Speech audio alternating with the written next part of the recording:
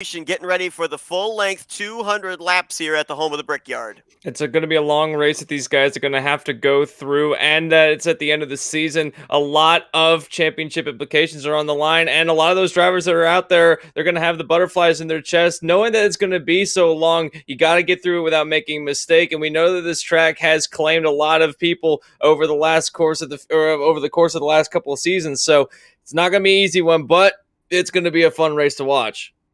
Definitely is. Rick Ravon going to be looking to preserve his points lead and take home the championship. Craig Forsyth, the winner of this event back in Season 2, is in the field. He'll look to be a multi-time winner. We're going to go down trackside for pre-race ceremonies for our national anthem here today at Indianapolis. Oh, say, can you see by the dawn's early light what so proudly we hailed at the twilight's last gleaming, whose broad stripes and bright stars through the perilous fight o'er the ramparts we watched were so gallantly streaming, and the rocket's red glare, the bombs bursting in air, gave proof through the night that our flag was still there. Oh, say does that star-spangled banner yet wave o'er the land of the free and the home of the brave.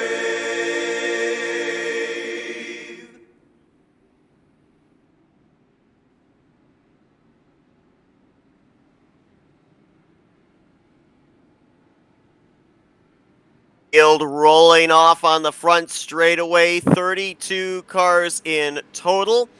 No starting lineup here on your screen based on the fact that these drivers, of course, Wednesday night qualified to see who was going to be starting where for today's starting grid. So it's going to be Nick DeGroot with the fastest lap, who's going to be leading us to the green flag, the runner-up of this Indy 500 back in Season 2. Henry Bennett, the four-time winner, will line up alongside him in the middle of row 1, and Craig Forsyth, the former Indy 500 winner, will be to the outside in third.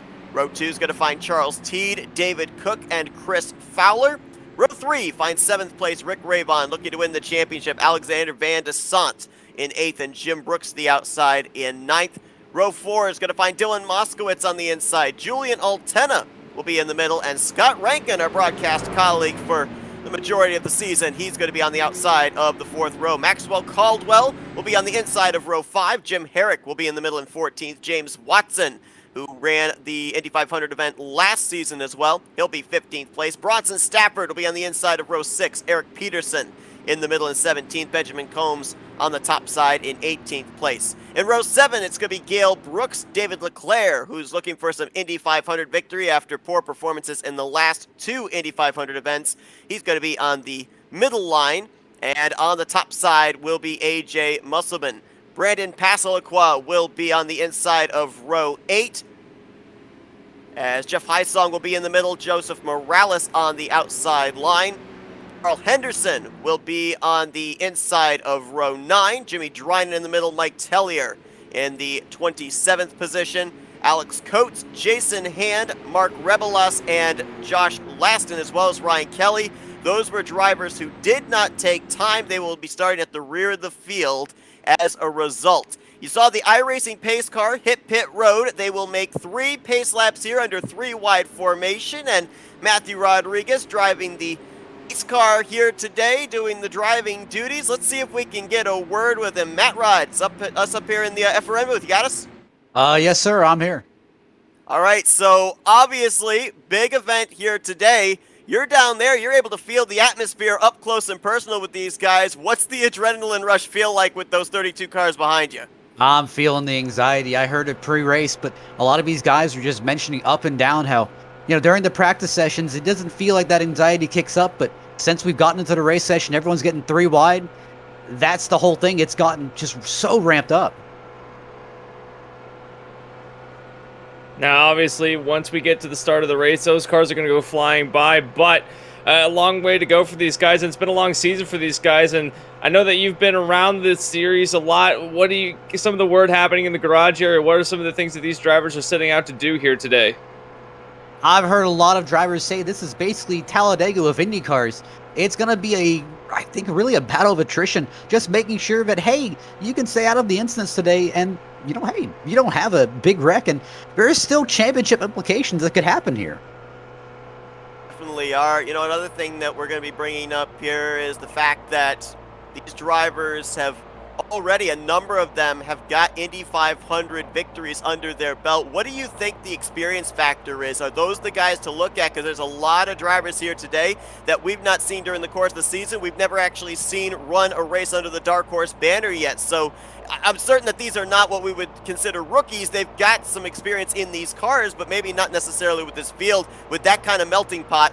Are we expecting to see drivers have that courtesy early on, or will we be seeing things be aggressive at the initial drop? I can see things being aggressive from the initial drop, just trying to feel out your opponents, feel out the competition. But I think it's probably going to cool down probably around lap 20, lap 40, and everyone kind of gets in this rhythm and kind of settles in. And then about that last, about 30, 25 laps, that's when we're going to see guys really just going for broke here. All right, well, we know that you're going to be on the next lap turning these guys loose. We're looking forward to having you come up here and join us in the booth in just a few moments as well. Have some fun out there in that pace car, and we'll talk to you in a little bit. Absolutely. I'll try not to wreck it. Thank you. I tried not to bring that up. Of course, last season there was some miscommunication in the drivers' meeting, and Matt Rudd, who was doing the pace car duties that time, also ended up brushing up the pace car just a little bit on the right side, but so far he's kept it off of that outside wall. Two interesting facts coming into this Indy 500, Anthony, is the fact that, number one, we've ended up having the championship basically decided when we came here into the home of the Yard of Bricks, but the eventual champion was unable to close out the deal and win the Indy 500 and the championship in the same day. Plus, the driver that has led the most laps in the last two Indy 500s has not gone on to win the race. So it definitely shows that this particular race, being a full-length event, an endurance race by all accounts, really is a race that you cannot seem to look at a dominant car and pick that person out as the favorite to win. This track really doesn't play any favorites whenever you race at it, no matter what discipline you're racing it in, and given the fact that it is a long race. We've seen it hand over fist where drivers that start out well have a problem happen late in a run and it derails everything. I wouldn't be surprised if we see some of that today. That's not to say that if you have a dominant race car or you've put together a good piece that you can go on and take the entire event. The one thing that we have to be aware of is with the older DW12s, the way that they run is that the draft is so intense with these cars. You can get right up to a guy, so it's really impossible to get a run away from anyone behind you if you're the leader. So we're going to see constant battling for position, constant battling for the lead. No one's ever, unless we have green flag pit stops, no one's really going to pull out an advantage. And even when they do, they somehow find themselves closed back up together. But for people like DeGroot, Bennett, and T that are starting on the front row, first order of business is to get off the line well, and if they can do that, then I think we're going to have a pretty good starting for the race. 33 of them lined up behind. It's going to be intense the first couple of laps. How difficult is it going to be for these guys to get themselves all organized, because this is the way they're going to be starting this race, 3 abreast back for about 10, 11 rows. So obviously there's got to be a lot of give and take, but at the same time, there's going to be some huge closing rates. The last thing you want to do is have a stack up here at the initial start of this race. They do have the faster pair available, but you don't want to use that faster pair less than 5 laps in. It depends on how much room the safety car gives them as the initial run-up, because sometimes that they'll speed off into the distance and then allow them to have a run-up, and right now, there they go. Safety car is pulled away from the leader. Now the field goes in the hands of Nick DeGroot, and he can go whenever he wants to. Basically, at this point, we have to wait for him. But by the time they get into turn 1, I wouldn't be surprised if we see them pretty much single file throughout the top 10. Nick DeGroot finished runner-up to Craig Forsyth back in Season 2, did not take part in the Indy 500 last season. He's going to be the one to bring us to the green. Henry Bennett alongside of him, Charles Teed on the top side. Let's get this Indy 500 underway. Green flag is flying. We're underway at the Yard of Bricks.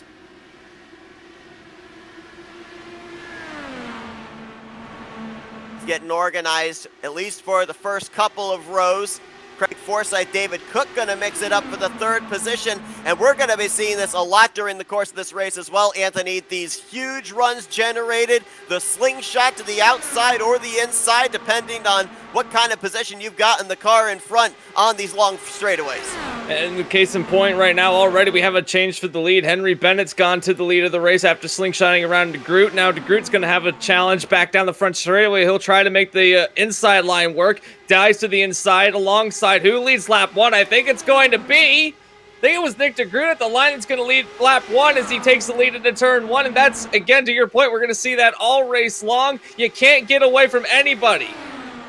Super close there. Henry Bennett, of course, the only driver that's got a chance of toppling Rick Ravon from winning this championship here today. He came into this race a total of 58 points back with 32 cars taking the green flag here today. It is mathematically possible for Henry Bennett to be able to get that championship trophy, but he's going to need a lot to go his way. He's going to need Rick Ravon to run into some trouble. Right now, Ravon in the 8th position in a bit of a hornet's nest here. Throw a blanket over these 7 cars. That's from 4th place back to around 9th.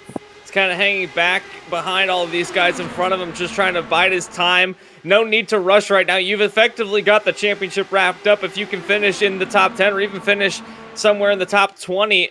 And right now he's running really well. He's out to the back of him as the battle for the lead continues. But in this hornet's nest right now, you've got drivers like Craig Forsyth, you've got David Cook, Chris Flower. They're all battling side by side, and this is not really the place you want to be if you're trying to preserve a race car. As he goes to the inside of Flower, this could be deadly if something were to break loose, but so far, so good for the drivers. Craig Forsyth started this race from the 4th position, the only former Indy 500 victor in the field, and when he won this event back in Season 2, he started it from the 4th position. So we'll see if there's going to be a little deja vu, a name that is notably missing from the starting lineup. We saw him in qualifying Wednesday night, and that is the defending Indy 500 winner, Matt Wagner, who of course also had the momentum with his victory last week to come into this race. So, tough break there not to see the number 11 trying to get back-to-back Indy 500 victories, but certainly kind of opens the door for a couple of other guys to maybe stick their foot in as an Indy 500 victor. I don't know if you saw it a moment ago, but Rick Ravon went 3 wide to take the 3rd place position, and now he's going to lose it again to Craig Forsyth. But that's the kind of moves that you're going to have to make if you want to solidify your championship and get to the front of the field, because right now the top 2 have broken free away from the rest of the pack. And something that changes throughout the race is the dynamics of it changes. Right now we're seeing pretty well single file, but a lot of battling happening at full tilt. But as the race progresses, to your point, we're going to see a lot of drivers that you might not expect to be at the front of the field come up through and have a challenge for the lead. It all depends on how, if we get green flag caution or get green flag pit stops, rather, how that will play out. But still battling again. We got a good battle going on back behind this group. That would be, I think, Jim Brooks leading that group. That's the battle for 10th place. That's under fire at the moment. Jim Henrik right behind him, or Herrick right behind him. So these drivers, the top 10 is bookended by group, but he's so far back from the rest of the guys, it's going to be a little bit before they can catch him.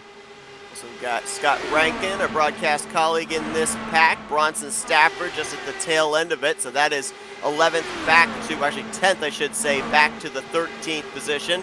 A number of drivers have kind of fallen back into their own little groups, just maybe kind of riding for the early going, making sure that they keep their equipment in check, because you certainly don't want to have a torn up race car at least before the halfway point. You got the faster pair available, but we've even seen in the past Indy 500s where some of the most violent wrecks take place in the final 50 laps of the race. So you might even want to try and preserve the race car and keep that faster pair until that point in time. We've had a total, I believe, of 18 cautions in the last 2 Indy 500 races.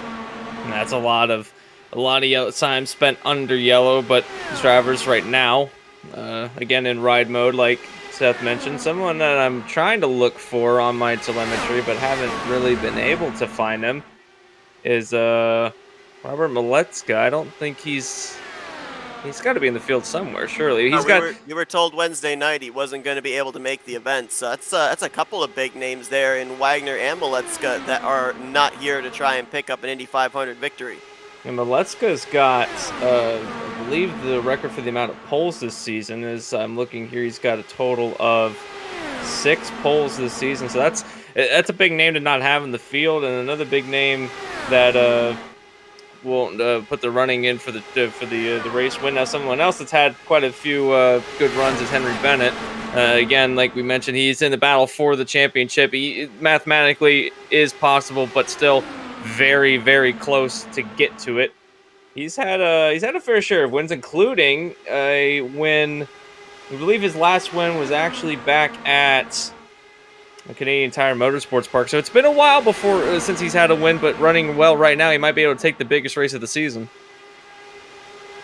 And all of a sudden, that side-by-side battling, the crossovers between Nick DeGroot and Henry Bennett has brought that second pack to them. Rick Ravon right there, David Cook as well. They're going to get split up kitty corner to each other. They've been drafting with each other the last couple of laps to reel in the top 2, and Rick Ravon is going to go to the point 10 laps into this event. He is out in front in clean air. Henry Bennett just behind him. I found it interesting with Henry Bennett and Nick DeGroot battling side by side there, though, in the opening stages of this race, because one thing that those two guys have in common, they've both finished runner-up in an Indy 500. Nick DeGroot to Craig Forsyth back in Season 2, and Henry Bennett to Matt Wagner last season in Season 3. As a matter of fact, that was the closest battle to the checkered flag in an Indy 500 event, 18 1,000ths that Wagner was able to edge Henry Bennett by. Matthew Rodriguez done with his pace car duties up here in the booth with us now. I mean, Matt, obviously we've seen in the early stages everybody getting themselves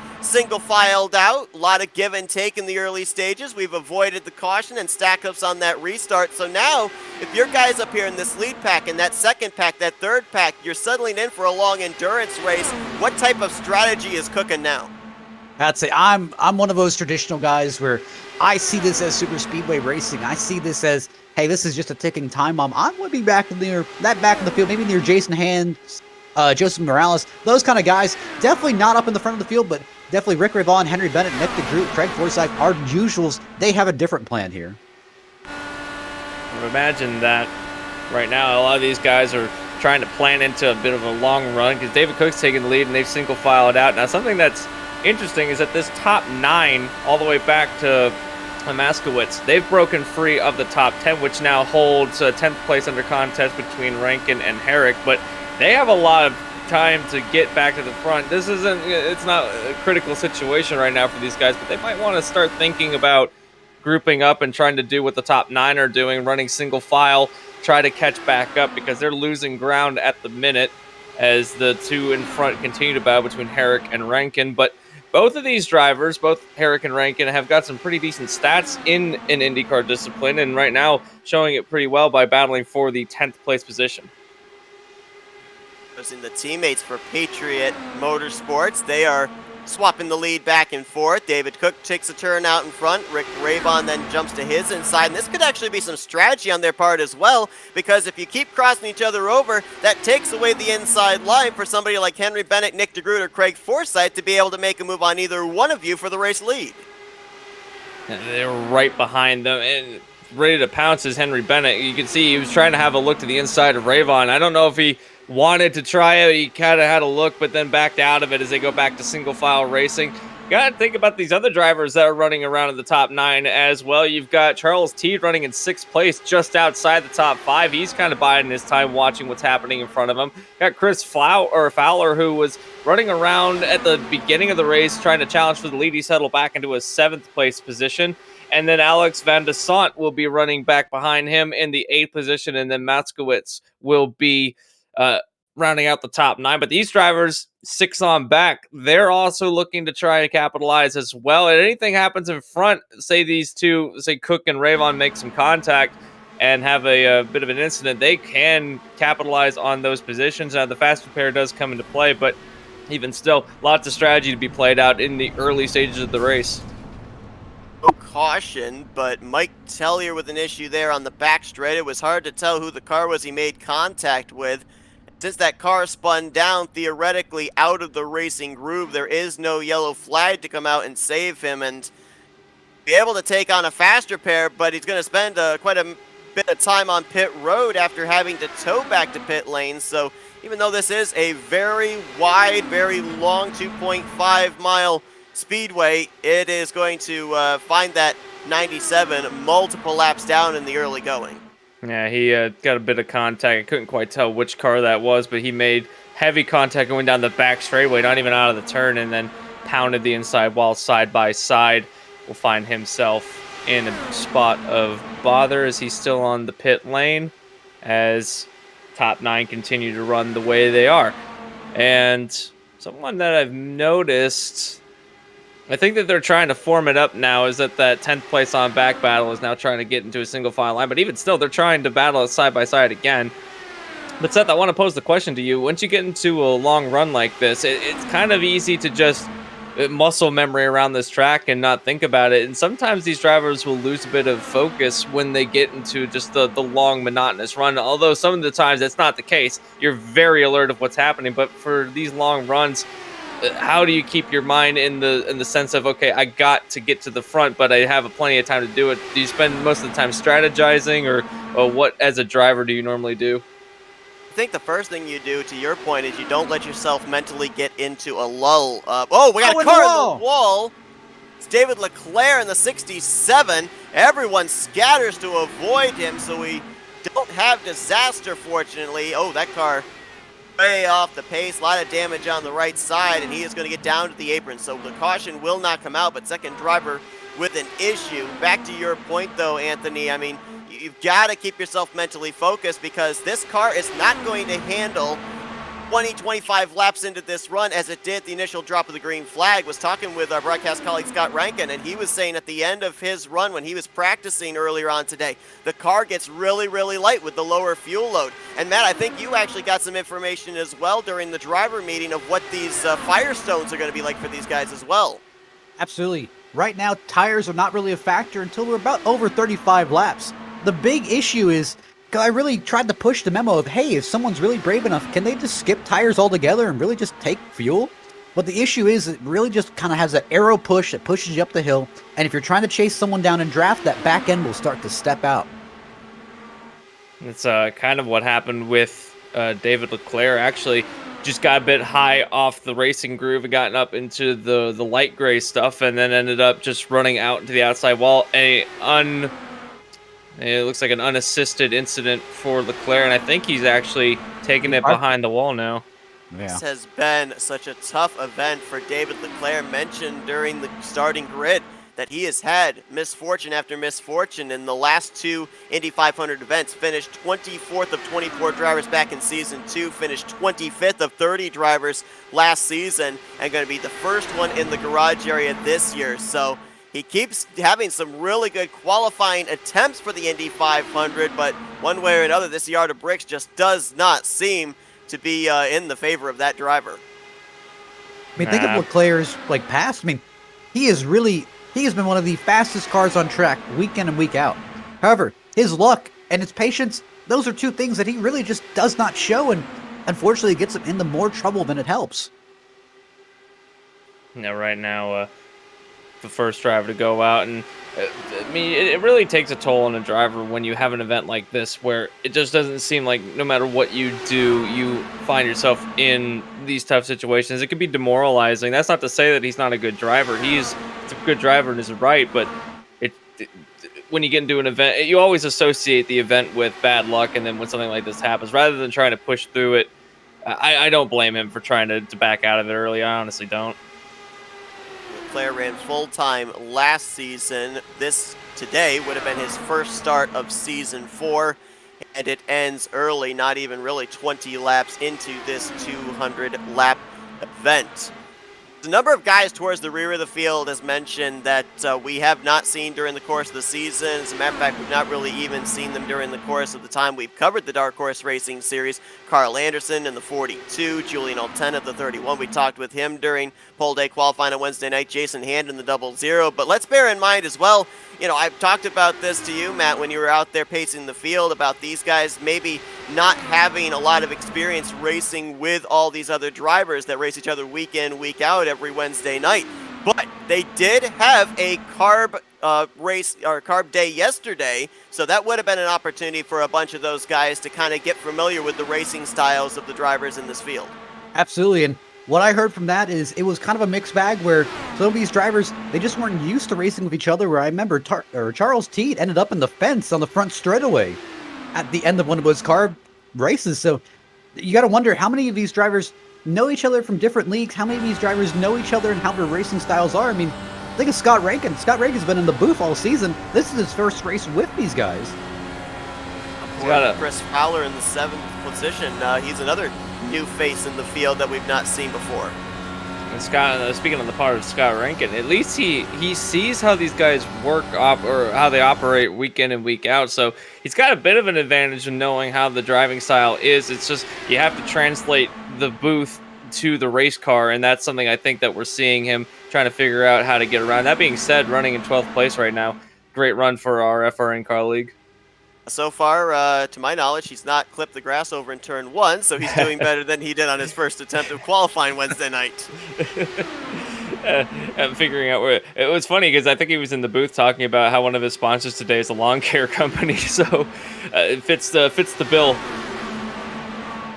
30 cars right now on the lead lap of the 32 that took the green. Leclerc out of the race. Mike Tellier's returned to the racetrack, albeit 5 laps down. Now remember, we do have lucky dogs here, so we've ended up having a total of, as I said, 18 cautions in the last 2 Indy 500 races, 11 back in season 2 and 7 last season. So there is the possibility, slim, but the possibility that there could be enough cautions to get Mike Tellier back in the lead lap by the conclusion of this race. I'm sure a few drivers are hoping that we don't get that many cautions, that many opportunities, but it's very realistic just knowing this is a 200-lap race and how long and how hard people will start the battle within that last 50-lap window. Right now for the 10th spot, Brandon Pasliquat, Jim Herrick, and we were talking about the fact, I think Anthony, you touched on it, where these guys could get themselves single filed up and maybe get up there to that lead group of 9, but I remember us documenting this a lot last year's Indy 500, the fact that it's easier said than done when you've got that big of a run on the car in front of you to have Whoa, to run. Oh, wow, big hit. Car in the wall at the pit entrance, that's Max Caldwell. Out of the racing line, so no caution flag going to wave, but hard impact for the front end of that machine. Fortunately, he hit safer barrier there just before the pit road entry. See, I saw that. That's the issue. If he was really digging for as much room as he could down low, and he put his left side tires underneath that white line, that's fine. But when you start running into that little bit of drainage there, that's right below that, he hit it just barely with his left front tire, and the whole thing came right on around from him. Yeah, he lost the back end of the car. It just, unfortunately, we were talking about how as the car gets lighter, it gets a lot twitchier on corner exit and corner entry, and that's exactly what happened there. Addition with him getting below the white line, but was at the beginning at the pit lane entrance, so can get onto pit lane, but I don't know if he's going to be able to get that car repaired. And he's gotten the fast repair done. I don't know if he's going to be able to stay at least 2 laps down, or at least a 1 lap down, but on the racetrack now. Unfortunate for Caldwell, but in a good position right now in case something else happens. He might be able to get his lap back. There's almost a pit busy, road, guys. Yeah, there's almost a pit road collision between Jason Hand and Josh Lawson. Almost entry and exit pit road crashes. That's going to be the big issue of trying to make sure we're not hitting each other when you're trying to get into your box. And Kelly, Alex Coates, Josh Laston, Jeff Heisson, Carl Henderson, and Jason Hand were all on pit road the lap before. We're looking at the teammates Rick Ravon and David Cook on pit lane. They were followed down by Brandon Pasliquat, Joseph Morales, Mark Rebelas, and I believe Jimmy Drynan was also with that group. Add Gil Brooks and Jim Herrick. He also, well, actually, it looks like that we have a few drivers still staying out. Henry Bennett leading a group that's not pitting yet. However, You've got Dylan Moskowitz coming down pit road. He's going to bring some drivers behind him, as well as I believe that would be Eric Peterson, Benjamin Combs, and James Watson will be coming down the pit lane, as well as Julian Altina. About 10 drivers at this point in time yet to come down pit lane. And Matt, you talked about this kind of like a super speedway. Same applies with the pit road strategy. You want to make sure you come in with some drivers and leave with some drivers. You don't want to be out there all by your lonesome once your pit stop is complete. That's the thing. This is almost like a dance, and you cannot be dancing alone. You need a partner. And unfortunately, some of these guys, they have teammates and some of them don't. And you really have to start poking around and looking if you have a teammate. But then you go on the curious case of Mike Tellier, where, hey, he's all alone. If he wants to come pit, I mean, he is going to put himself into a deeper and deeper hole. Now we've let got some drivers borrow your suit there. They could be a diplomat. I'd vote for him. Nick DeGroot on pit road, as well as Henry Bennett. Those were your two leaders the last time around. We have 4 drivers that haven't come down yet. Craig Forsyth. You've got Charles Teed, Chris Fowler, and Alex Van de Sant. A couple of those now pitting, though. You've got Forsyth and Teed pitting, but Van de Sant and Fowler have stayed out. So the only 2 drivers on my telemetry, anyway, that haven't pit yet are the 2 aforementioned drivers. Guys, we knew that green flag pit stops were going to take place. We've seen it in the last 2 Indy 500, so I have to wonder how much emphasis was put on for these drivers to make sure that they practice as much as possible getting that car woed down to pit road speed, because, again, this is a big racetrack, but if you are caught speeding on pit road, the likelihood is you're going to come out all by yourself with no aid of draft, and you're going to find yourself having to play catch-up for pretty much the remainder of the race. I mean, you also got to use your head a little bit where, I mean, listen, Indy pit road is not the easiest pit road, and if you're a rookie to this and you're not that familiar with the track, or even a brain fade sets in, there's a bump at the entrance of pit road that will throw some of these new guys for a loop, and it will just turn your car right on around. You'll go nose into the inside wall.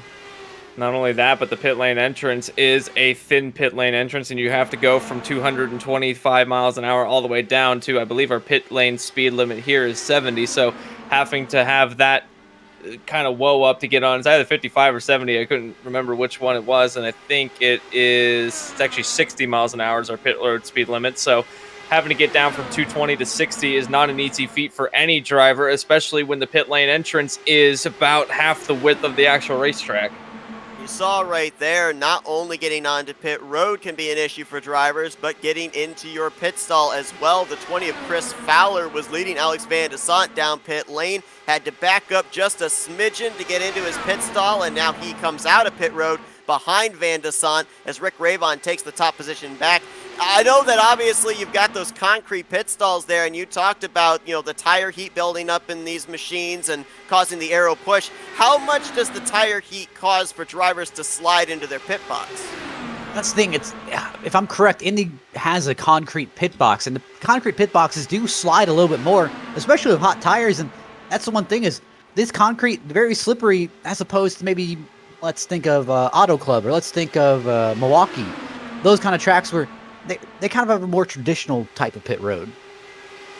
They all got it back down to pit road speed, though. Nobody hit with a speeding penalty this first time around. As expected, it has certainly spread the field out even more so than what it was when the pit stops began. You've got 6 drivers up in this lead pack. David Cook, Rick Ravon, Craig Forsyth, Henry Bennett, Nick DeGroot, and Charles Teed. Then you've got the second pack forming up. Well, not much of a pack. It's just the 2 cars of Chris Fowler and Alex Van de Sant.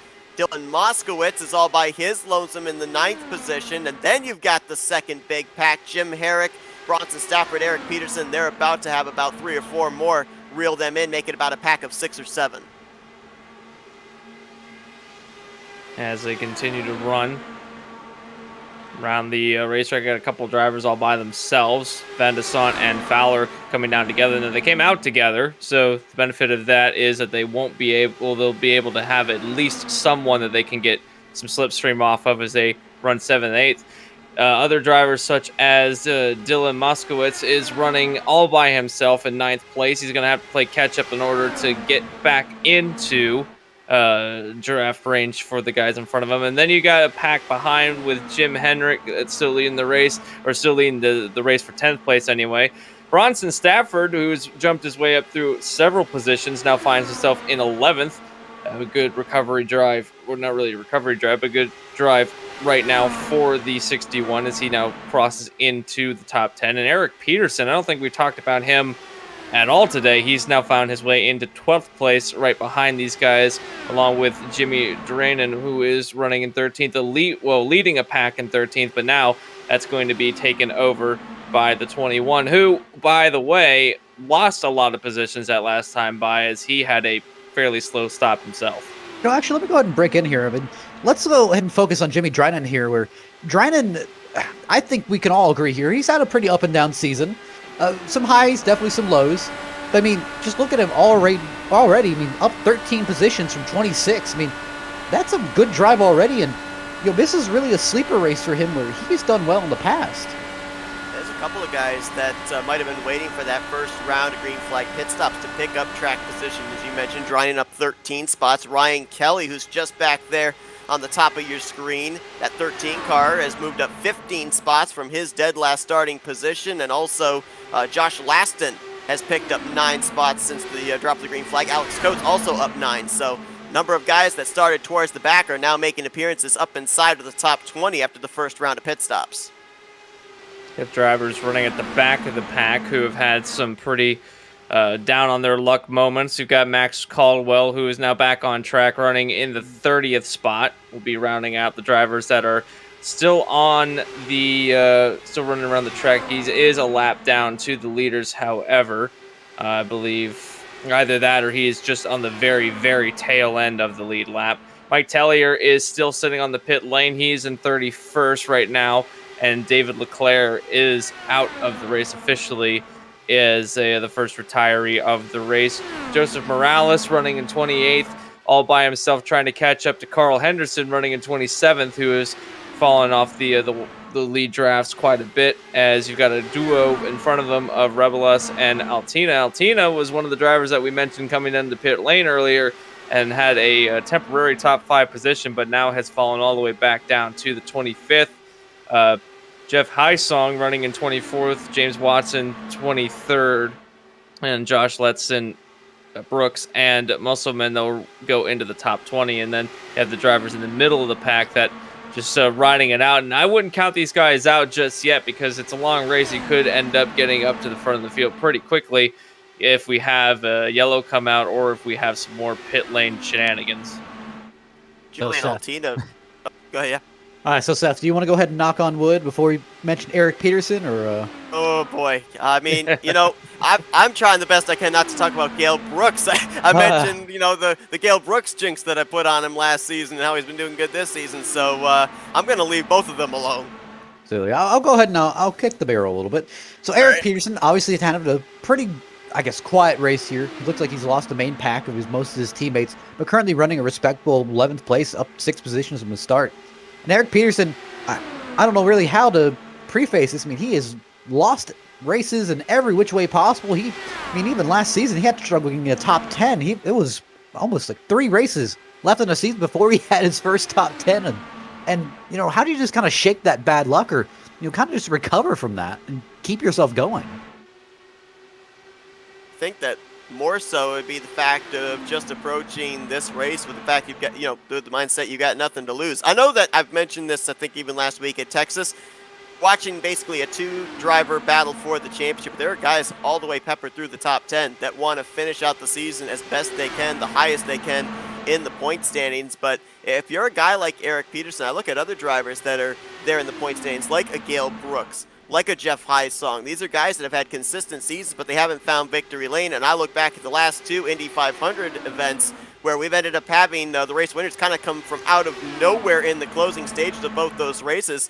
I'm looking at this Indy 500 and saying, hey, this is a great opportunity for me to go out there, be able to end the season out with a W. I'm going to be at my all-time most aggressive here and see if I can eke one out. Speaking of people that want to go out on a W, I was looking through the stats, and every driver who's won a race this season is a multi-time winner except for one driver, and that would be the guy in the 5th place, Nick DeGroot. He won his race back a long time ago, back in July, in fact, at Kentucky, and it's been pretty dry in the win column for this driver throughout the rest of the season. So he's looking to go and get a win here today, and he could potentially cap off the season as a multi-time winner as well, which would mean every driver this season would be a multi-time winner. Going back on the Nick DeGroot, I mean, Nick has had a tough time ever since about 2 seasons ago. He won the championship, ran away with it pretty well. Then season 3, I mean, he really fell off. I mean, there was just race after race after race where he'd continuously have issues. Wasn't even a championship factor. This season, he kind of got himself back into that same form that he did in season 2, but just has not been there.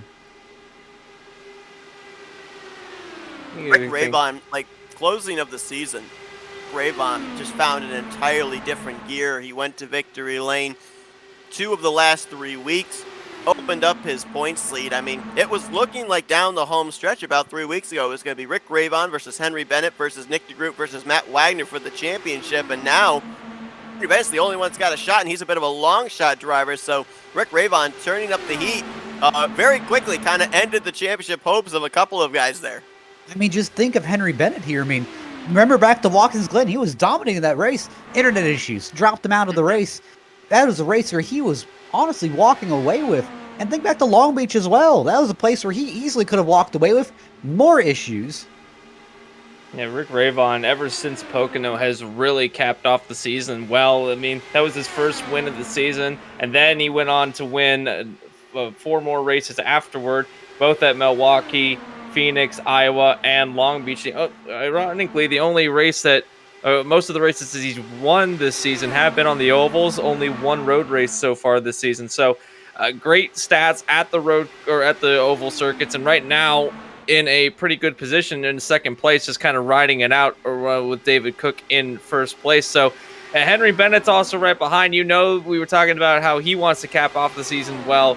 Was in a championship battle. It's looking more and more unlikely that he will be able to get this championship. I'm not going to say he's outright lost it yet. He hasn't lost it so far, but getting a bit more distant to try and get it. But even still, he wants to cap off with a win. Everyone wants to cap off with a win, but I think it would be more special for Henry Bennett given how his season could have gone and how it did go.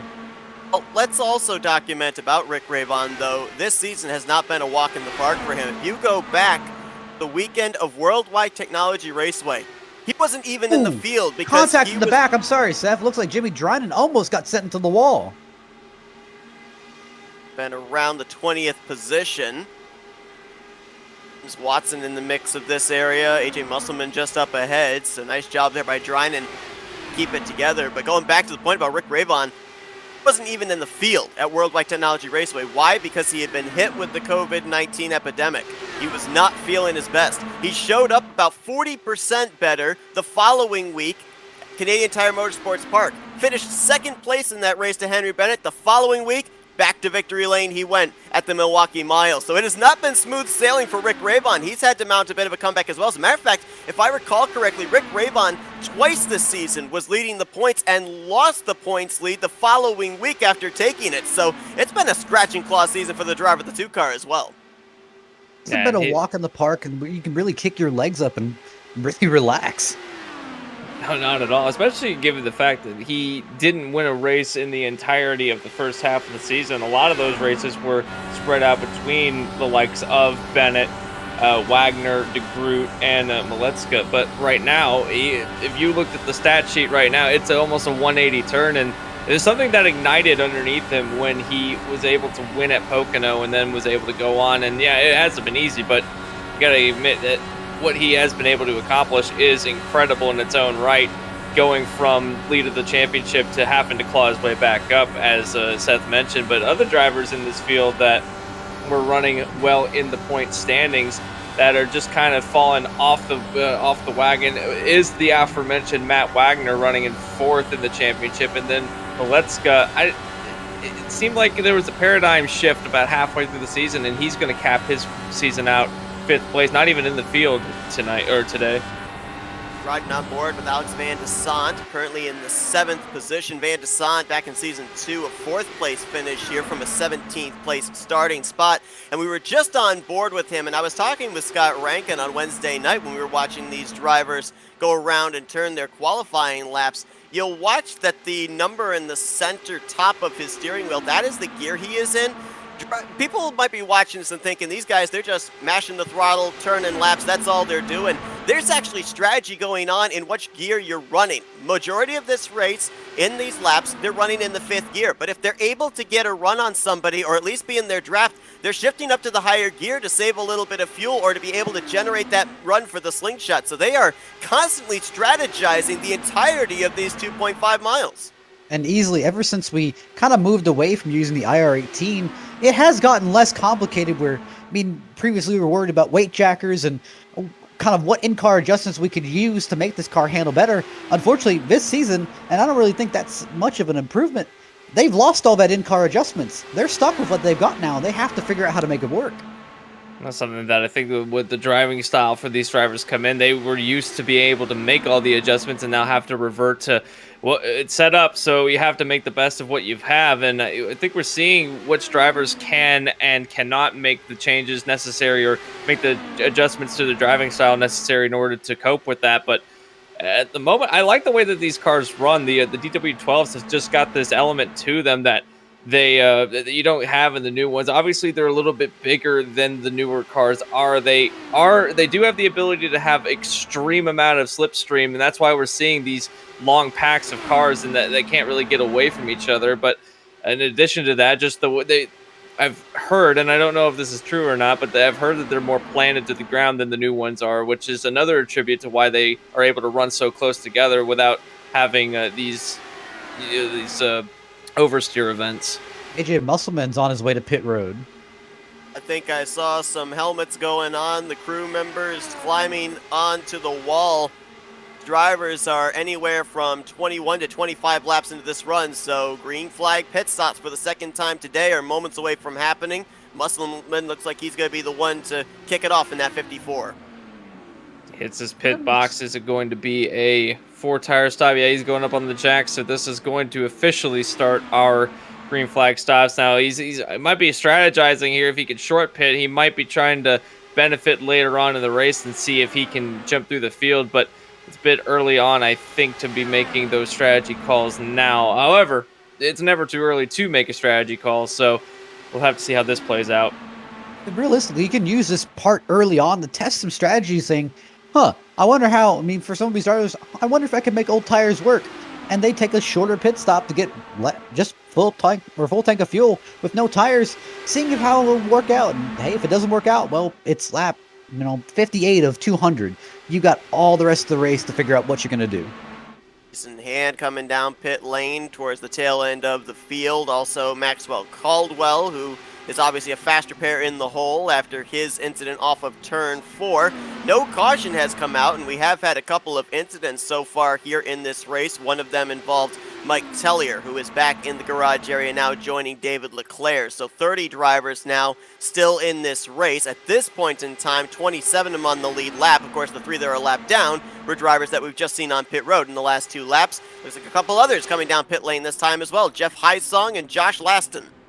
As they hit the pit lane, looks like Heisong is going to get a 4-tire change and some fuel will be back Cook's out coming on the down. track. We do have Cook. That's our race leader. Oh yeah, and by himself too. We saw him. He and Rick Ravon came down together the first time. I think Cook spent most of this run out in front, using up the most fuel, creating the draft for the drivers behind, and he's having to come down. A little bit of split strategy here between the Patriot teammates. You wonder if the undercut may help here. But the problem is he really has no draft to take advantage. You're going to be a wait and see on that one. Yep. He might be betting on coming out with the rest of the group, so he might be trying to merge back in with the lead lap cars as a lap down. And if he can run around the track like that, then he'll be able to keep speed up and be able to take the lead back if the rest of when the rest of the cars come down pit road. That's a gutsy call, but it might pay off. Let's remember that David Cook, he kind of came in around mid-season, a teammate to Rick Ravon. He's been doing a lot to help Rick Ravon be able to grow his points lead for the championship. Now that Rayvon comes into this race with almost the championship secured, you've got to wonder if now David Cook says, all right, buddy, I've helped you out enough. Now I'm going to play my own strategy and see if I can get my first win of my Dark Horse Racing Series career. I'm a little bit more on the team mentality of me. I'd rather 100% make sure we get this championship locked in because, like you said, he's pretty much, as you see Rick Rayvon go on down the pit road, but you pretty much said, yes, Rick almost has this championship locked up, but there's still that little bit of chance where Henry Bennett can sneak his way in and really shatter everything. So I'd want to be 100% sure before I start racing my own teammates for a win. Now, I would say if you're Rick Rayvon, the one thing that's going to help your cause is seeing more drivers make that hard left-hand turn to the garage area. Tellier and Leclerc out of this race, so nobody will be able to finish any lower than 30th position. With more drivers going to the garage area as this race progresses, if we continue to see that happen, that trend is going to aid the 2-car and actually hurt Henry Bennett because that's more positions that he would, or more points that he would not be able to gain on Rayvon. Speaking of the part of Rayvon, we were wondering what the strategy for David Cook was going to do for him. He's going to come out around the same position that Rick Rayvon's coming back onto the circuit, so Cook really didn't lose that much time to any of the leaders out front. He's going to lose the lead of the race to Rayvon when they cycle around if everything holds the way it does, but now he's got a friend with him.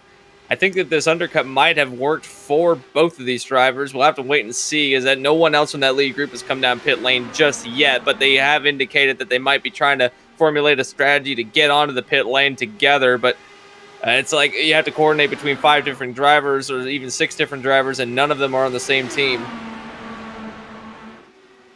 Forsyth out in front. Part in the last 2 Indy 500s, of course, one back in Season 2 where he only led 7 laps. He led 16 laps in last year's Indy 500 en route to a 17th place finish where he finished 6 laps down. I believe it was the last car out of the race at that point in time. Out in front here in clean air for the time being, Henry Bennett, Nick DeGroot behind him, Alex Van Desant, Chris Fowler, Charles Teed. Those are the drivers in this lead pack right now. The question is, do all 6 of these drivers come to pit road together? Because they've been able to stretch it at least a little bit further than most of the other drivers that were up in this lead pack.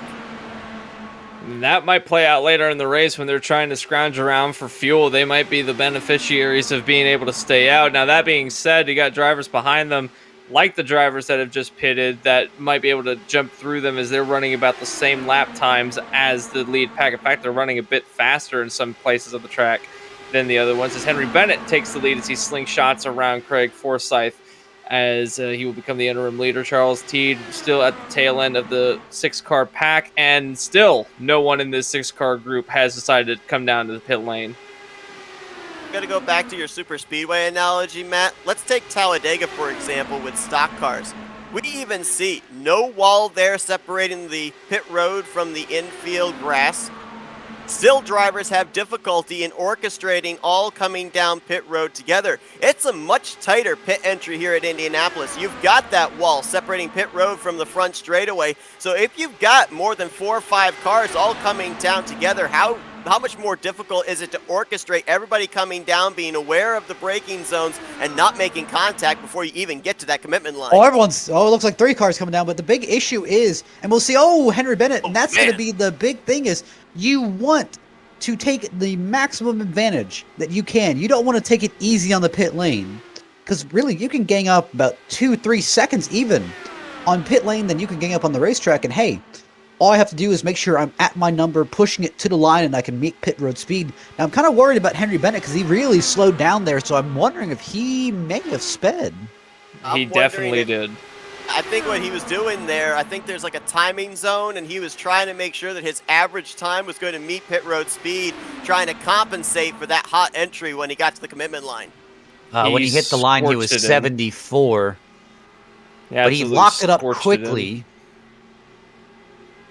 He might be able to get away with it. It does not look like he had. It does not look like he had a pit road penalty, but it definitely has thrown him off from the 2 cars in front of him, and now he's going to be in a little bit of a hole trying to catch back up. Was that a case of trying to get to pit lane and get it down to pit road speed, or we got a caution? Yellow flag is out. It's Bronson Stafford up and over on the front straightaway.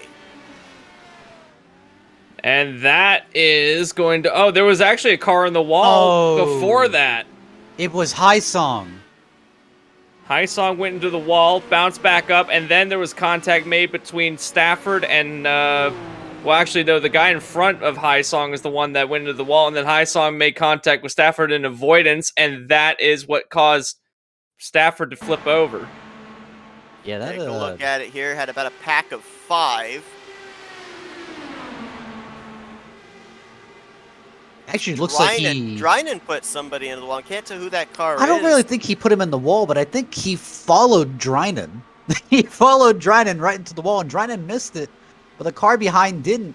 And High Song makes a really aggressive move to get away, and I don't blame him. I mean, he was going about 220, 225 at the moment. So like I said, he obviously has to get out of the way, and just unfortunately cars below. Julian Altina was the one that went into the wall. So was making his Dark Horse Racing Series debut. Some heavy impact to the right side of the machine. Wow, that is a wild ride for Bronson Stafford. Not only hits the inside wall, but then the front wing area catches that little opening there in the pit road wall, which sent him flying onto the front straightaway. Big crash for the 61. And it was just an accident, pure and simple. I don't think there's anyone to blame for that one. It just ended up having it was a wreck avoidance, and there was just not enough room on the racetrack. And it's something about that pit wall jetting out on the racing surface that you can't really go down to the low side of the racetrack too much, or you're going to run out of room. And Stafford is the one that ended up with the worst of it all. That is a wild ride for the 61 machine. Caution out for the first time here today on lap 67 of 203. So this is good news for the guys that had pitted before this.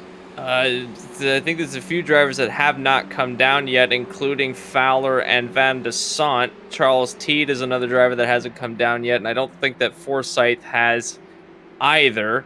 Drivers that have come down are obviously going to be Rick Ravon, David Cook, Scott Rankin, I believe, has come down the pit lane, and a couple of other drivers that were running in that top group have come down as well. So the drivers that did come down, it did pay off in the long run. It's just that now we have to figure out who has to come down still and who doesn't. I think everyone else has made that choice or in that pit stop now.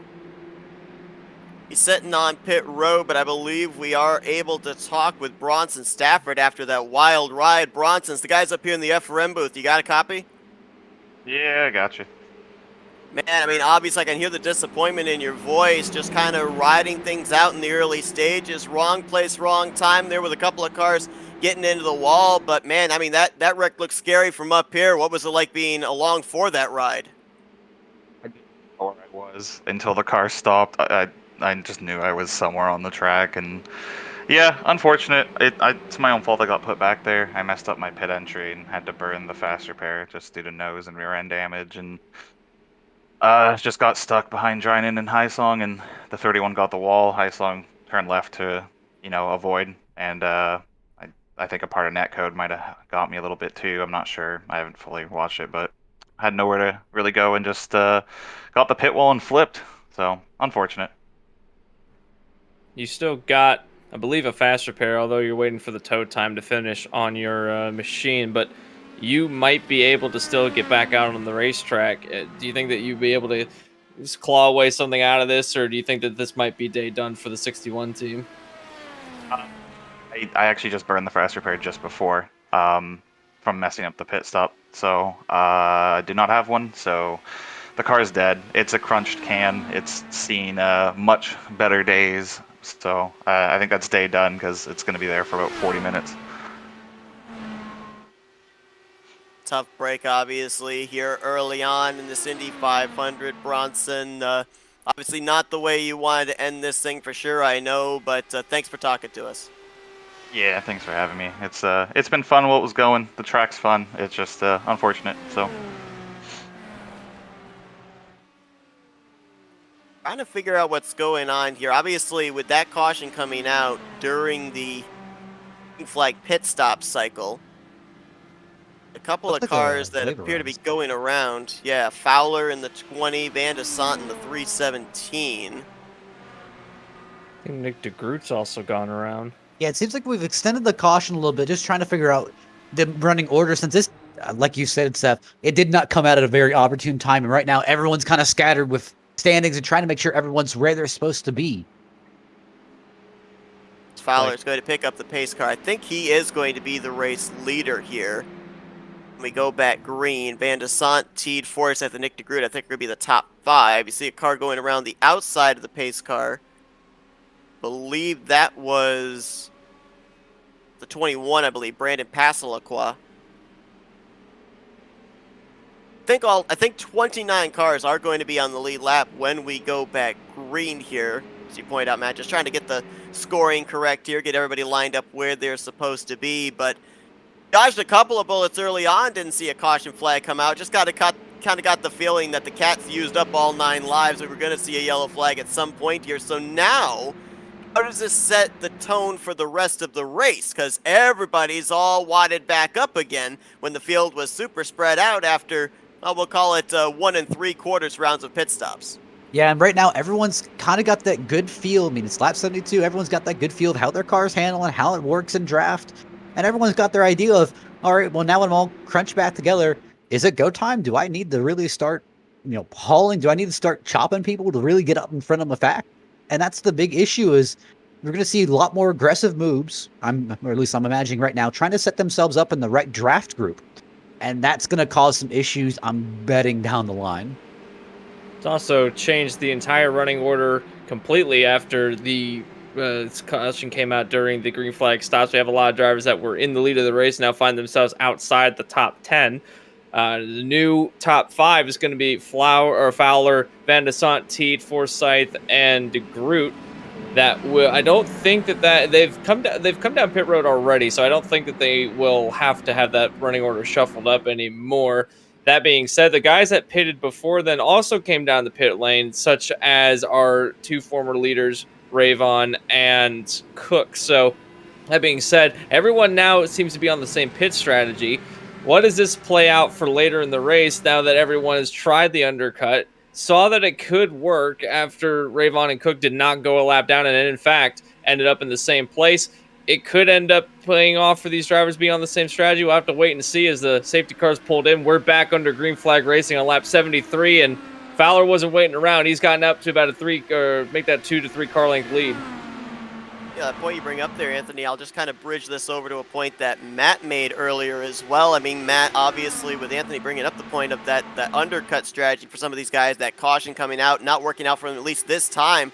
Still a long ways to go in this one. So is the experimentation process over, or is it going to be happening again here if we have maybe another round of green flag pit stops? Not even close. You see almost Rick Ravon show it 3 wide in the middle of Benjamin Combs and Nick DeGroot, looks like Jim Brooks. But the big thing is you never stop experimenting, because here's the thing, track conditions change, your car changes, situations can change, so you're always going to be trying to push it and see, is this going to work? Is this going to stay? And just because it doesn't work at one point of the track doesn't mean it's not going to work at another point or a different time. Might mean nothing, but I think that if you're going to be in a restart in the closing stage of this race, you want to be up inside the top 7 or top 8. Because I remember this was a trend that we had last season's Indy 500 as well, where the top 6, 7, 8 drivers, they'd be able to get away. There was a little bit of a checkup from about 9th place on back, and that's how you would end up having the 2 lead groups separated from each other by anywhere from 6 to 10 car lengths. So we're seeing that even at this point in time here as well. You've got right now, I think, 6, 7 cars up in this lead pack, and then all the way back to Eric Peterson in 9th place. So I'm going to drag your attention to this top 10 battle. I mean, there is like almost a gaggle of angry hornets back here. Everyone wants to get that top 10 position so they can start working up the field, but it just seems like a lot of disagreements. People want to get by, but they just don't have the power to. Now, one thing that they do have this time around as a benefit that they didn't have the last time by was Eric Peterson is the bridge between the top 8 and the rest of the field. So they're able to get some of the slipstream off of Peterson, and Peterson in turn is able to get some of the slipstream off of Herrick. So I don't know if they'll die down to the back of the pack as much as they did the last time around, but if they continue to battle like this, they are going to lose a lot of time. We saw that the gap had opened up before the first round of green flag stops. The gap had opened up to almost 6 to 7 seconds by the time they came down. That was in a 33 lap span, so you can imagine what it would be like this time around. But again, Peterson in the middle there, I don't know if he's going to be much help, as I think he's lost now the contact with Herrick. I can tell you, the one guy who really loved that caution had to be Henry Bennett. After those pit road issues, I mean, this is a great reset button where he didn't lose anything, and he still kept to keep his track position and get right back in the thick of the battle. And at this point in time, running ahead of Rick Ravon, not by much. Right now, Bennett in 6th, Ravon battling with his teammate David Cook for 10th place, but this point in time does have the track position on the 2 machine. Another driver that obviously would have loved the timing of that caution was Alex Van de Sant. He and Chris Fowler, along with Teed and Forsythe, they were the 4 that were still out there on the racetrack. And so when the caution came out, they were the top 4. When everything cycled around with everybody coming down pit road and topping off the fuel tank behind them, they came out as the top 4. And Van de Sant led 50 laps here back in Season 2. That has him 4th on the all-time laps led list here for the Indy 500 behind Polo Hernandez, Henry Bennett, and Nick DeGroot, who's got the most with 94. That was also back in Season 2. But Van de Sant, we saw him, Matt, back in Season 2. He was a force to be reckoned with. He was one of those guys that was giving Nick DeGroot a run for his money for that championship. Well, same thing. Van de Sant, I think, both gave DeGroot and Maletzka, if I remember, a good run for their money. But nice to see Alexander Van de Sant back. A sight for sore eyes. Definitely nice to have him back racing. And I do hope he returns to Season 5, but I think maybe his schedule might prevent him from racing. Put on a great show here tonight. I've seen him racing in various other IndyCar leagues, and he's always proven that he is a great driver. And hopefully, we do get to see him back, because one of the better drivers out in the field as he goes back to the lead of the race over Chris Fowler. Charles Teed was running in 6th place before the yellow flag came out and shook up the field. He's now running in 3rd place. So you've got to admit that, or you've got to imagine that he is one of the drivers that is very thankful that he saw the yellow flag come out through that last time around, because he hasn't had the fastest car out of this lead group that I've seen. He's kind of been hanging out in the mid-pack to about the tail end of these groups. However, now running in 3rd place, he is showing some speed late in the run. It might be his car's finally coming in with the track conditions. I'm going to give a shout out to Dylan Moskowitz there in the 7th position, that 4 car, making his first Indianapolis 500 start. Talked to him on Wednesday night, and he said, I wasn't really even thinking about qualifying for this event, but then I thought, why not? He says, I'm not exactly all that comfortable when it comes to racing at Indianapolis, but I'll tell you what, I think he's pretty comfortable slotted in that 7th position, just behind a guy who knows how to get around this track in Henry Bennett. Great run early on for that 4 machine out of Twisted Trojan Motorsports. Give another shout out to our FRN colleague Scott Rankin, running around in the 15th position, right behind Jim Brooks and a group of cars that are trying to catch up to the lead group. He's at the tail end of that one, as the battle for the 9th place has now ramped up, as Peterson's been caught by David Cook. Now, David Cook is going to be one of those drivers that wants to get back up into that lead group, because both he and Rick Ravon were at the, I believe they were 1 and 2 before the cycle of green flag stops happened, and now they have to find their way back in, as the undercut strategy did not pay off that last time by with Correct. the... In turn 2, sorry to cut you off, Jimmy Drynan has pounded the outside safer barrier. Caution flies now. 93 is upside down. Oh, big crash. 2 cars involved. Tenna in the 31 is the car upside down on the right side of your screen. Mark Rebelos, the 93, smoking, badly damaged, and actually crabbing on the apron of 3 and 4. What in the world went on here? I'm looking at that wreck between the 31 and the 93, and Oh, Altina never turned. I don't know if it was that his steering was broken. The 31. Go back and look at both incidents. Let's look at first the Drynan wreck. Oh, actually, Drynan rode the wall from turn 1 all the way over to turn 2 here, as he really never made the corner off of turn 1. I've been noticing Drynan run about a line higher than everyone else in most of these corners, and I was wondering when they was going to finally come back to bite him, and it looks like that was the case. It's the safer barrier all the way from the center of 1 and 2 over to the exit of turn 2, and now we'll look at what happened up there into turn 3. Hard hits for Rebelos and Altena. I think Altena had a tire go down or something. The car just did not turn to the left into turn 3, and that is heavy impact. So I'm looking at Altena. Yeah, I'm looking at Altena, and Altena's saying it's a part of his VR headset was having issues. because I'm looking at Altena's steering wheel here, and I don't ever see it turn to the left. I wonder if he just had a hardware failure where his vision just kind of went out and couldn't see where he was. That's a tough break. Smack right into Rebelus, and they both end up flipping down into turn 3. And thankfully, it was towards the back of the pack, and no one else was involved. But that is some heavy shots to these two drivers. Now, the good news for Mark Rebelos is he still had a faster pair to fall back on. Altena, who was involved in that last caution off of turn 4, he used his faster pair at that point in time. So with the violence of that hit, pretty safe to say it is day done for the driver of the 31 car. Yeah, he has officially gone behind the wall now as our 4th retiree of the event. So not too surprising given the fact that the amount of damage that was on that 31 machine is. Have drivers that have made their way onto pit road and actually has shaken up the top 5 quite a bit as some drivers stayed out while other drivers came down. Everyone from Chris Fowler on down came down to pit road, but Teed, Musselman, Coates, Pasoliqua, and Lee Van de Sant would have been the first one to pit. So 4 drivers staying out this last time by. That said, drivers never stop experimenting, and we're starting to see some experimentation here as far as pit road strategy under caution.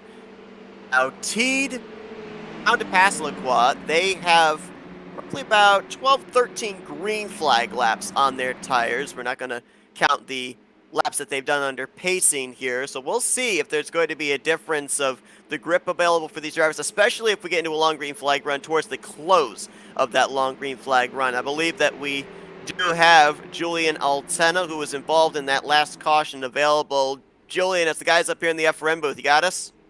Yeah. Man, I mean, we just saw that thing just never turned in the corner. It sounded like a hardware failure on your end. I mean, tough break for you there, man. What was going on? Yeah, it's the first time this has happened to me, but yeah, I've had a teammate that has had this, and Oculus just decided to turn my VR headset off, so I couldn't see where I was going, obviously. So yeah, I just don't know what to say. Like, this is the first time it's happened to me, but I've heard this happen to so many other people, and it's honestly ridiculous. This is even a thing because I have a light literally pointed at my face for all the sensors to know that I'm looking at something, and it just shuts off. It's ridiculous, honestly. Like, I don't know what else to say. Using nice words. So yeah, I just don't know what else to say. It's just so frustrating. I was moving up the field quite nicely there, trying to get back into the pack there because I lost the touch with the draft with the guys behind me. But overall, it was fun. Just disappointed it has to end this way. Yeah, man, obviously, I know I talked with you on Wednesday night during qualifying. I know you were looking forward to this event. Obviously, tough break for you out early in this Indy 500. I mean, obviously, we hope that we see you back here next season, you know, if not during the full schedule, at least for the Indy 500 next season. But tough break for you. Obviously, not the way you want to end it up, but appreciate you taking some time to talk with us. Yeah, no worries, man. I'll enjoy watching the rest of the broadcast here from my room. Another driver who was involved in the first caution, Jimmy Drynan. We saw him up and into the wall, actually riding the wall there through 1 and 2 just before that second caution flew. He's actually taken his car back to the garage area as well, as he had used his faster pair after the first yellow. So they're starting to pile up back there in the infield. Jimmy Drynan, Julian Altena, who we just talked with, Bronson Stafford, Mike Tellier, and David Leclerc all out of the race at this point in time. 27 cars still scored in the race, 26 on track, and those 26 on the lead lap as Charles Teed gets us back underway. Yeah, the roulette wheel of Indianapolis is not kind to anybody, and there's a lot of drive. And it's something that, speaking on the part of Altena, it's something that you just can't control that takes some drivers out of the race sometimes, not even something that was involved with your car or the way that you were driving. So you were talking about at the top of the program how no one is safe. It seems like that people will have good runs, and then by the end of the race, it seems like we have an entirely new top 10, or drivers that we thought were competitive ended up turning out at the back of the pack. And I think this is a great example of that. Nothing that he could do. It just ended up being it was something way out of anyone's control, and as a result, we've lost a great driver out of the event. Just taking a look at Charles Teed here, how much of I really say an achievement would it be to go almost winless this entire season and really steal a win at the Indy 500 when your last win was at Iowa last season? I remember that race, and Charles Teed, if I recall correctly, ended up winning that short track race on pit strategy. He had actually decided to stay out on some old tires. Well, he's playing some pit strategy here at Indianapolis, so we'll see if it works out for him. Charles Teed took part in last season's Indianapolis 500, where he ended up finishing in the 19th position, running much better at this point in time. And while they're dicing at the front of this lead pack, they're also dicing towards the back with Craig Forsyth, Nick DeGroot, Henry Bennett. They're in a good three-way battle for that 7th spot. I'm just trying to get back to the front of this group as Teed, Musselman, and Pastelquay try to battle as well. And something of these drivers at the back, like Craig Forsyth. We've mentioned Craig Forsyth a lot this race. I don't think we've ever mentioned him going to the lead of the race, but he's been quietly running inside the top 10 all race long. I wouldn't be surprised if one of the drivers, the protagonist at the end of the race, would be this driver. But he's had some pretty good stats at in the Dark Horse IndyCar Series, so we'll have to see if he can make his way and snipe a win here tonight, or here today, as battling now with Nick DeGroot. And Nick DeGroot's another driver that's had multiple wins this season. I believe, actually, that might have been a misspeak on my part. I think he was one of the drivers that has the single win. That would be, so Nick DeGroot only one win this season. So, looking to get his second win this season. You want to...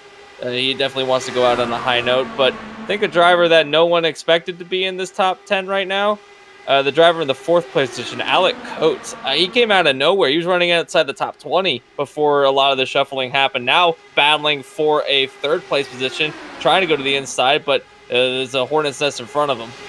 Alec Coates started this race from the 28th position. Why? Well, because he was there for pole day qualifying, but you have to run 4 laps, and they take the average of those 4 laps to determine your overall speed and where you're positioned for the Indy 500 grid.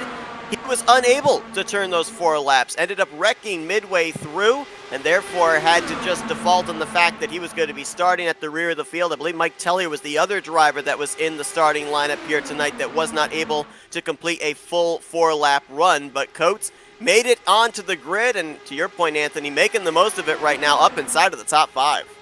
Oh, wrecking the back, Scott Rankin! And yellow flag immediately out. There's multiple cars involved. I think Caldwell was involved. Jason Hand, I think, might have gotten a piece of it. Benjamin Combs also involved. That's on the front straightaway, too, with a wall on the outside, a wall on the inside. Very little opportunity to be able to snake your way through an incident when the track's blocked up there. I think I know what happened here. I think Scott may have been trying to give a little bit of a bump draft to Benjamin Combs, but unfortunately, just that nose is not set up for it. Maybe just didn't realize where the nose was, or if he was that close to the 77 of Combs. This is incredible. I just went back and looked at the replay, and I think that these are the only 2 drivers involved. There might have been contact. That's impressive. With someone. There might have been slight contact, but I think Scott bounced over the other drivers that were going underneath. I don't think anyone else got too much damage out of that. Man, you need to look at the 13's onboard. The 13 just drove under 2 cars. Tell who that black and neon pink car was that was the car you were pointing out that drove underneath Scott Rankin. Actually, it was Ryan Kelly in the 13 that drove underneath both of them. Is he on board with Kelly? Boy, just behind that. I mean, it's the first one that's got to take evasive action because they're coming into his windshield, and tremendous job there. And we know here with these Indy cars, you can't just jerk on the wheel, turn it hard left, turn it hard right to avoid an incident. Otherwise, that thing's going to snap around. You've got to actually ease on the steering wheel to make sure that you're going to get through that incident. And man, that was some very impressive driving there out of Ryan Kelly. Someone that might get some damage out of this might be High Song. I think that I think that the car landed on top. If he didn't, though, that is also impressive. Let me look at High Song's onboard, because High Song looks like he also had the same experience of driving under a couple cars here. Wow, he drove right underneath Benjamin Combs. Wow. That's incredible. Bunch of guys that did a great job of getting through this thing. That could have potentially taken out several drivers, and I think realistically we only ended out with 2 of them. I Man, believe the other car that I was looking at that might have possibly gotten a piece of it was the 09 of Josh Laston. See if he got any bit of this incident or if he was able to make his way through because it was really close. Oh, he might have some right side damage. I think maybe Scott Rankin's car, after it hit the outside wall, might have just caught him on the right side of that machine. Obviously nothing visible with the onboard, but I think he got just a little bit of it. Well, Seth, I got a question for you. You want to talk to our race leader? Why not? Let's see if we can dial up Charles Teed. Oh. Yes, sir. Charles, I mean, obviously, good run going for you here, playing a little bit of strategy to gain that track position. Mention the fact that last year Indy 500 didn't really go the way that you wanted it to, but man, I mean, a lot of drivers here that have either not been able to find victory lane or been having struggling seasons, they're eyeing this Indy 500 as a chance to put an exclamation point on the season. Obviously, it looks like the case for you. How's it feeling with those older tires? It's a little loose.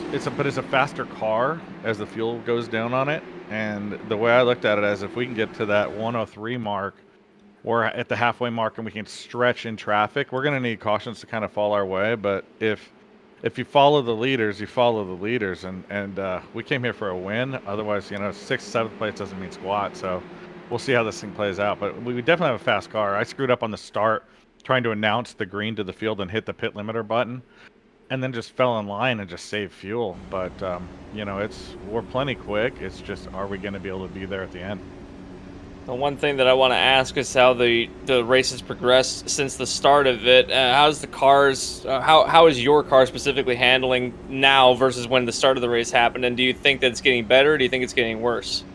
Well, so at the beginning of the run, everyone sticks like glue. And then as you get about 20 laps on it, it starts to get loose. And you'll see cars not going down to the white line. Or if they do, it's a little bit sketch. It can be really tight in and loose off, especially back in traffic. So I think that's where you're seeing probably some of the incidents as they get to the end of their tire run here. I got my teammate Brandon here with me. We're about to go give him hell and see if we can run this thing down. All right, Charles, we'll let you get back Thanks, at it boys. here. Thanks for the broadcast. Absolutely. So, What Teed, Passalacqua, Groot, and Van de Sant, along with Craig Forsyth. That's the top 5. 10 going to be Henry Bennett, Dylan Moskowitz, Jim Herrick, Eric Peterson. James Watson, that 39 is up there. Mention the fact that the Mark Rebelos has been in pit road for about the last 10, 15 minutes. Not sure exactly why. Jimmy Drynan's also joining. Looks like he's getting the last bit of that damage fixed, but it looks like he's out of the car. I'll have to follow up on that. Rebelos had his faster pair when he had that incident between himself and Altena over in turn 3. I thought the reason he was on pit road was he wasn't able to get that car with the bad suspension back to pit lane, had to call for a tow, but now it's saying he has used his faster pair and he's still sitting on pit road, been there for the last 12 minutes. So that's what I don't understand, because I saw him coming on the pit road with the crabbing car, and he got his faster pair and drove off pit road like normal, but he came back on and just stopped. So I'm not exactly sure what happened. Might be having some kind of hardware issue that might have had hindered Altena, but we're getting ready to get the back under green. It's going to be Teed, Passalacqua, De Groot, Van de Sant, and Forsyth. Green flag back out, and Teed immediately tries to dip down to the inside to cut off any of the advances. We'll have to see if he can hold the lead or not. As they file into turn 1, single file back, and they're right down on the white line again as here comes Passalacqua trying to get a run onto Teed, maybe setting up a run down the back straightaway. He's going to try it, but we're going to see the field stretch out again, and then we're going to see them crawl back. And again, the real question is, are we going to see a bigger group than 8 or 9 cars at the lead of the group? Because we haven't seen more than 10 cars per group yet, and I wonder if by the time we get into these later runs of some of these guys at the back of the pack, such as Peterson, Musselman, Watson, Coates, if they work their way back up to the front of the field. Pack number 2 has to catch pack number 1. Right now, Henry Bennett leading that second group, trying to catch the draft of Craig Forsyth. And then you've got a second back, James Watson, AJ Musselman, Alex Coates and company trying to catch up there. So There is a chance. We were told during practice that if you are about 0.8 of a second behind another car, you are still in their slipstream. But if you cross that threshold and you are 0.9 or more, then you have lost the draft of that car in front of you. This race for 10th on back is they're pushing it 2-3 wide every corner, just trying to make anything work. It's pretty risky there by Rick Ravon, who again is trying to make sure he closes out the deal for a championship. But I talked with Rick last week after Texas, and I said, I mean, do you kind of ride around? Whoa, car! Well, behind them, I think that James was Watson. No yellow. Oh, now there's the yellow. There's another wreck ahead. Involved. Another wreck ahead. Josh Laston and Chris Fowler have gotten together in the center of 1 and 2. Jason Hand also involved. I saw Fowler battling for about 15th spot, and I saw that a little bit earlier and didn't know how long that was going to last. Ooh. And that's kind of the danger that Rick Ravon does not want to have happen. That happened right behind him. He could have been involved in that, and that could have sealed the deal for the championship. Realistically, it looks like it was primarily between James Watson and Chris Fowler. It looks like Fowler just sitting in there a little bit too deep, not expecting, and just tagged the left rear. Oh, yeah, just the ever so slight contact, and then drivers in front of them started stacking up trying to avoid it. Chris Fowler came down the racetrack and ended up getting contact, and then I feel bad for Joseph Morales. He was trying to slow down to make sure he wouldn't hit James Watson. James Watson pulled right down when the 60 tried to jerk back up to avoid. Unfortunately, James Watson turned right back up the racetrack and blocked him again and took him out. Then it's hard to tell there with the 0-9 of Josh Laston if he just got his left sides too far below that white line and it snapped around on him, or if there was maybe a little bit of contact with the car that was to his outside. I think that might have been the 10 of Alex Coates. Snaps him around, and then he collects up. I believe that was the 00 of Jason Hand. So Laston was really his spin that really kind of shoved him into this. It was actually a result of Scott Rankin. Rankin didn't, I guess he really didn't check up or didn't notice the amount of checkup in front of him. He jerked out right to avoid running into Laston. He just barely tagged the left rear of Laston. Laston spun back into Carl. Man, there's a lot to unpack here. Carl Henderson was that red and white machine you saw there with the onboard of Josh Laston, so add him to the list. Jason Hand barely got clipped on the right rear by the 09 of Laston.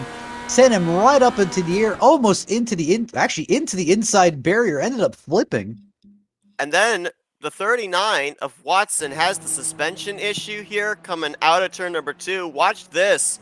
As he hits the back straightaway, watch how the car just jerks back to the right, rides the outside wall, and begins barrel rolling down the back straightaway. He tried to bring that thing back to pit lane under its own power, but obviously that was not going to be the case as it went up and onto its roof, and that's where it laid through the center of the back straightaway. Let's see if we can start to see who we can get for some interviews here, see if we can figure out what happened.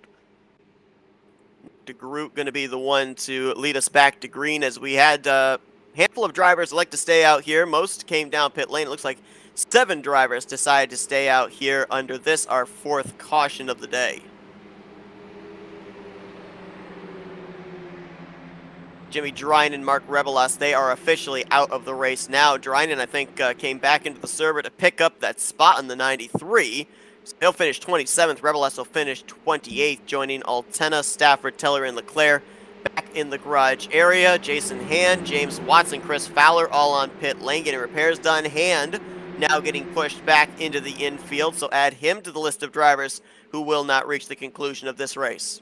Hand goes out. Watson still sitting on the lane, heavily damaged. I don't think he had a fast repair. He does have a fast repair that he can use, but the tow is going to be massive. Chris Fowler also sitting there, but all these guys in front, this benefits some of them. Nick DeGroot now will take over the lead of the race. You got drivers that have fallen back quite a ways as well to the pit road strategies. So you have Charles Teed, our leader, that before the caution came out, he's now going to restart in 15th place. So pretty much everyone has different strategies, and everyone has either stayed in or stayed out.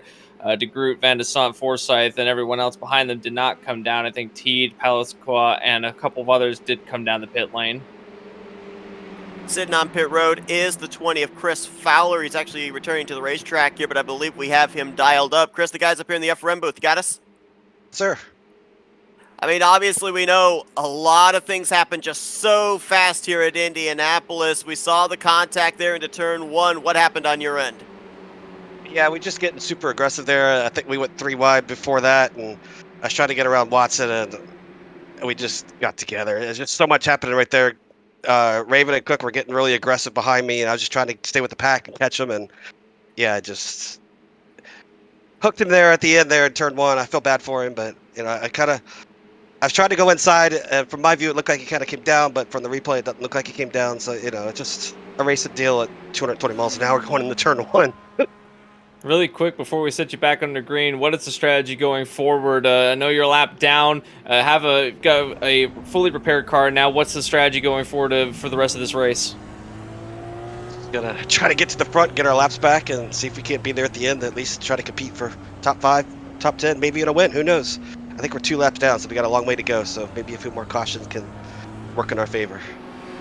Well, we know you got a fast car. We saw it out in front here not too long ago. We'll see if we can get those cautions and get back into the hunt for this thing. Good luck. Thanks, man. Appreciate it. Mentioned Jason Hand out of the race. Watson and Fowler back on track. They will be the 2 cars 1 lap down, battling for the free pass should we see another yellow flag. About to hit what is theoretically going to be lap 97, as it is the 203 laps here. Almost 100 laps into this race. Nick DeGroot gets us back under the green flag. Van de Sant follows in his tire tracks. Craig Forsyth there as well. Moskowitz, Henry Bennett, that's your top 5 going into turn 1. As the leader DeGroot has kind of stepped out from second on through 5th place. Van de Sant now getting a slingshot down the back straightaway. He's going to have a wicked run. He's going to go to the inside, take the lead, no problem. Craig Forsyth is going to be in the middle, now ducks to the inside to try and make the run as well. Behind him, you've got Henry Bennett, who's trying to make his way to the inside, as DeGroot will lose 2 positions to both Forsyth and Van de Sant. Back behind, you've got 6th place Eric Peterson battling with AJ Musselman and Jim Herrick. Now, both of these drivers, all 3 of these really, have just floated around just outside or inside the top 10. Now they're battling inside the top 10 in a group on their own. I'll have to see what they can do now that they've got to the front. Matt, I want to point out something that you were talking about when we looked back at the replay of that last incident about just how late a move that was by Chris Fowler to the inside of James Watson. Now, we were told during the drivers' meeting briefing, we're 3 wide back here with Rayvon Peterson and Herrick. Rayvon going to complete that pass, but we were told that these drivers were told that they cannot block. They cannot block moves that are made. Now, normally drivers will say with these long straightaways at Indianapolis that they want to show the nose to the inside before they even get halfway down the back straightaway, so that way the car they're trying to pass is aware that they are trying to make the move, that they are attempting to make that move. But as we get later on into this race, do you think we're going to start to see more of those late step outs going into the corner? Unfortunately, that's probably what we're going to see more, is late dives, things that, you know, you kind of hesitate. And that as a driver, it's going to end really one of 2 ways. It's going to end of you don't notice him there, so you're going to quickly pull out, and that gives the opportunity for you to either lose a bunch of positions or even get turned. Or you're not going to notice it at all, or you notice it and you're going to try and force him to back down. And you're going to have the same result of 2 cars getting together and collecting a lot more behind. Something that I've noticed over the course of the run is that the driver's willingness to go to the inside as a defensive move has kind of heightened over the last couple of laps as we're quickly approaching halfway. In fact, at the end of this lap will be the halfway point. So notice how they're running at the top side of the racetrack now. Well, late in the run, you're going to see them down all the way to the inside white line to try and make defensive moves against the guys behind them. Whoever the leader is will want to defend the inside, because it's hard to make passes around the outside of this racetrack. And the couple of times that we've seen that happen, cars have gotten outside of the gray area, where all the grip is, and they've ended up pounding the outside, while as a result of having way too much understeer. So as the race goes on, drivers will get more defensive. Completely legal in the sense of no blocking, but we'll have to wait and find out when they decide to do that. It's a bit of an aggressive move and can end up badly if you have a run to the outside, but we'll document that further, as they're well more content to swap the lead of the race right now, as the field is actually closing up a little bit, as you've got Rick Ravon now making his way into 6th place. He's not lost contact with the top 5. He may be able to pull along Peterson and Musselman with him to get back up to the top 5. Really thinking that Eric everyone's did gotten a as lot well. more comfortable with their cars, and that's the result of a lot more of these accidents. Where, I mean, listen, you could do 200 laps of practice, but 200 laps of practice is just not the same as doing 200 laps in the race, and that's the thing. We're again 100 laps down. These drivers have gotten very confident of their cars. They're saying, "Hey, if I put it here, it's going to stick. If I put it here, it'll probably stick." That's the kind of thing where I'm wondering how much confidence can you get before it really starts becoming a overconfidence issue. I mean, I don't even know if they end up thinking of his overconfidence. I mean, every lap that ticks away and you get closer to the checkered flag, you're going to get more and more daring, and you're going to look back at it of, if I didn't give it my all, man, I'm really not going to feel good about myself, because I might have had a shot there if I put in that little extra percentage of effort. Might have been able to walk away with this trophy. And here's the thing, too. I mean, we still have this as our season finale. The championship is still on the line, but there's only 2 drivers currently in the hunt for that. Everybody else that took the green flag are just trying to end out the season with a W. So they're all out there with the bring home the trophy or bring home the steering wheel mentality. So I don't necessarily think that there's going to be a sense of overconfidence for any of these guys. Nah, they're going to be white-knuckling that wheel all the way around the last few laps when we get into the nitty-gritty of it.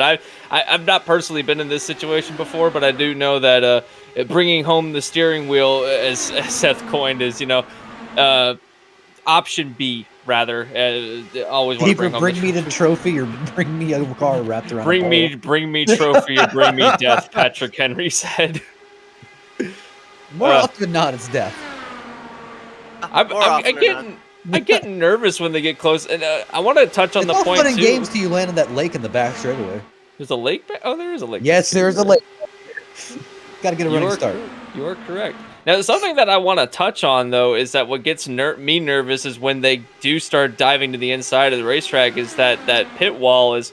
I've seen it happen before, and it's not no real-world sense of this actually happening, but I have seen it happen in iRacing where some contact is made, and then either one of the 2 cars battling will actually hit the beginning of the pit wall, which obviously is no bueno for anybody. So I don't think that I do think that once we get into that, we'll have to keep an eye on that, because it can get kind of hairy when battling for the lead.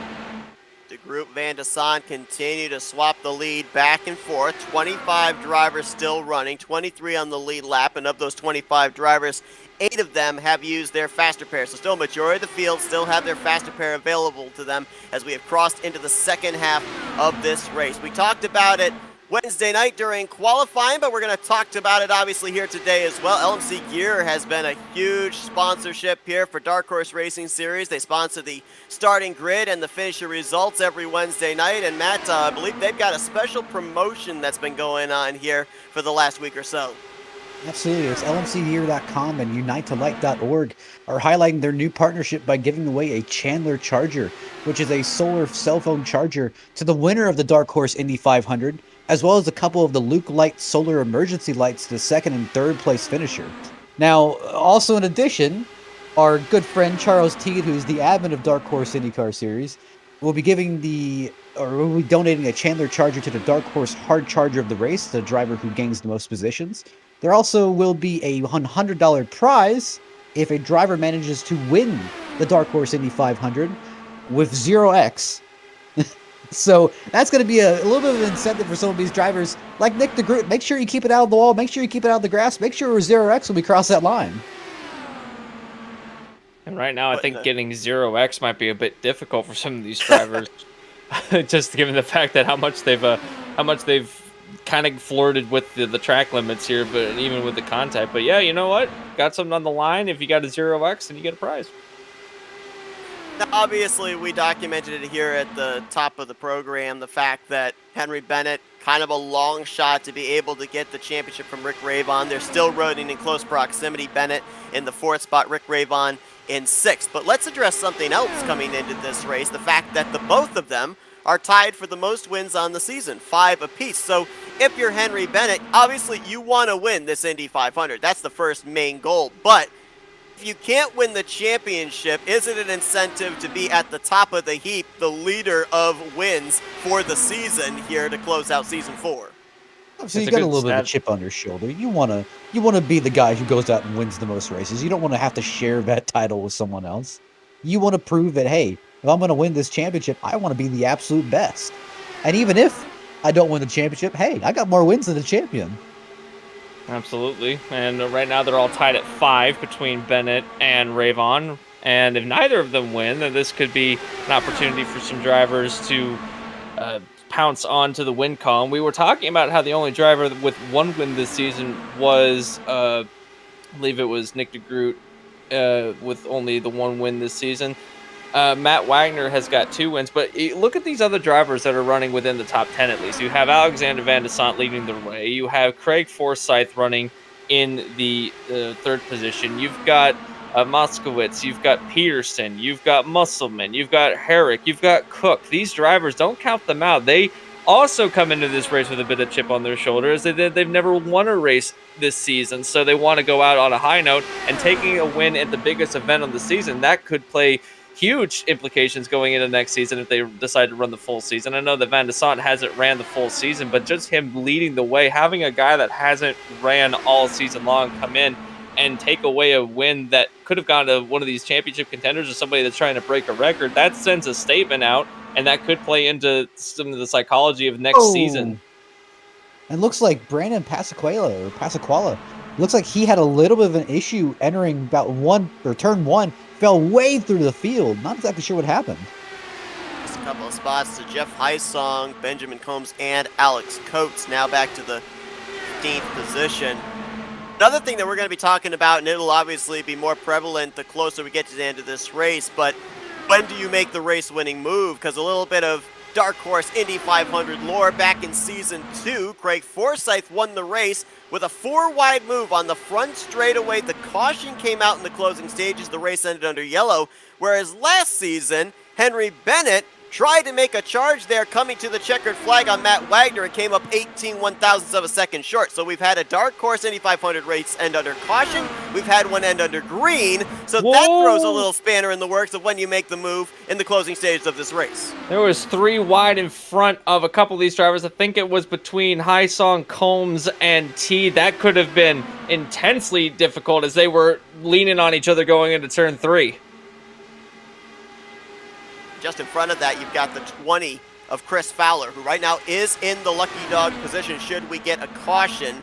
He's got about 5 seconds in hand back to the other lap machine of James Watson. So right now, Fowler hoping to see the yellow flag in the flagman's hands. Obviously does not want to be the caution, as he was up there at the front, led a good portion of this race in the early going off of some pit strategy. The timing of that caution coming out in the middle of our second round of green flag pit stops. You ever think that Nick DeGroot just looks at Alexander Van de Sant and just says, not this guy again? Yeah, and sometimes he's looking at him again as he's gone to the lead again. If it's not Maleska, it's Van de Sant. It's one or the other. Somebody, Nick DeGroot is saying, oh no. Oh, the 36 of Eric Peterson's coming down this time. Looks like AJ Musselman may be joining him. This is interesting. Same thing as Nick DeGroot. Well, Musselman is on the racetrack right now. The pack is coming down. We've got some drivers. We had about, 7 drivers, I think, that stayed out under the last caution. So they were about anywhere from 7 to 8 laps shorter on fuel than most others. And that's a group of them coming down here with DeGroot, Van de Sant, and Eric Peterson. So they're off sequence. We talked with Charles Teed. He said, I'm off sequence. I got to hope for a couple of cautions to come out, get us all bunched back up here on the same strategy. Now we're starting to see with the long green flag run how the 2 varying strategies are going to be splitting the field apart. Absolutely. Right now, it's the 3 of them on the pit road. Henry Bennett will inherit the lead, although it will be quickly handed over to Craig Forsyth, and then Moskowitz will be right behind. So, again, Seth, I want to ask both of you, given the fact that we have such a mixed bag of strategies now, even though that we've had 2 yellows that have kind of bunched the field back up in order for them to possibly get back on the similar strategy, but now that we have so many multiple strategies, what do you think towards the end of the race, if this race does go to the end under green? And I'll go ahead and knock on wood by saying I don't think that's very likely, but if it does, what does that say for these guys that are good on to make it on a couple more stops, and the drivers that might have them find themselves needing an extra stop to get to the end of the race. Kind of like the Coke 600 for NASCAR, right? You work the race from back to front and strategize that way. Do work the numbers on fuel, see how many pit stops it's going to take you to be able to make it the rest of the way. Wow, that's Herrick, believe, as well as Moskowitz and Forsyth coming down pit lane, but I think it's a back-to-front strategy thing. And the thing that shocks me, I know there's a number of guys in the field here that have spotters up there, spotting for them. Obviously, they might be pulling double duty, kind of working the calculators, but it's incredible to me how a lot of drivers are actually their own crew chief as well. They're punching in the numbers. They're mentally thinking about the race in reverse while they're out there turning laps and trying to make double wide and 3 wide moves at over 200 miles per hour. If I'm dealing with my spotter / crew chief, if he's asking me questions, I'd be telling him, shut up. Just tell me what I need to do to make this race happen. Because here's the thing, if you're running the strategy and you're trying to race your race, you'll notice you'll start to end up lacking on one of them, or either your strategy is going to be lacking, or you'll start to lose ground here in the race, and you'll miss probably something big. That's the thing where, personally, I'm always in the fact of, I'd rather take the undercut in tracks like this where it's so difficult to pass. It's so hard to pass. I'd rather take the undercut, try to jump the guys in front of me, and then just hope and pray that I can hold off on, let's say, a little bit older tires, but I can try to make their life a little bit more difficult trying to get around me. I think it was Kimi Räikkönen that coined the phrase, shut up, I know what I'm doing. I think that was Ricky Stenhouse, too, and he wrecked immediately afterwards. It's interesting, we ended up seeing that caution come out in the middle green flag pit stops the last cycle. Rick Ravon and David Cook paid the price for it. The both of them found themselves back outside of the top 10, hovering between 12th, 13th, 14th. Now, with the varying strategies that have gone on under the last 2 cautions, after that, Ravon back out to the lead. He's got over 4.5 seconds back to David Cook, who's battling with Charles Teed, Benjamin Combs and company. So all of a sudden, those 2 teammates find themselves back up at the front again. I don't like this because I'm seeing Rick Ravon, his top is about 227. And I saw Charles Teed top out about 235 there on the back straightaway. You're really kind of burning your advantage here where I think it's easier to pit right now. Take advantage of the amount of time that you have on the rest of the field. Try to use that to your advantage to do an undercut and then drive away. If you're the rest of the field and that 20 car of Chris Fowler gets back in the lead lap, watch out because he's battling right now up with guys that are running inside of the top 5, albeit 1 lap down. Yeah, absolutely. He's going to be if he gets back on the lead lap, he's definitely going to be a protagonist in the battle for the lead of the race. And I want to touch on what Matt said. If you're Rick Ravon, you've been bit by an undercut once, and he's going to come down to pit road now. Ravon so he's going and Cook are pitting. I don't know about Cook pitting. Someone else has come down with him. I think that's Cook and Scott actually. Rankin's in as well. So the 24 and the 49. Well, it makes sense because the 49 has been hanging with the 2 and the 24 in their team channel, so could be a kind of strategy working there. On the part of Ravon, both Cook and Ravon is, I think that Ravon missed his pit box, had to back up a little bit, but you've already been bitten once on the undercut. I guess the question was, do you dare do it again and see what happens? Because it didn't pay off the last time, and I guess the question was answered for me. The answer is yes, and 3 of you will do it. So the 2 teammates plus a driver that they've made an alliance with have come down, and they've now all fallen 1 lap down. Well, not quite 1 lap down, as Teed is now coming down into turn 1. They are going to keep themselves on the lead lap, but only just, as it'll be about a straightaway, about maybe less than a straightaway's length back into where the leader, both Teed and Pelisqua, find themselves kind of all by themselves, as they've got a big lead over Jim Brooks, which I think this is the first time that we've seen Jim Brooks inside the top 5. Jim Brooks has been pretty shaky. He almost had that victory back in New Hampshire. You got to wonder how that's in the back of his mind. Obviously, certainly could remedy that situation with an Indy 500 win. I think if Maletzko was here, I don't know if they'd be on best of terms.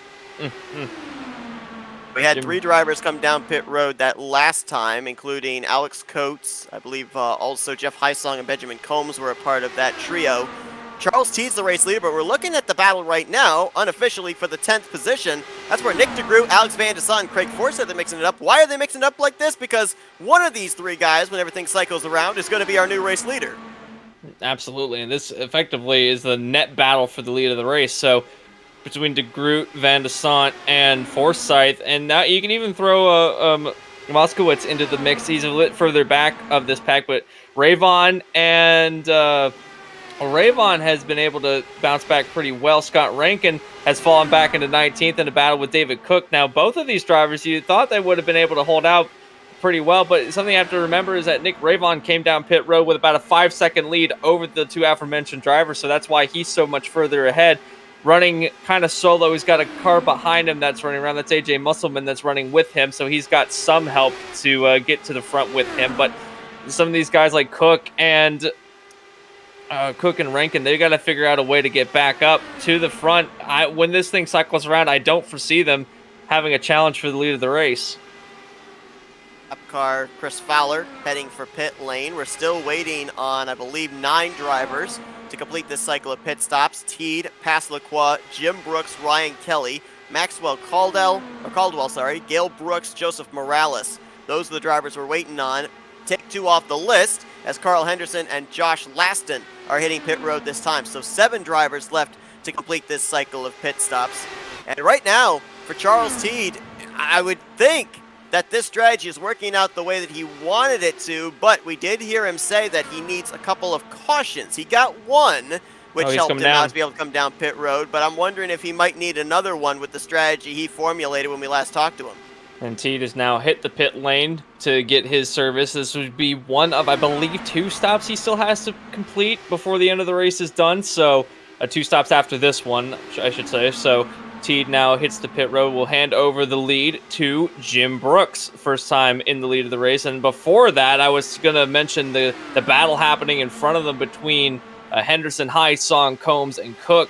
It was getting pretty intense, and I thought there was going to be some times in a moment that they were going to run into each other, and that was happening right in front of the leaders. This is the danger territory when the race gets spread out so much, is that you'll have drivers behind that are in the lead pack that are coming up on some slower traffic, and if they're battling aggressively, something happens in that lead pack, then you put yourself at jeopardy, so nowhere on this racetrack is safe at this moment.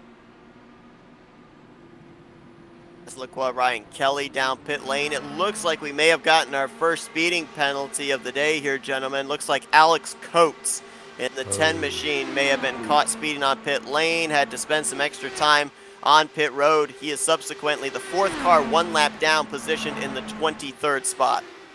And you just can't do that. You just can't do that this late in the race, and it sets you so far back. He's already 1 lap down. Oh, Brooks have hit the pit. Well, one Brooks has hit the pit road. Ooh, man, locking up those tires. Who was that? Was that Caldwell in the 94? My goodness. Trying to avoid a speeding penalty, getting onto the pit lane. I mean, he did it. He did it great. He was 60 at that line. I can guarantee you that. If you're exchanging those Firestones, use them up until the end. Leaving a couple of 11s on the way entry. Maximizing your entry. Leave a couple of 11s on the way in as a present. You still got it. Early. Actually, that was a pretty fast stop. I'm not going to lie. He didn't lose much time. Honestly, that was a little bit concerning entering, but that was maximizing your pit entry, getting on and off pit road fast as possible. Awfully risky, though, because we've seen a lot of drivers get hard on the brakes and those rear tires lock up. The back end want to swing around. And remember, Caldwell's already a faster pair in the hole. What was it, 20 laps in? He found the inside safer barrier off of turn 4. No caution came out, so he's got to make sure he keeps that thing in one piece. So that way he's in the hunt potentially for this victory at the end of the night. Don't want to take yourself out trying to get onto pit lane. New leader, Craig Forsyth, as the cycle is finished, as Gail Brooks was our interim leader, and now it's going to be Forsyth, Van de Sant, and DeGroot, your top 3, as they've kind of gotten into a world all their own, ahead of Bennett and Moskowitz. Rick Rayvon has made his way into 6th place, so the undercut, albeit was a good idea, didn't really pay off the way he wanted it to. He finds himself about 3.5 seconds back to the leader. AJ Musselman, on the other hand, benefited from all that. He's now moved his way into 7th place after the cycle. Herrick has moved his way into 8th place. Eric Peterson will find himself in a 9th place. And then Charles Teed, our former leader, is now running back in the 10th place position. So the undercut did not do him any favors either. And then we have Jim Brooks, Scott Rankin, and David Cook in a hornet's nest back here for the battle for 11th place, as Scott Rankin's gone to the inside to take it. You can throw Benjamin Combs in the mix as well. High Song, despite having a couple incidences so far, this race has found his way into 15th. Ryan Kelly, which I don't think we've mentioned only a few times today, is running in the 6th place position. And I think the biggest loser out of that entire exchange when we saw the 3 leaders come down pit road was Brandon I will get his name right eventually. Pascal Aquit. Yeah, I don't know why I can't. I don't know why I can't say it right now. No, but looking at Ryan Kelly. Ryan Kelly's like a Blame Shelly Insurance leapfrogger. I of was the race. gonna say, 16 I heard the positions chuckle by up. Matt about that we haven't talked about him. He literally had the move of the race. That's true. That is That's true. like, he's had an eventful day. He has had an eventful day. Now running in the 16th place. Pascal Aliqui is running in the 17th. Gale Brooks will now file back to 18th. Maxwell Caldwell will be in 19th as he's lost quite a few spots after that exchange. And Josh Laston will run out the top 20. The rest of the, well, I was going to say that, but now it's going to be Henderson in the top 20 as this battle continues to rage between the two of them. And then the last drivers on the lead, or running on the, the last drivers on the lead lap will be Joseph Morales. Alec Coates will be the last 2 on the lead lap. And then our first lap down drivers, or only 2 lap down drivers, will be Chris Fowler and James Watson to bring you up to speed on who is running where. 70 laps to go here, and if you're looking up at the top left and seeing 203 laps, it is the full 500-mile distance. The 3 laps were added onto the total because we ran 3 laps under pacing at the beginning of this race for the 3-wide start. The leaders went green at the conclusion of lap 3, hence why the 3 laps are added on. So it is officially 68 laps to go here in the Dark Horse 500 presented by Troy Lee Designs. So I want to go into some trivia, Seth and Matt. I don't know if either of us know anyone here knows the answer to this, but we're going to have some trivia about this racetrack and Is it about Detroit the lap. Belle Isle? Detroit Belle. Correct. See, we my lifelines. Can I phone a friend? You have friends to 50. phone? Got your phone number. I'm gonna call you for the answer. Oh goodness! Can't wait for my phone go off. I do have the answer. So we've seen some fast laps ran at this particular track. I think the best lap so far is down in the low 39s, but the fastest lap of this racetrack was a 38.1 during a race at the Indianapolis 500. If you can guess the driver and the year, then you're pretty smart on the Indy 500 and IndyCar knowledge. Matthew Rodriguez, 2021. And you have won. Awesome, great. I set the Stole my record for the answer. GTE. Stole my answer. And if anybody in the comments wants to get involved in it, we'll leave that run for about 10 minutes, and then we'll give you the answers. The question is, the lap record during a race, not during qualifying or any other event at this racetrack, is a 38.1, and that was set by what driver, and what year. That's kind of I'd probably be able to give you the answer, but Google and I aren't on speaking terms, so I don't know if it's going to help me out or not. Have you switched over to Bing? I might tried have. DuckDuckGo. DuckDuckGo. Actually, Well, I'm going to bring up a little trivia here. Obviously, the fans were not privy to this, but has anybody ever seen? Not even sure. What's the pace car today? What was the pace car today? It was the Chevrolet Corvette C8 GTE.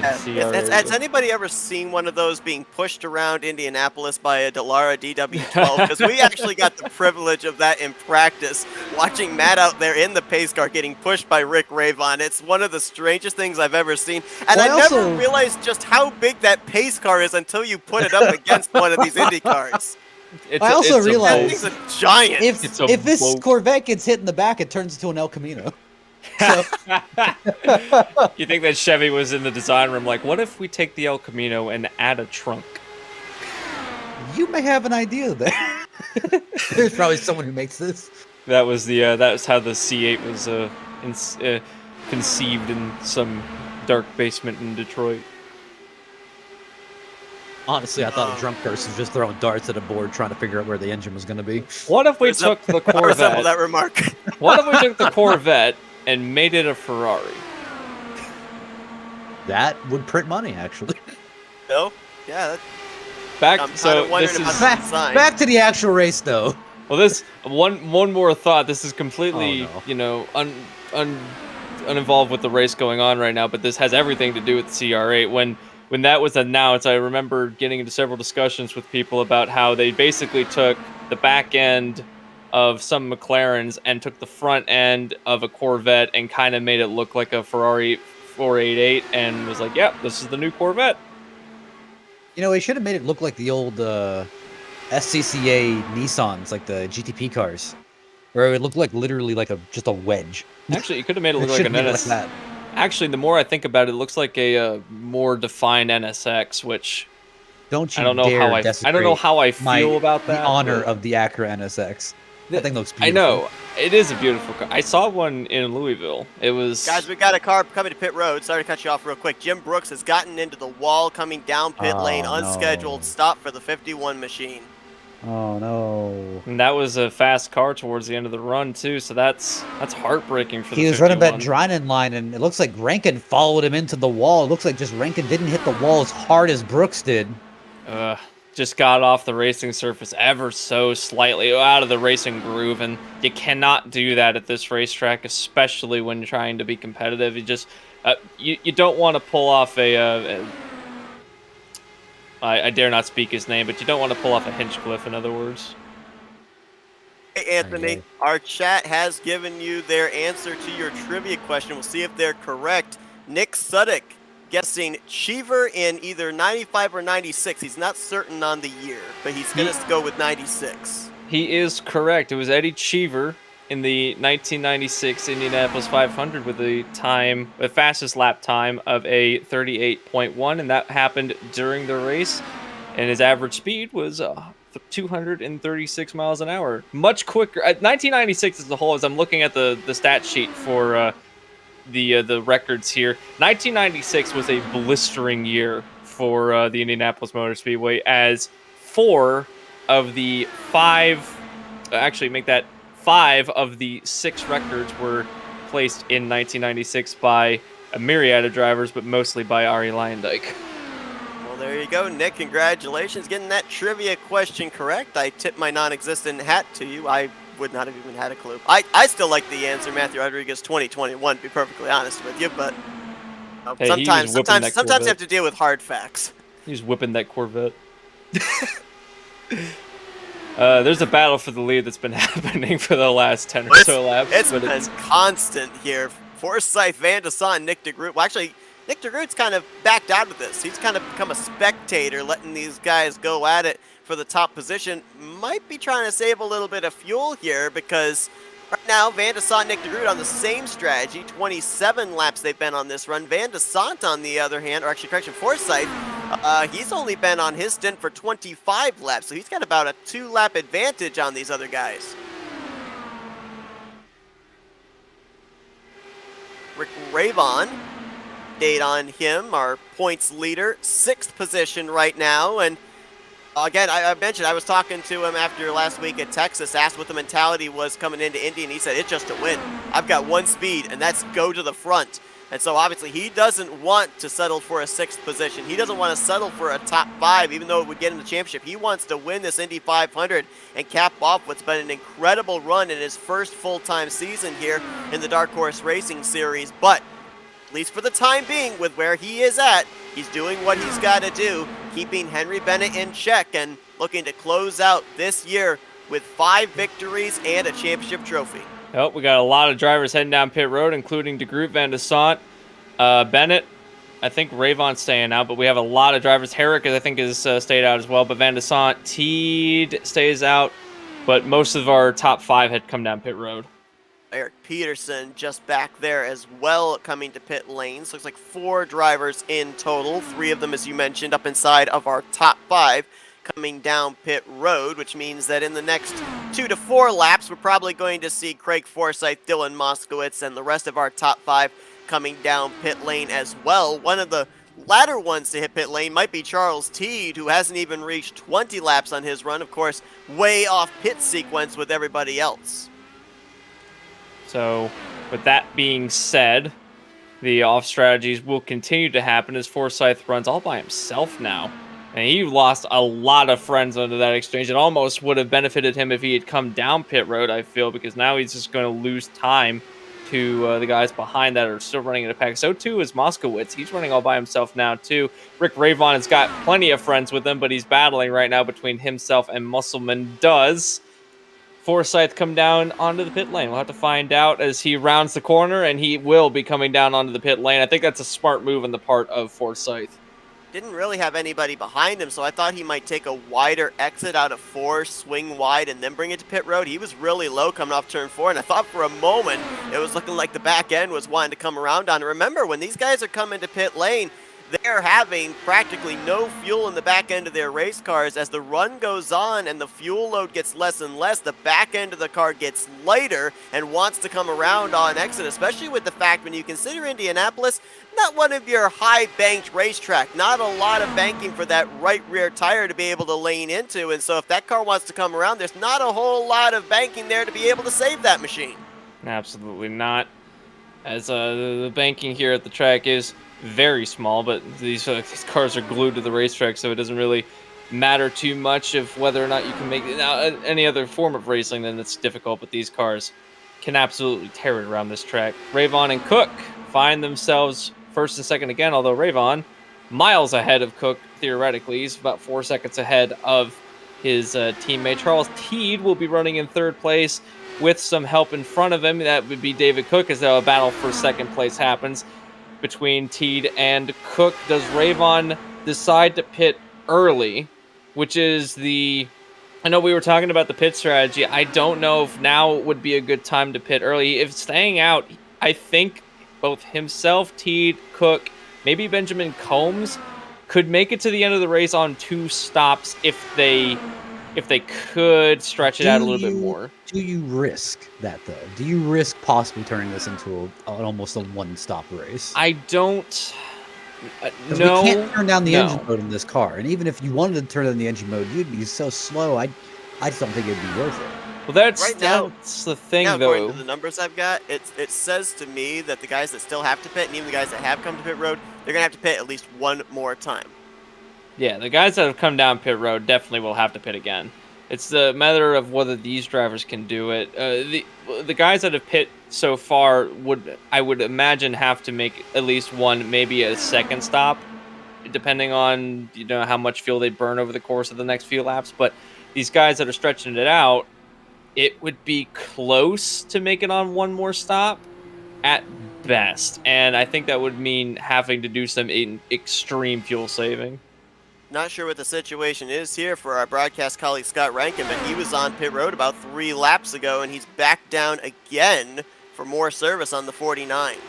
Well, I just heard Rankin get yelled at by admins to go ahead and knock it off in chat, so I'm assuming something happened with another driver that forced him to come back down. Not exactly sure what. I've been kind of scrolling through here trying to see if there's been a notable incident. Penalty stop for Scott Rankin effectively, so coming back out onto the racetrack. He's going to go another lap down, I think. He might just be able to stay out on the lead lap. Yeah, he's got Charles Teed, the race leader now, the interim race leader, coming up to his outside, so that will put him -2. He lost a lap when he came down to make his green flag pit stop about 5 laps ago. He is, along with James Watson, running 2 laps down. Alex Coates is the only driver running -1 to the leaders right now, so he would get the lucky dog should we get a caution at this point in time, but no telling who else we'd have a lap down here once everything cycles around. Now Jim Brooks, that 51 car right there, the green and black Area 51 machine, just getting put a lap down, so now he is in the free pass position. It's bad news for people like James Watson and Alex Coates, who were trying to vie for that free pass position and now are going to end up not getting it. Some drivers that are kind of in the danger zone right now would be David Cook, Eric Peterson. They came down the pit lane earlier on during this run, and now they find themselves at the tail end of the lead lap, both running 20th and 22nd or 21st respectively. So they might just be trying to bide their time, and hopefully by the time everything cycles around, they will be back towards the front of the field. I just don't know in what position they'll come out in, because they are at the tail end of this pack, which includes some fast drivers like Moskowitz, Fowler, Herrick, Musselman, Ravon. So it's not dire straits. Well, Ravon's further up the road, so it's not dire straits, but it's definitely, an uncomfy position for these drivers. We saw Van de Sant, Nick DeGroot, and Craig Forsyth before the pit stops began, all mixing it up for the top position. Now, I don't know if it was on entry or on exit because the amount of time in the pit box stayed the same between those three, but Nick DeGroot, mouth of pit road, about 2.5, 3 seconds behind Craig Forsyth and Alex Van de Sant, who right now are in a pretty spirited battle for the 9th position. With them battling side by side, though, Nick DeGroot's been able to reel them back in. He's been able to cut it down to about 1.4 seconds between himself, Forsyth, and Van de Sant. So he still has a shot here, but obviously something happened to him during that green flag pit stop that lost him some ground. So it's now become, at least for the time being, a 2-car battle as to who's going to cycle back out the race leader once we have the completion of this green flag pit stop cycle. I just noticed that Charles Teed, our race leader, is just behind the group of cars that we had just mentioned, or that I just mentioned before. So that's about the gap between these drivers. Remember, they pitted from the lead of the race, and these guys are. Charles Teed was also running up within the top 10, so it's definitely going to be close to them if they can maintain this this lead lap position. Now, one of the benefits is, of course, that Teed is kind of, Teed's pitting, so I guess that goes out the window. Forget what I was saying. Yeah, I'm running my little calculator here, and I don't think really what we saw was the max amount that someone could go is about 29, 30 laps in draft. I don't think they can save that much. I think they'd be way short. Whoa! Scott Rankin getting the wall there off of number 1. Imagine that Gail Brooks was a bit scared about what was happening in front of him. A bit unhappy. Absolutely. Yeah. Not a happy landing. Got to check his pulse there after that one. Make sure he has one. Probably spiked through the roof.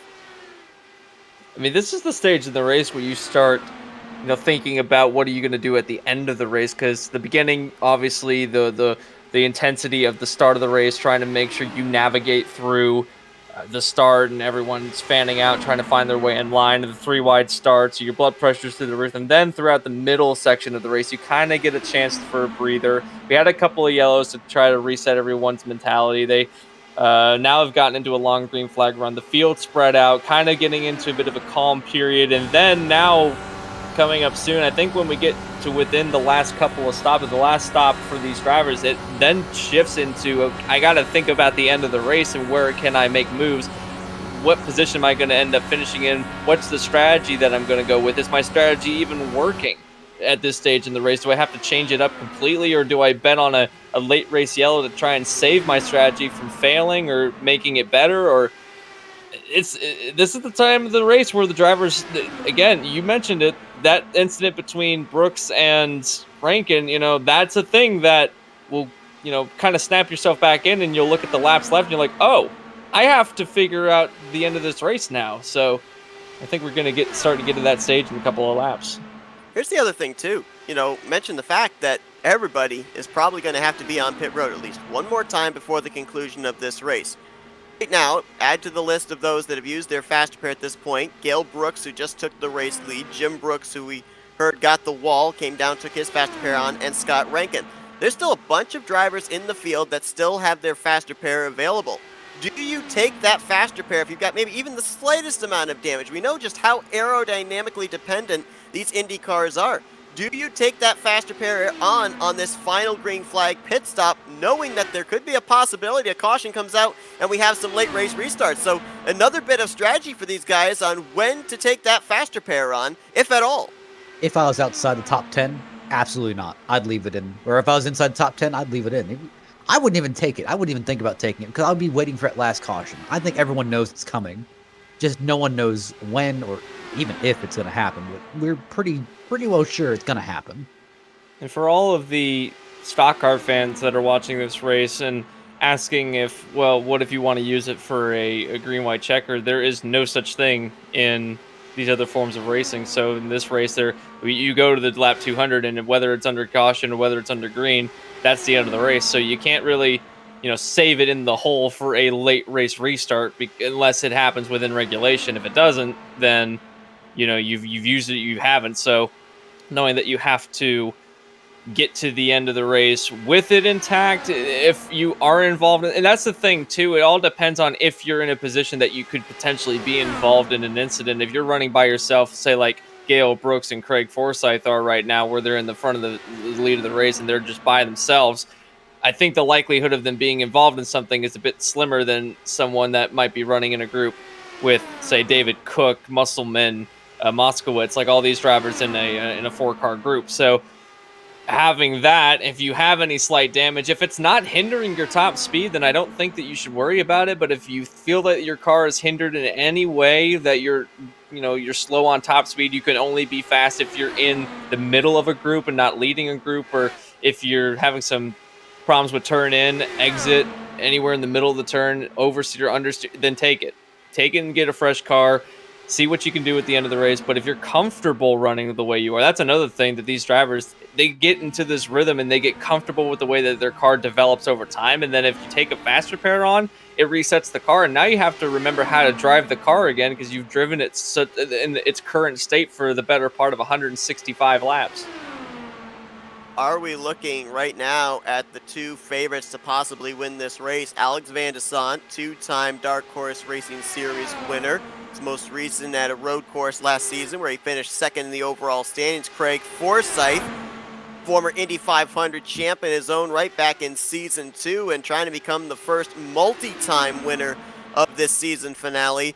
They have broken away from Rick Ravon, Henry Bennett, and Nick DeGroot. As a matter of fact, DeGroot not only lost touch with the top two, he fell back here, and Ravon and Henry Bennett blew by him. So in the span of about, 1.5 laps, DeGroot falls outside of the podium and is just barely latched on to the latter portion of the top 5. I think at this stage in the race now, if there isn't another yellow that comes out, I think we're looking at the two that's going to battle it out for the end of the race. I don't think the way that the race has trended, there's no way that these drivers behind like Ravon, Bennett, DeGroot, unless they get into a line and stay in the line and have intense communication between each other and have a lot of coordination, I don't think that they're going to be able to run down these two within the amount of laps that they have left, especially given the fact that we still have a couple more cycles to go through. What I will say is if Van de Sant and Forsyth continue to battle the way that they are, that might blow everything I just said out of the water because they are continuing to swap positions for the lead of the race.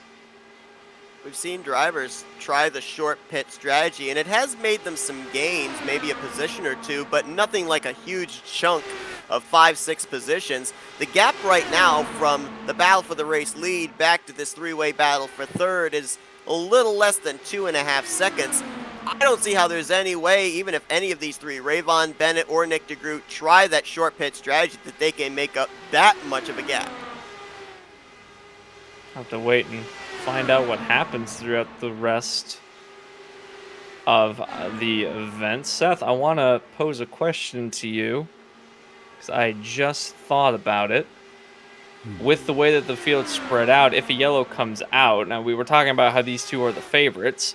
If a caution does come out and bunches the field back up, I don't think that Van de Sant or Forsyth are the two that would be the favorites at that point. I think it would come down to maybe a Rick Ravon or a Henry Bennett or a Nick DeGroot or even someone that's running further back right now. I think that David Cook, Charles Teed, and even Dylan Moskowitz have shown a lot of speed, and I don't think we've really seen the full potential of Eric Peterson. So given that fact, who out of these top 10 drivers running right now that we might see if we get a bunch of field back up, who do you think that might try to make their presence felt in the top 5?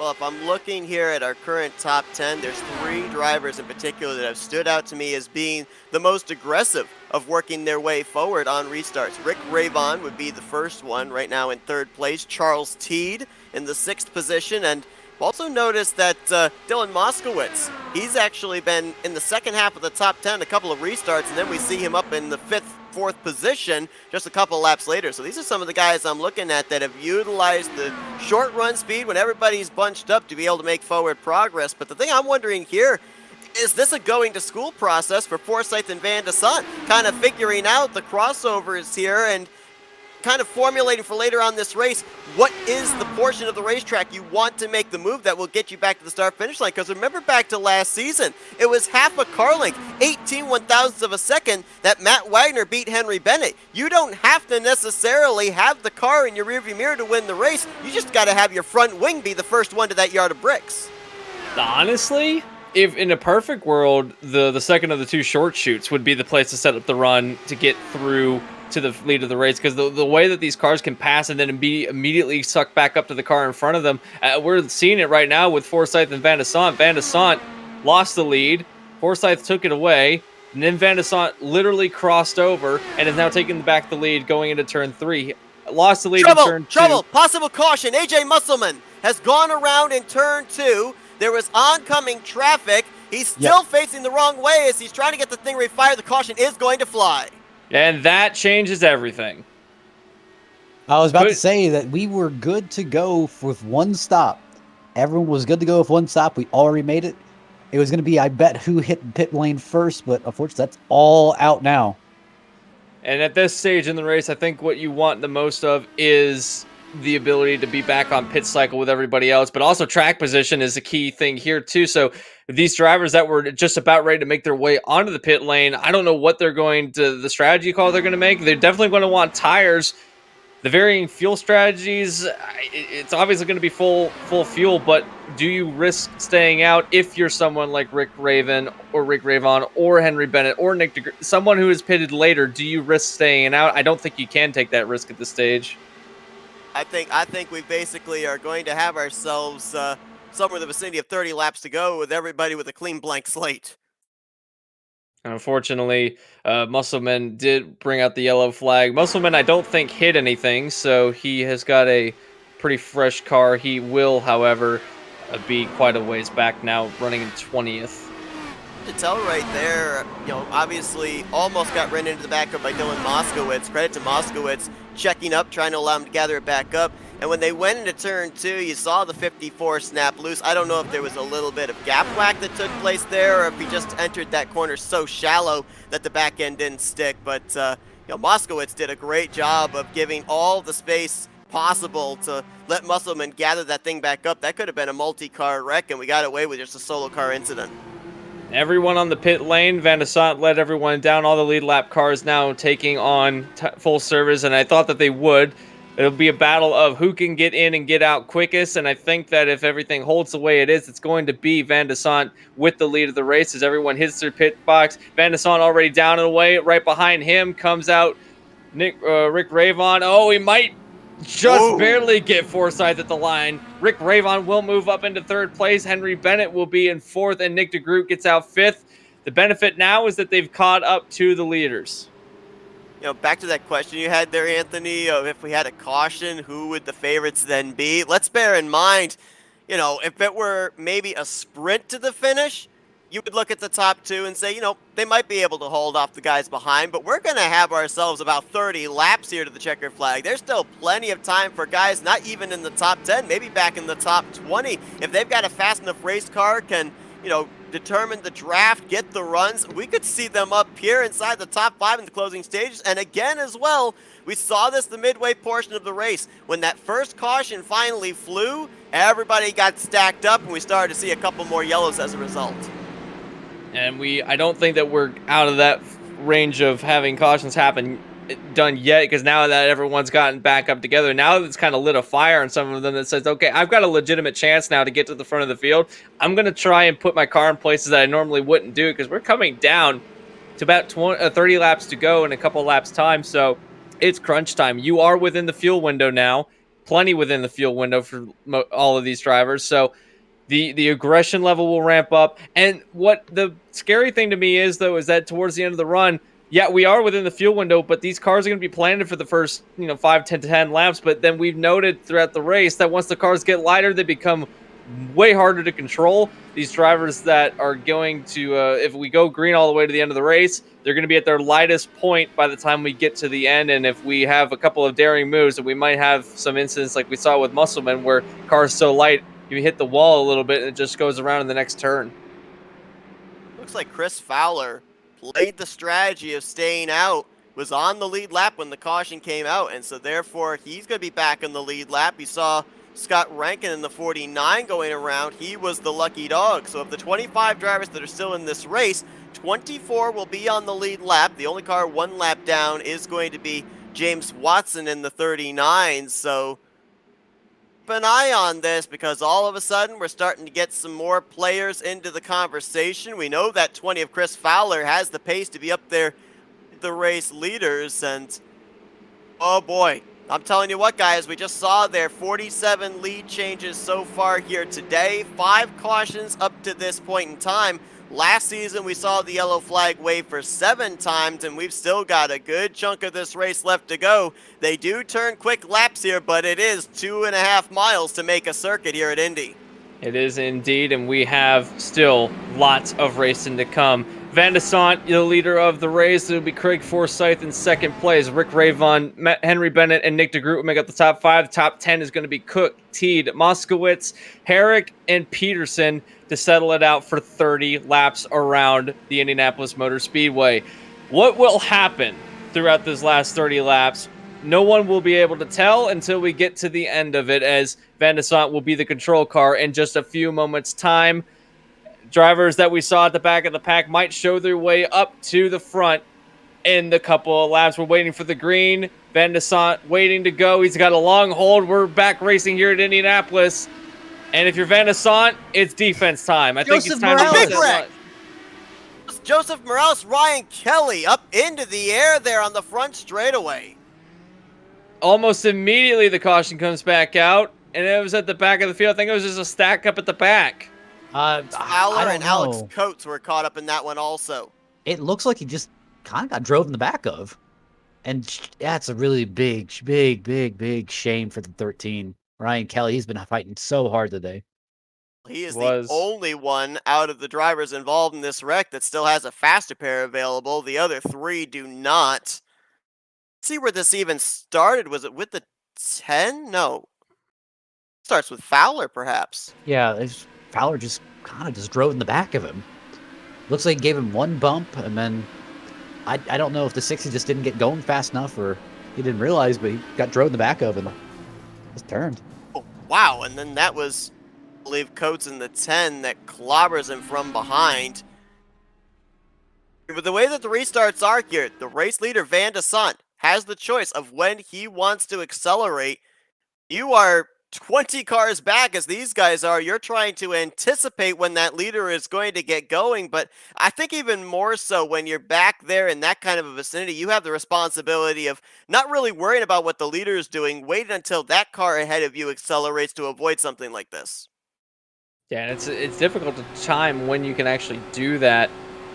And again, it happened with Morales. It just got ran over, so this is shenanigans at the back of the pack. And I think it also ties into what we were talking about earlier, where the nerves start to ramp up. You want to go. You know that you have a fast car, and this is the first time in a long time they've had a chance to get to the front, and all of a sudden it collapses all around you. So we'll have to stack them up and try it again. But another caution comes out, 6th yellow of the day on lap 174, literally as we were taking the green flag.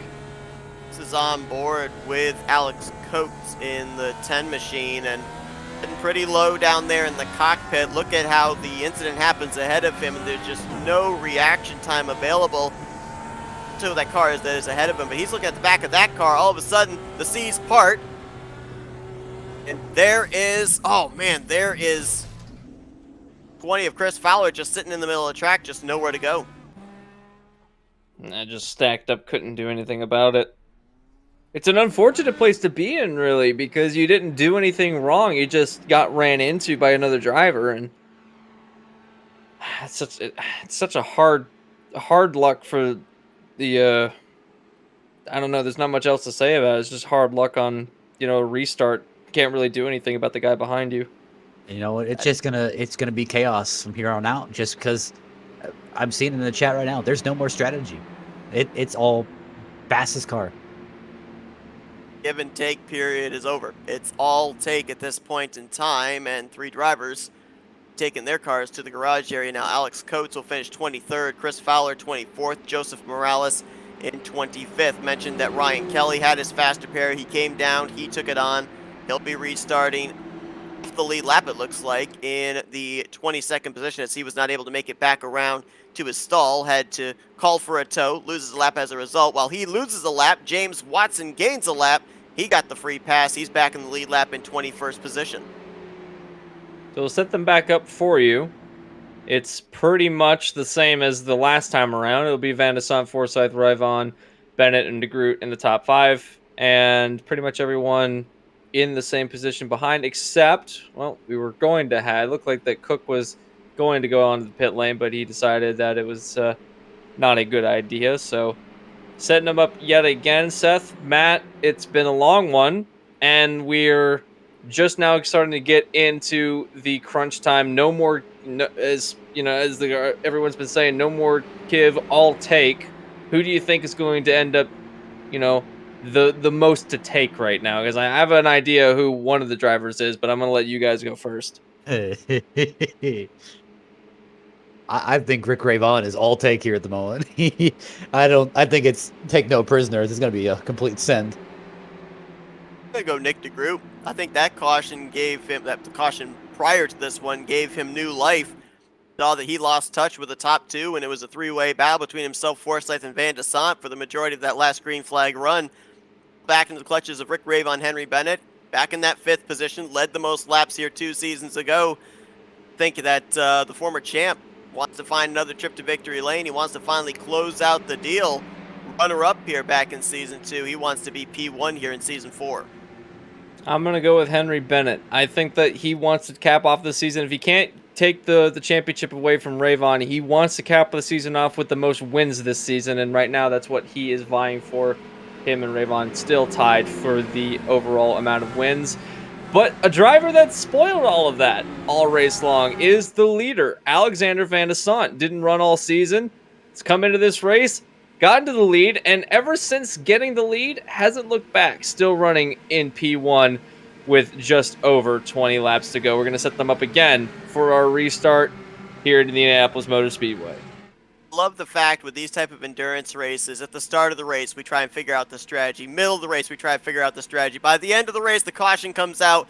All the strategy's out the window. It's basically just run to the checkered flag. Whoever gets there first gets to hoist the trophy. 26 laps to go. Van de Sant gets us back underway. Much better restart here all the way through the field. A little bit of stack up, but nobody wrecking at this point in time. They're all going to make it into turn 1 as it's Forsyth trying to get the slipstream on the 317. We'll see what he can do with him down the backstretch.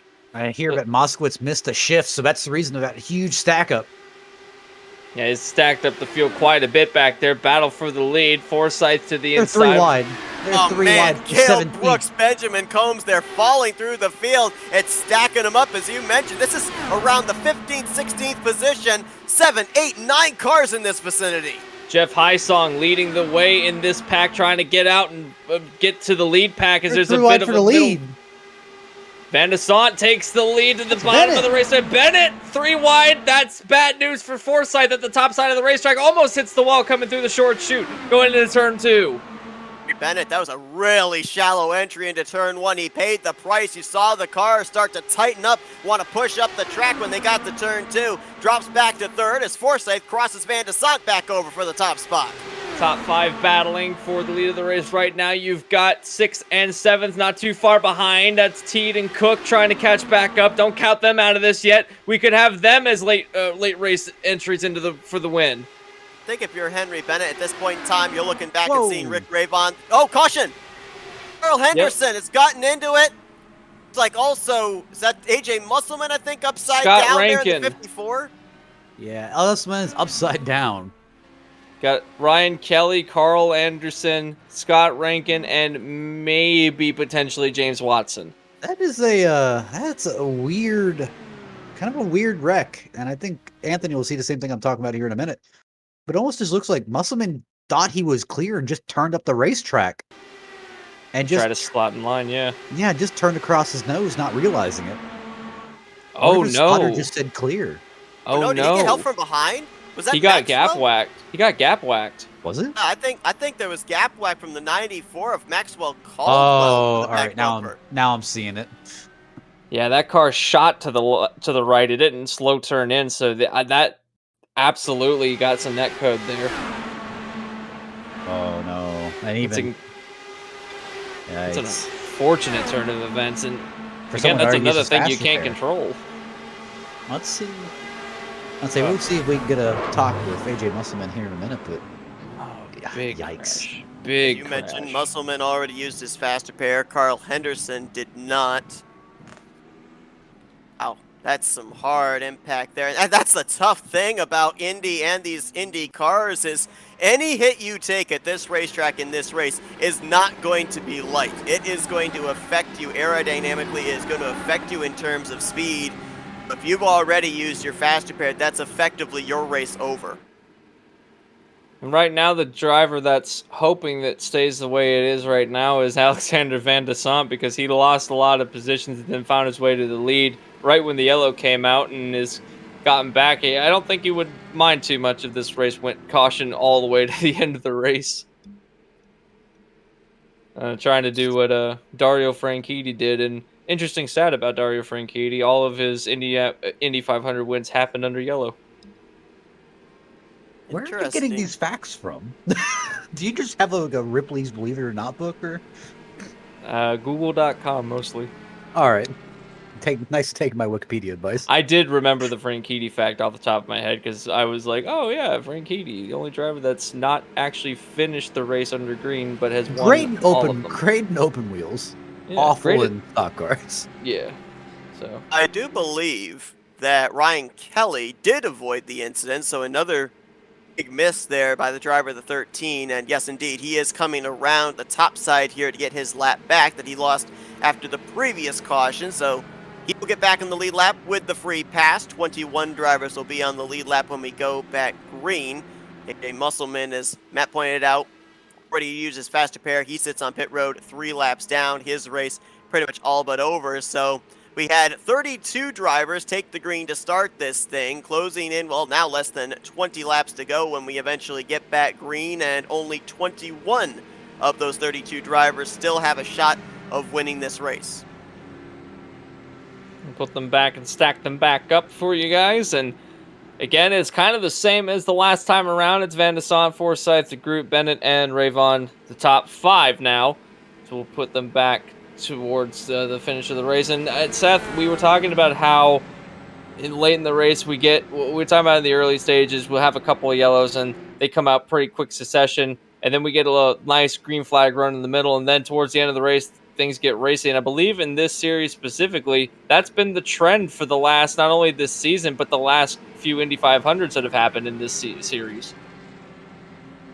Certainly has, and I just get the feeling here, 7th caution of the day. This ties last season's caution total, 11 back in season 2, and right now we're projected, if we end up seeing another caution or two, to be right in the middle of the caution totals from season 2 and season 3. If you're Van de Sant, do you want to see those late race yellow flags, or do you want to see this thing go green to the end? Because to your point, Anthony, as soon as he lost the lead and fell back to around 3rd, 4th, he charged right back up to the front again. So he's got a fast enough car under green flag conditions, but do you want to have these caution laps to aid you in not having to defend that race lead under green flag conditions? I think you definitely want to race for it. I don't think there's any driver in this field that wants this race to end under yellow, but at the same time, it's going to be difficult with more than just you and another car to try and gauge when you can make the move, because you've got 4 to 5 other cars behind you that are also timing their own run, so you're going to have to slot in line, figure out what you want to do, and hope that you don't run into each other. This is kind of typical what we see in Indianapolis, where we get into late runs. The lead of the race will change hands frequently, and sometimes they may end up a little bit unfortunate for some drivers. We're not going to know the winner until that line on the white flag. We're not going to know the winner because it's so dynamic. Even out of 4, we don't even know the winner. Absolutely not. I wouldn't be able to pick a winner out of this, even if we tried. It's out of top of the pace car. Going back green this time around. It is going to be 20 laps to go, right on the mark for these guys. So a 20-lap dash. Van de Sant, Forsyth, the group, Bennett, and Rick Ravon. Desant looking for his first Indianapolis 500 victory. Forsyth, the former Indy 500 winner.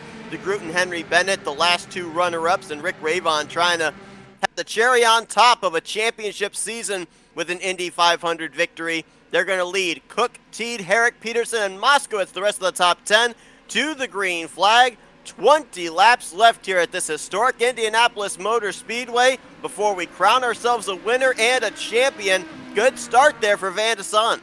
Van de Sant pulls out to a pretty good lead over Forsyth. To group right behind Forsyth as they thunder into turn 1 through the short chute into turn 2. Ravon now to the inside of Bennett, trying to make that position done. And this is a bit of a statement between both him and Bennett, knowing that they were both in the championship fight. Ravon's already pretty much locked up the championship. Three wide for the lead go between Forsyth, Van de Sant, and DeGroot. There's a battle for second between DeGroot and Forsyth, and then they stuck Van de Sant up to the top side, making it 3 wide going into 3. Nick DeGroot, the former champion, is going to go to the point for the first time in quite a while. Now, wreck in the back! It's Benjamin Combs, Scott Rankin hitting hard in the inside wall. Brandon Passalacqua's in that mix as well. Throw Scott Rankin in there, I think he got a piece. No, he did not get a piece of it. Benjamin Combs also with damage. That really looked like just not realizing where the nose of your car was. Looks like Maxwell just didn't realize how close he was to Brandon Passaquela and just ended up running him over out of the exit of the corner. And Benjamin Combs had nowhere to go and just ran right into him. Definitely a little bit of contact that sent them around. Actually, all three of them hooked together and went straight into the inside retaining wall. Gonna say, for hitting the inside wall, Brandon Passalacqua's car didn't look too bad, and then I noticed it was skewed to the left coming down the back straightaway, so obviously some suspension damage. And turn 4 has been a very interesting area for a lot of these guys. There's now, what, about 5 drivers that have hit that inside retaining wall off the final corner? There's a little dip in turn 4 that isn't around the other type of all the other turns in the racer circuit, and that kind of upsets some cars. And if they back out of it like we saw here, this was just simply car slows down and then everyone piles into it, and inside wall comes up aggressively close when you come down to this section of the racetrack. So tough break for all of these drivers. Board here with Benjamin Combs, who is right behind Maxwell Caldwell in the 94. Nowhere to go as both cars in the inside line just slow rapidly in front of him. Hard impact into that inside safer barrier, and Benjamin Combs had used up his faster pair back during the first half of this race. He's done a nice job up to this point of keeping his nose clean, keeping his hopes alive, but is effectively going to take him out of the running of this race victory. Believe Passalacqua still had a faster pair available, and I'm not really certain about the extent of the damage on Maxwell Caldwell, but we know that he definitely had damage earlier on after a spin off of turn 4 in the early stages of this race, and already was a faster pair in the hole. So we'll update it on that, as he is down to the attention of his crew on pit road right now. So they get repaired. Trying to get back onto the racing circuit. Both of them are. Oh, we got Caldwell back onto the racetrack. He's still in the lead lap, I think, so might be able to at least get something out of all of this. Passalacqua is now back onto the racing circuit as well. Line up into 19th as Benjamin Combs, I think, has officially put it behind the wall. Night or day done for the 77 team. And if I'm not mistaken, maybe AJ Musselman might throw in the towel as well, as that car is still sitting on pit road, and I don't believe he has a faster pair available, and that is indeed the case. He is. I don't think that car's going to get back out, which officially gives us, with 20 cars running on the racetrack, Benjamin Combs will be the first of our latest retirees, and AJ Musselman not retired yet, but realistically out of the hunt for this victory. I want to see if we can maybe get a quick interview with the group before it gets back going. Absolutely. We can dial up our race leader, see what he's thinking here after that 3-wide move there on the back straightaway that has him as our race leader. Well, actually, doesn't appear like we have the group. Looks like he is. Looks like he's hiding from us. We actually do have Forsyth, though. We do have Forsyth, if you're interested. Get the second place guy here, who is, of course, a former Indy 500 winner. Craig, guys up here in the FRM booth, you got us? I gotcha. All right, so, man, in the middle of a 3-wide situation down the back straightaway, you come out of it in second place. You've got the race leader in your sights here on this upcoming restart. We've seen you be able to close out the deal here at Indy before in the past. What's the strategy here with these late race restarts? It's everyone is so close now, and with the draft, this is why you're seeing 3 and 4 wide constantly. And I think a lot of these guys have thrown their championship position out the window and only seem to care about the race. They've forgotten that they're racing for a championship. Well, we have only a handful of laps left. In fact, just over 10 laps to go. Quickly closing in on the end of the race. Now, what we have to do is keep our nose clean. Basically, is what you got to do. But the guys behind you, are you worried about them coming up through the field, or are you just gonna keep your head forward and hope that whatever happens behind them happens behind you? It's got to happen. I mean, the top 5 have all got a chance here. Like with us all packed up like this, it's going to be a roll of the dice, and you're about to see amazement. If we can keep this green, you're going to see amazement. Quick before I let you go, we saw when you won this event 2 seasons ago, it was under caution. So is that what you guys are racing for, possibly the race-ending caution, or are you strategizing for that final lap? You've always got a plan for it, and we're about to go green. All right, best of luck, Craig. He's going to line up behind Nick DeGroot. He'll have Alex Van de Sant behind him in 3rd place, Rick Ravon, and David Cook. That's going to be the top 5. Henry Bennett, Charles T., Jeff Heisung, Jim Herrick, Dylan Moskowitz is the top 10. We've got 20 cars on the lead lap, all of them with a shot to possibly win this thing, depending on what happens in the final stages of this race. 16 laps to go as DeGroot gets back up through the gears. And now we're starting to see them using that low line, snaking it down to the inside to try and use the defensive lines down the straightaways. It cuts off the inside line, and that's the place that you can make the passes. We were talking about how it's almost impossible to make a pass around the outside. To wonder here, I mean, we heard no wide. blocking available, and there you see why they're going to be 3 wide. Look at Rick Ravon trying to figure out where can I go. He follows Forsyth up the middle. Now he'll tuck behind Van de Sant, but with the no blocking rule in effect here, I mean, how difficult is it going to be for these guys to defend these runs in the closing stages? It's going to make it almost impossible to defend a run down these straightaways, trying to figure out what is legal, what is not. We're 3 wide again, almost 4 wide as somebody behind them was trying to duck out of it. Rick Ravon goes to the lead of the race. Can they get through turn 1 clean? As on the extreme outside line is Forsyth. It was David Cook that was Whoa! on the 4 wide. Ravon around, hard into the wall. Forsyth up into the catch fence. Barrel rolling on the top of the safer barrier. Caution out for the 9th time. A huge wreck up in turn 1. A terrible crash as both of them go up and over onto the catch fence, and Forsyth is towed into pit road now, and it was contact made between himself and the race leader at the time. I think it was between him and Van de Sant. Man, they were both going for the same position, unfortunately, and it's the last few laps, and I didn't expect very much give, and I expected a lot of take. Remember what we just heard from Craig Forsyth. He said anybody up inside the top 5 has a shot of winning this race. Now he's back in 20th. Ravon's back in 19th. Granted, the both of them have a faster pair available. Forsyth might lose a lap, though, having to call for a tow. Ravon's trying to get that thing back to pit lane. I think he might do so, but they're outside of the top 5. So does that effectively take them out of the running of this Indy 500 victory? Easily I see that. And, I keep looking at that replay. I honestly don't think Alex Van de Sant did anything wrong. No, I mean, you see Ravon come down a lane. That was a complete racing deal. It was just hard racing for the lead of the race. Now, something that you could argue is that Van de Sant could have moved down to the inside of the racetrack a bit earlier, but there's no rule that says he has to do that. And it's just a racing deal. An unfortunate racing deal nonetheless, but still, it's just a hard thing to do.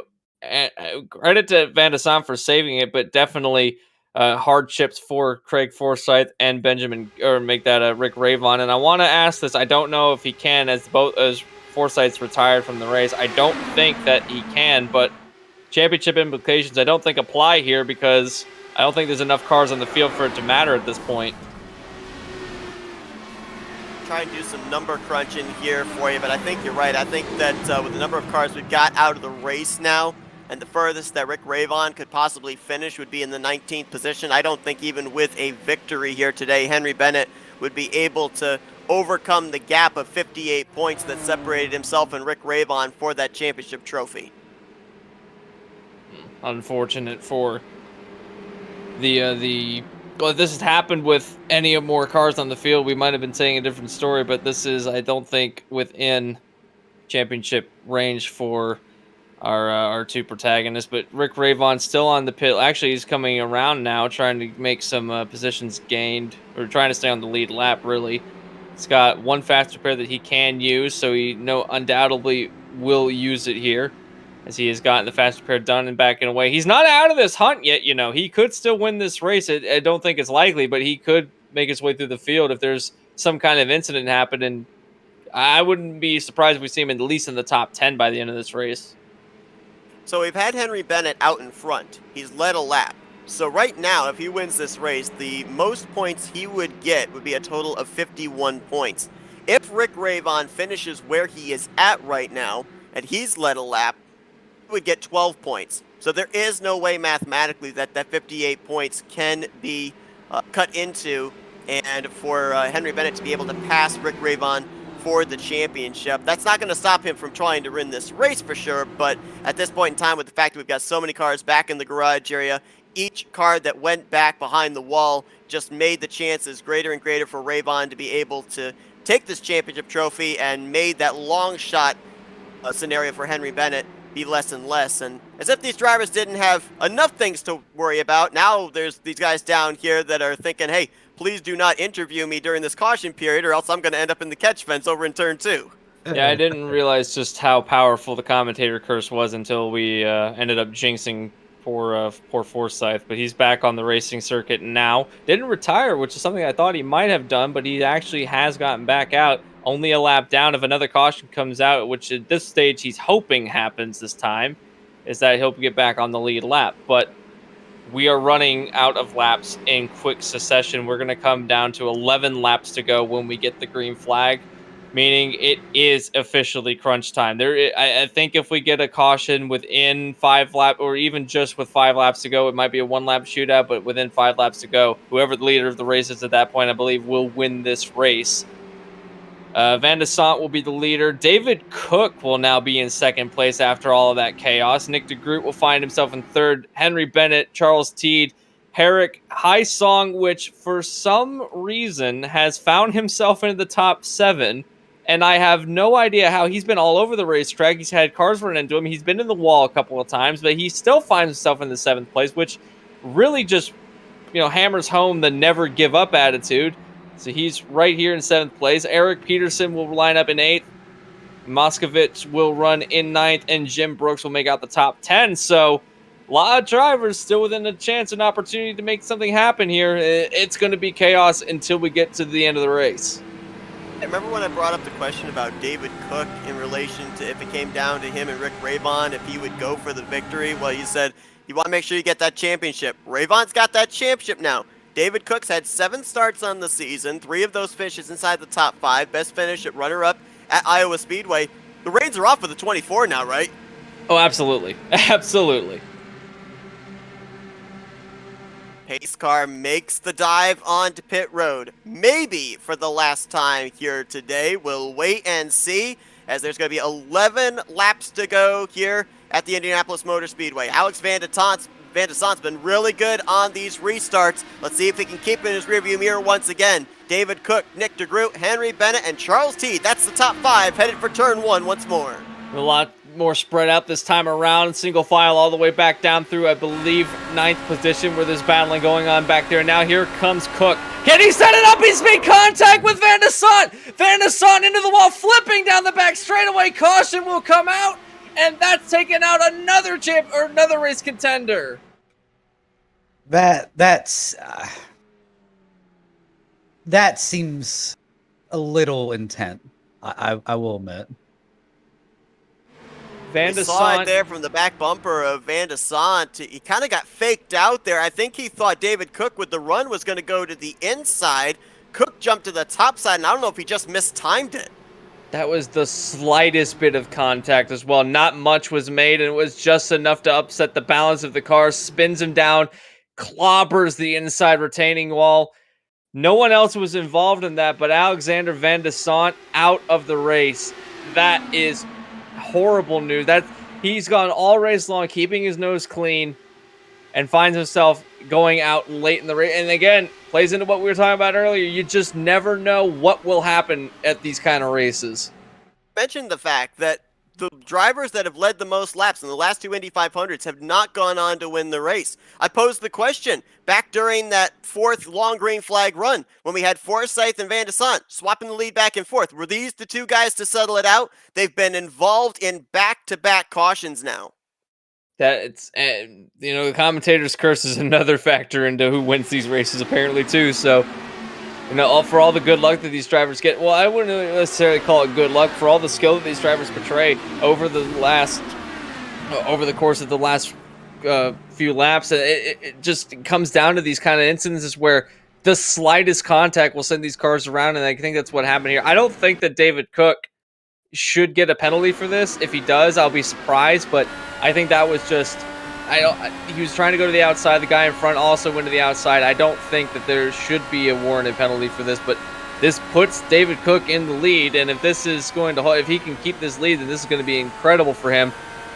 We're going to get, 2 to 3 laps left once we go to green? Somewhere in that vicinity, maybe 4 laps left in this one. Let's address the elephant in the room. How in the world had a single car incident? Because Van de Sant hits that tire barrier. The way it's angled, it juts him back out onto the racing surface. Everyone scatters and nobody made contact. I mean, that is so unpredictable on where is Van de Sant going to be when my car enters the vicinity. How it was just the 317 involved in that wreck is an amazing job. And you mentioned it, skill by these drivers. We'll line them back up again. It's going to be a much different looking top 5 now. Alexander Van de Sant has officially retired from the race into 20th position. Craig Forsyth now moves up a place into 19th, and this was what he wanted. He's now back on the lead lap. I just don't think that there's enough laps left for him to make a huge impact onto the win of this race. But David Cook, Nick DeGroot, Henry Bennett, Charles Teed, and Jim Herrick will make up your top 5. And then we have Jeff Heisler moving up into 6th. Eric Peterson, Dylan Moskowitz, Jim Brooks, James Watson now moves up into the top 10 after the departing of Van de Sant with only a handful of laps left. Do we get to the end of this race under green, or is it really a matter of this point keeping your car in the lead no matter what happens? Because if a caution comes out, this is effectively the final caution we have before point of no return. Anything that happens after this, the next flag will end the race effectively. So does the strategy now shift to, instead of gunning for lap 200, do I now gun for lap whatever the caution comes out, or just keep your car in the lead no matter what? Oh boy. Well, put it this way, I'm glad it's the drivers having to make the decision and not me. Yeah. And I mean, in the case there with Van de Sant, he'd done a really good job up to that point of keeping the drivers in his rearview mirror. The errant little bump there by David Cook obviously ends his day, but I mean, want to be the leader in case that caution comes out for sure, but I don't want to be the leader if we end up making it around to the white flag, because then you're just a sitting duck for the runs that are going to come. We already documented it. These drivers are not allowed to block, and we've seen 3 wide several times for the race lead as a result of it. It's between a rock and a hard place for sure. I think it's basically just a bit of a crapshoot here. You basically play the cards that you're dealt based on what the scenario is. I think your mentality has to be you're going to get your car to the front and try and keep it up there, but that's obviously easy for me to say up here in the commentator's booth. Yeah, these drivers know much more what these cars are feeling like at this stage in the race, and I can't imagine that it's going to be, anything imaginably well. I misspoke earlier. I forgot that we have 3 extra laps added on to our telemetry, so I was calling the wrong thing. But we are now coming down to the final 5 or so laps, and again, the same point remains. Next flag will more than likely end today's event. So whatever happens here happens, folks, and we'll see what happens in a few laps time. David Cook will get the control of the race. Will he wait? He's waiting. He's gone now. David Cook gets us back underway.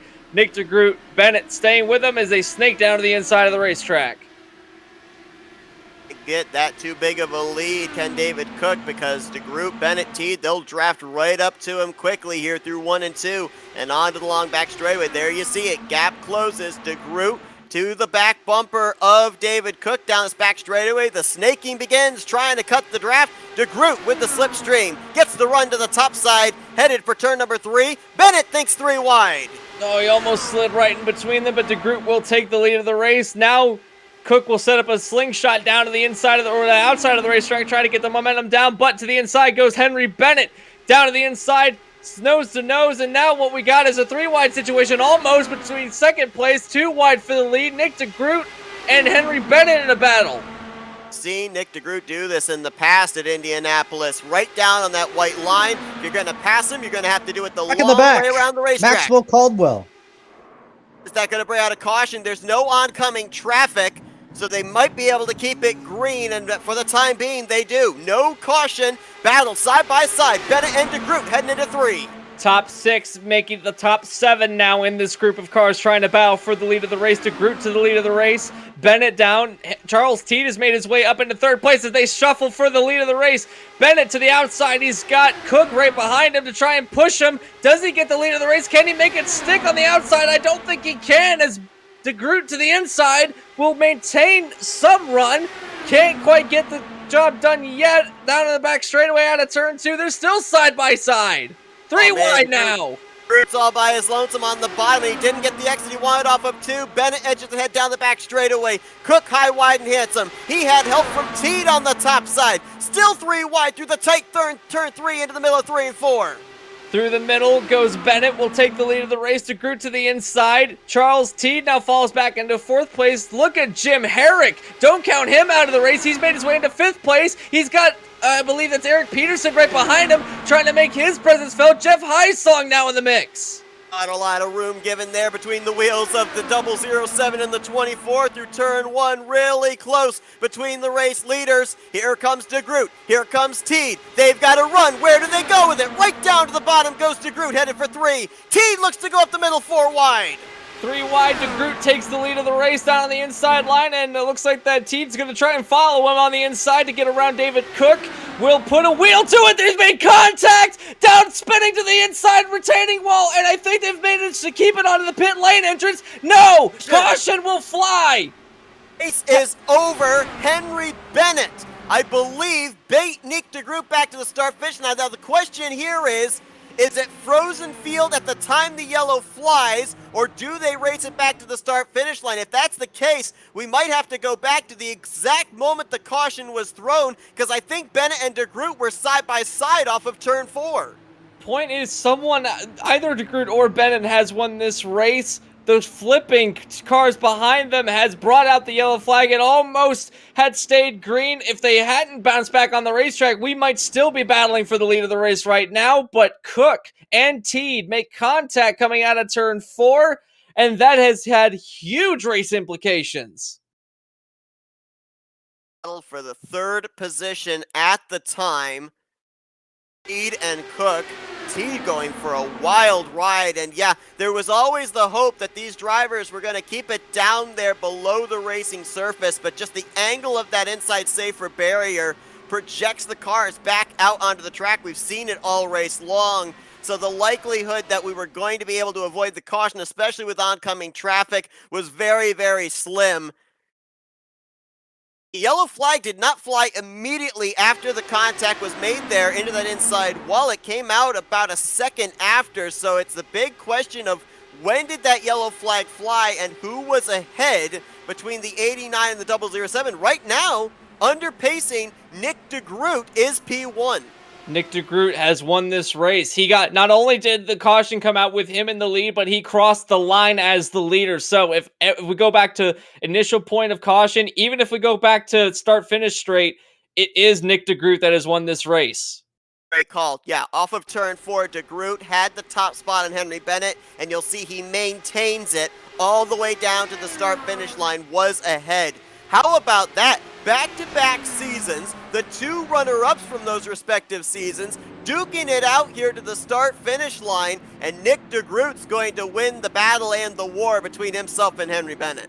Not only that, but he will put himself down as a multi-time winner this season, which means of all the drivers that have won a race this season, every single one of them have been a multi-time winner, and it comes at the biggest race on the season.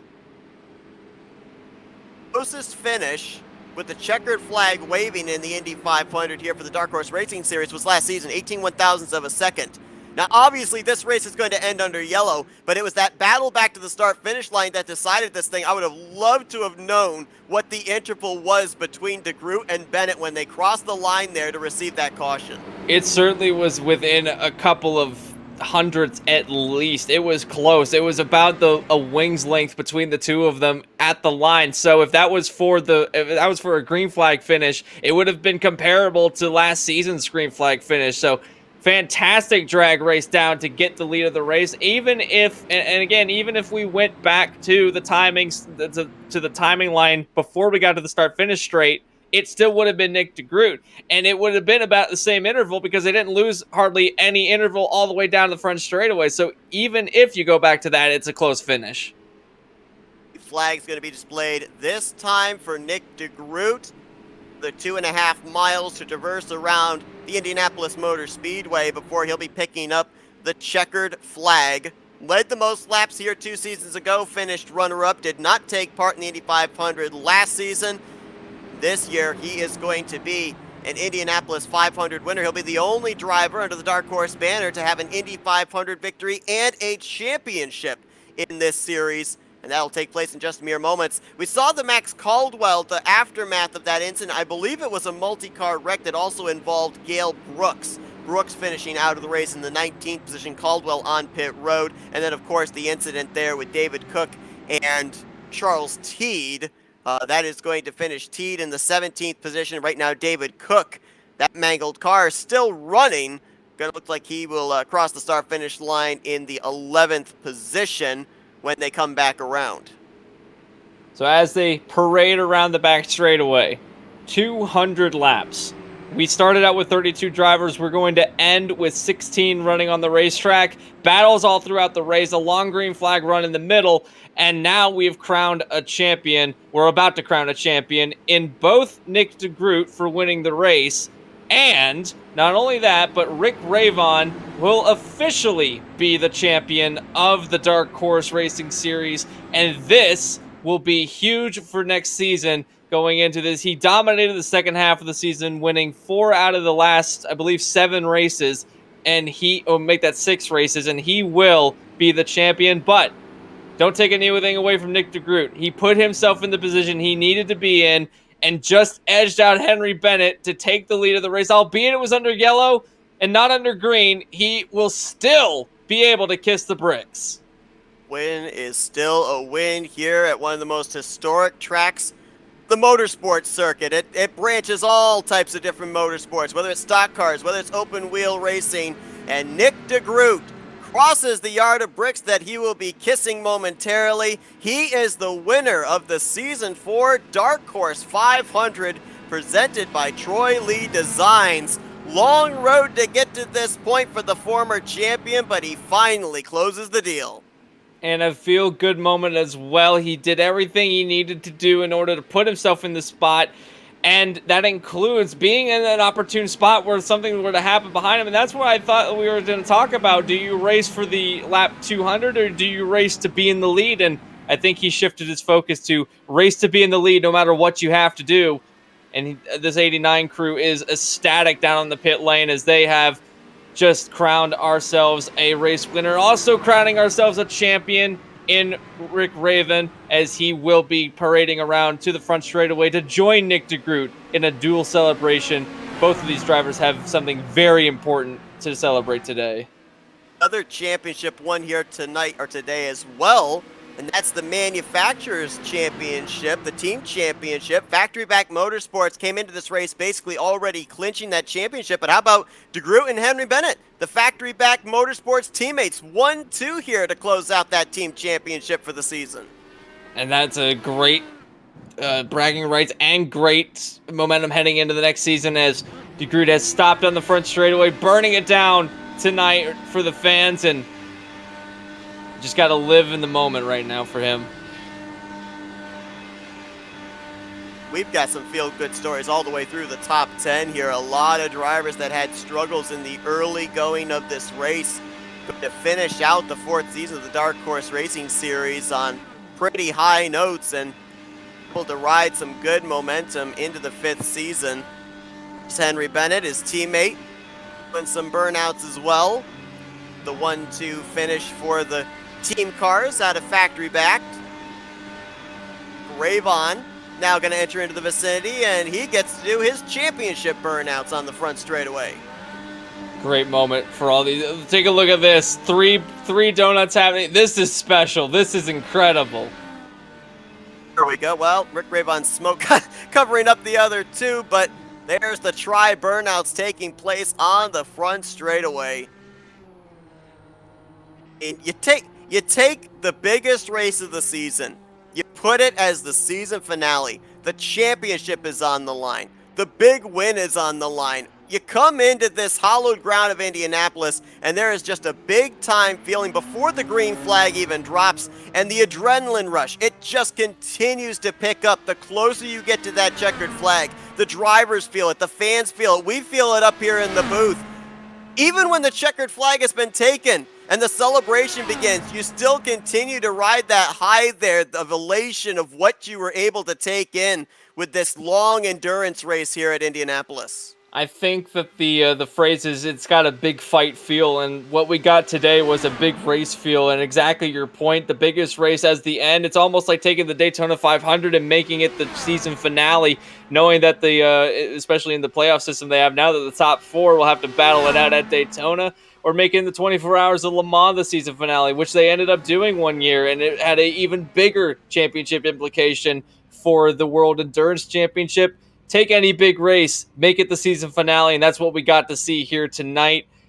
And Nick DeGroot and Rick Ravon, they get to be they'll always remember what happened here tonight, being the biggest race of the season, one of the most, if not the most important track in all of motorsports history, and we make it here tonight as our season finale, a championship crowned and a race winner crowned that, by all intents and purposes, he's got to feel great about being so close yet so far away from this championship battle at the end of the season. At least he gets to cap it off with a race win tonight. Here's our LMCgear.com race results from the season finale. DeGroot and Bennett, the 1-2 finish for Factory Back Motorsports. Jim Herrick ties his best finish of the season, third place. Great performance for him, a guy that we really didn't talk about the entirety of this race, a true dark horse. Jeff Heisong going to bring it home in the fourth spot. Eric Peterson with a great performance here in the Indy 500 in fifth. Dylan Moskowitz, I mentioned, he wasn't even thinking about running this race, but decided to qualify, decided to run. Well, he'll be glad he did. He gets sixth. Your champion, Rick Ravon, in seventh. James Watson was 2 laps down in the first half of this race. Got the free passes to get back on the lead lap. He'll finish in eighth. Jim Brooks got the wall, had to make an unscheduled pit stop. Lost a lap as a result. He finishes ninth. Ryan Kelly, who had that amazing avoidance on the front straightaway with that big wreck, got involved in a chain reaction wreck on a restart. He's going to get a top 10 finish. There's a lot of guys how the race was looking very bleak for them in the first half of this race, and all of a sudden a little ray of sunshine with those late race restarts, and they're going to be having good finishes here in the closing stages of this one. Absolutely. Fantastic race all the way around for these drivers that even at the back of the pack, you look at some of the stories that we were talking about, the accomplishments in today's race, but you also have to acknowledge the heartbreaks in today's race. Alexander Van de Sant leading the race, was one of the most dominant cars all race long, will finish the day out in 20th after losing the lead and going out due to contact very late in the race. Will finish the day in 20th. AJ Musselman was another driver that was floating around the top 10 all race long, will end the day out in 22nd place. Just look down these drivers. Bronson Stafford finished 30th after having a fast car and then just getting contact and sending him out in the inside wall. and causing his day to be over. And of course, you've got the drivers that did finish the race, but you often wonder what could have happened if only Craig Forsyth goes into the wall, battling for the lead, was able to get back on track, get his lap back, and still finish at 12th place had he had a few more laps. If there were 15 laps to go in the race, we might have seen him back in the top 5, but for every accomplishment, there's always the what if. Matt, I mean, obviously, elation for some drivers, the disappointment for others, but now, once this checkered flag has been taken, the focus turns to next season. What's the mentality for these guys? Do you just look at next season as a clean slate? Do you look back at this race and what's happened this previous season as something to either build off of or get your season turned around after the offseason here? Or, I mean, how does a track like Indianapolis, a big field race like this, how does it affect you for the upcoming year? My biggest recommendation is don't read your own headlines. Don't buy into your own hype, because when you do that, you start getting a little bit overconfident. You start relaxing, start doing less practice. But he's like, oh yeah, I've got this, and that's what really kind of puts you in that bad position going to next season. What you need to do, take it as a clean slate. Hey, you may have won the championship this season. All right, throw it away. Hey, that's a cool championship. Let's do the same thing next season. Let's go right back to that grind. And hey, with that same amount of practice, that same amount of grind, we'll do it again. Let's go down trackside. Let's see if we can talk with some of our top finishers. We will be eventually also talking with the official Season 4 Dark Horse Racing Series champion. Let's kick things off with Jim Herrick, who started this race from 14th, brings it home on the podium in 3rd place here today. Jim, it's Anthony, Matt, and Seth up here in the FRN booth. You got us? Yeah, I got a copy. How you doing? We're doing great. I can only imagine how you're doing. I mean, kind of an under-the-radar guy most of the day, but up there when it mattered the most, up in that lead pack with a shot of winning this race. You bring it home 3rd position. I mean, it was insane from a spectator's point of view up here in the booth. What was it like being front and center in the cockpit of that machine on those final couple of laps? Yeah, I still haven't been able to peel my left hand off the wheel yet. It's stuck. I mean, it was, gosh, those packs of 3 wide, just, 2 lanes deep or more. It's intense, and everybody trying to break the draft and catch a draft and weave it back and forth. And, I just tried to focus on where there was space and try and be in the space and be behind somebody in a draft and not hit anybody. And fortunately, it worked out for me. Yeah, we saw a lot of intense racing throughout the entirety of the event, and you kind of slinkied your way through the field quite a bit. But what was kind of the strategy going through the entire race, and what would your car feel more comfortable at as the run started or as the run went on? Well, when things spread out a little bit, it was hard to keep on to the draft. Keep catching the draft and keeping up with the pack in front of you was supremely important. And if you fell behind, you could work with another car and kind of leapfrog and catch back up to them. That did work a couple times, but it was pretty hard, and you couldn't save fuel doing that. And until the end, we were really thinking this was going to be a fuel race because it went green for so long, and then we just had a pile of cautions there at the end that threw all that out the window. But keeping up with the pack and staying in the draft was probably the main focus of the day. Now, Jim, I saw you just snaking your way up from the back of the field. If you had one more restart, do you think you could have got it? I'm happy there wasn't another one, to be honest. I'll take 3rd and just sit on it. I don't know. Those guys up front, Nick and Henry, they're amazingly fast. They're great racers. I don't know if I had much for them. Anything can happen though at Indy. You got that long straight, you get a good draft. So, I possibly could have snuck in there, maybe bumped myself up a position or two, but I wouldn't bet on it regularly. Well, Jim, congratulations on the 3rd place performance here. We mentioned it ties your best finish on the season. You had a 3rd at Long Beach a couple of weeks ago. Great job of keeping your nose clean. One of the few guys up there inside the top 10 that still had your faster pair intact, which meant that kept yourself out of trouble. And there when it mattered the most at the end with a shot of winning this thing. But congrats on the great performance to cap off this season. And we're now going to give you the opportunity to thank some sponsors and do some shout outs.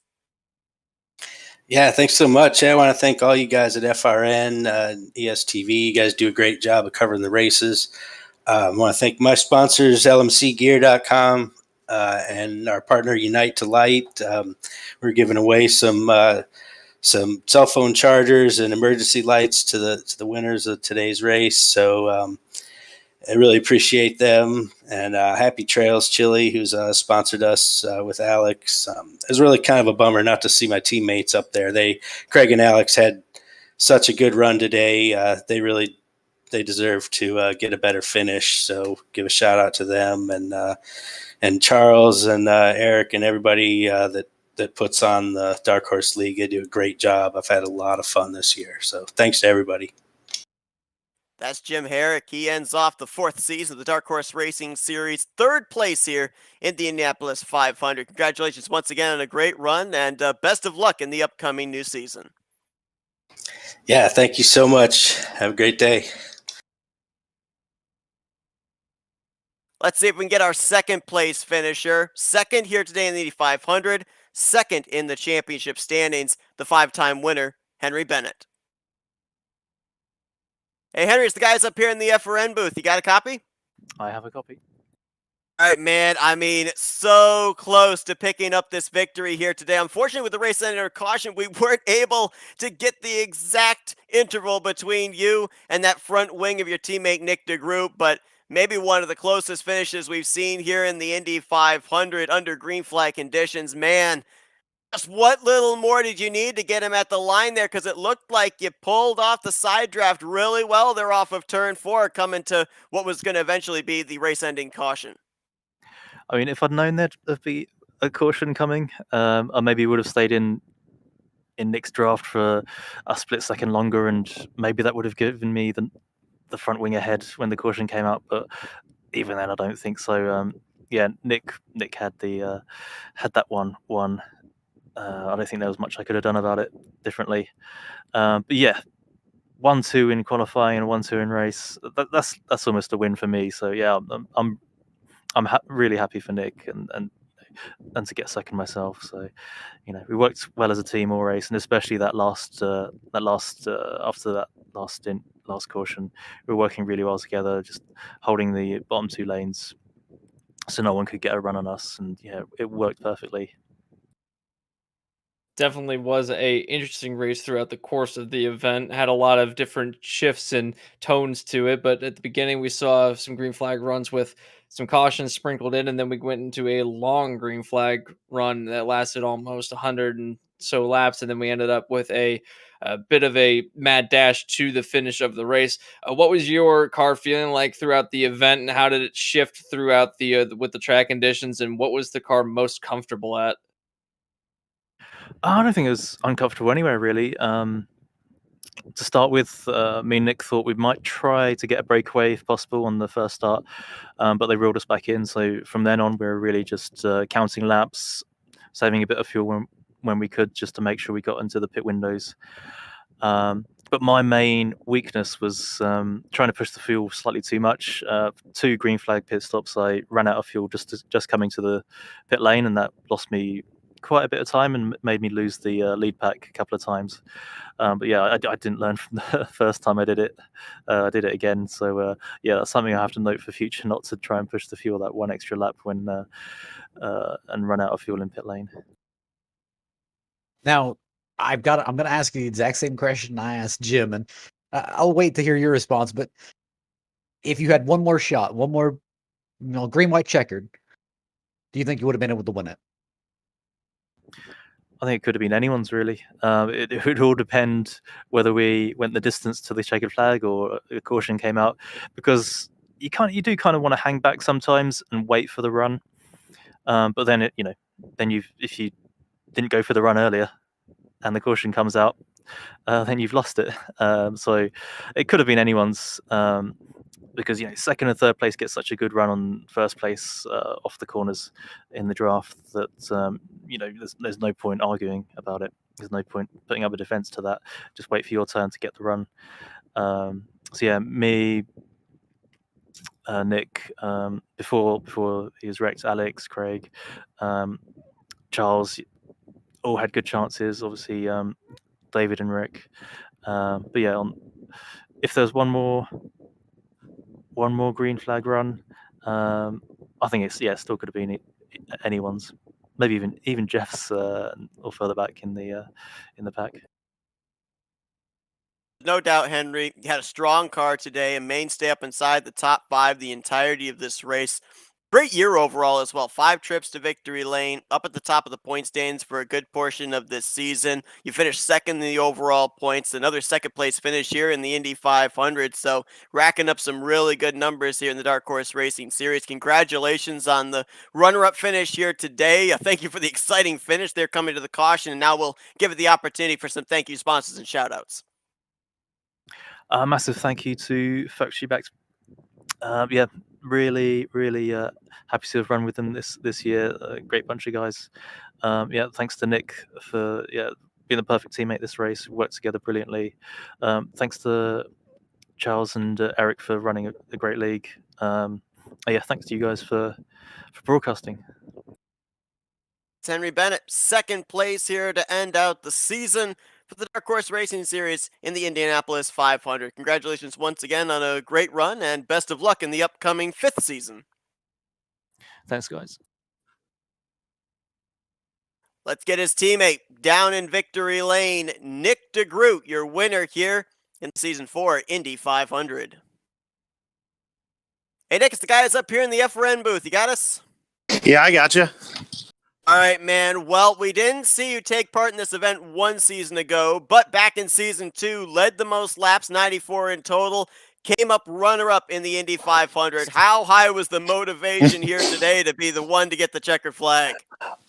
Very high in my iRacing bucket list. Ever since I lost that race, if I remember, I was side by side with Craig, and he had the nose just in front of me, and we had a race-ending yellow that gave him the win. And you know what's funny? That 2 seasons later, here we are. Henry's the one with the run, and the race-ending yellow gives me the win. So it's nice to have it, come back around. But oh man, I've been waiting for this one for a while, and pretty amazing that in a race like that we can start 1-2 with the factory back cars and finish that way. I mean, that's pretty cool. That's a highlight for me, and I couldn't have won that without Henry's help either. We were working seamlessly together there at the end. That was perfect.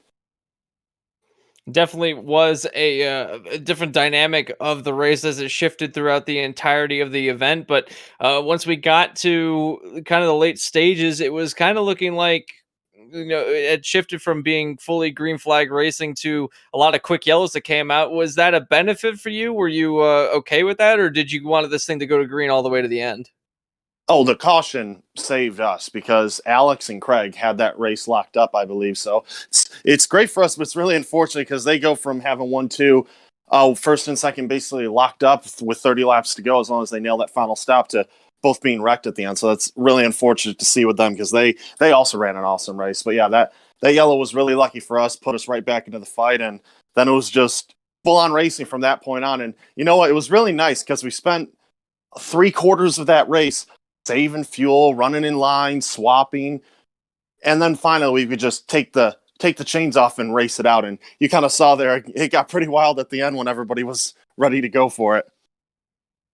So Nick, I've got to ask, what's next? What can you take from this in the next season? You've won the championship, you've won the Indy 500. What's left? Win the championship and the Indy 500 again. So, so yeah, that's what we're going to go for. I'm excited for this next season because if I remember correctly, I think there's double points for I think Fontana, Pocono, and Indy. I may have them mixed up with a track or two, but they're all big tracks like this, and these are the tracks I love, the ones I excel at. So the fact that those are double points, that has me smiling. I love that. I think that's going to really help in our championship efforts to try to get Factory back on top of the Drivers' Championship. I think we walked away with the team championship, though, so that's pretty cool. And nice little consolation prize next to an Indy 500.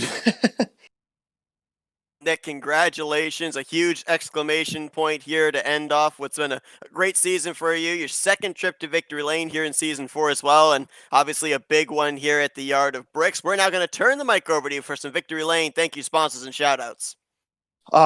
First of all, thank you to everyone that worked on the setup, because that was a great setup for the DW12 in Indianapolis. That was really fun to drive. It wasn't too loose. It wasn't too tight. It was just perfect. So thank you for them. Thank you to Dark Horse for another great season. Thank you to CoveyMoore.com, Motorsport.com, BlazePod, Cowboy Shit, DeGrid Automotive, U-Haul and Detailing, and my teammate Henry Bennett again, because we wouldn't be 1-2 if we weren't working together the way we were that whole race. So that was really cool to have a teammate like that you can rely on. So excited for next season. Ready to go get the whole thing.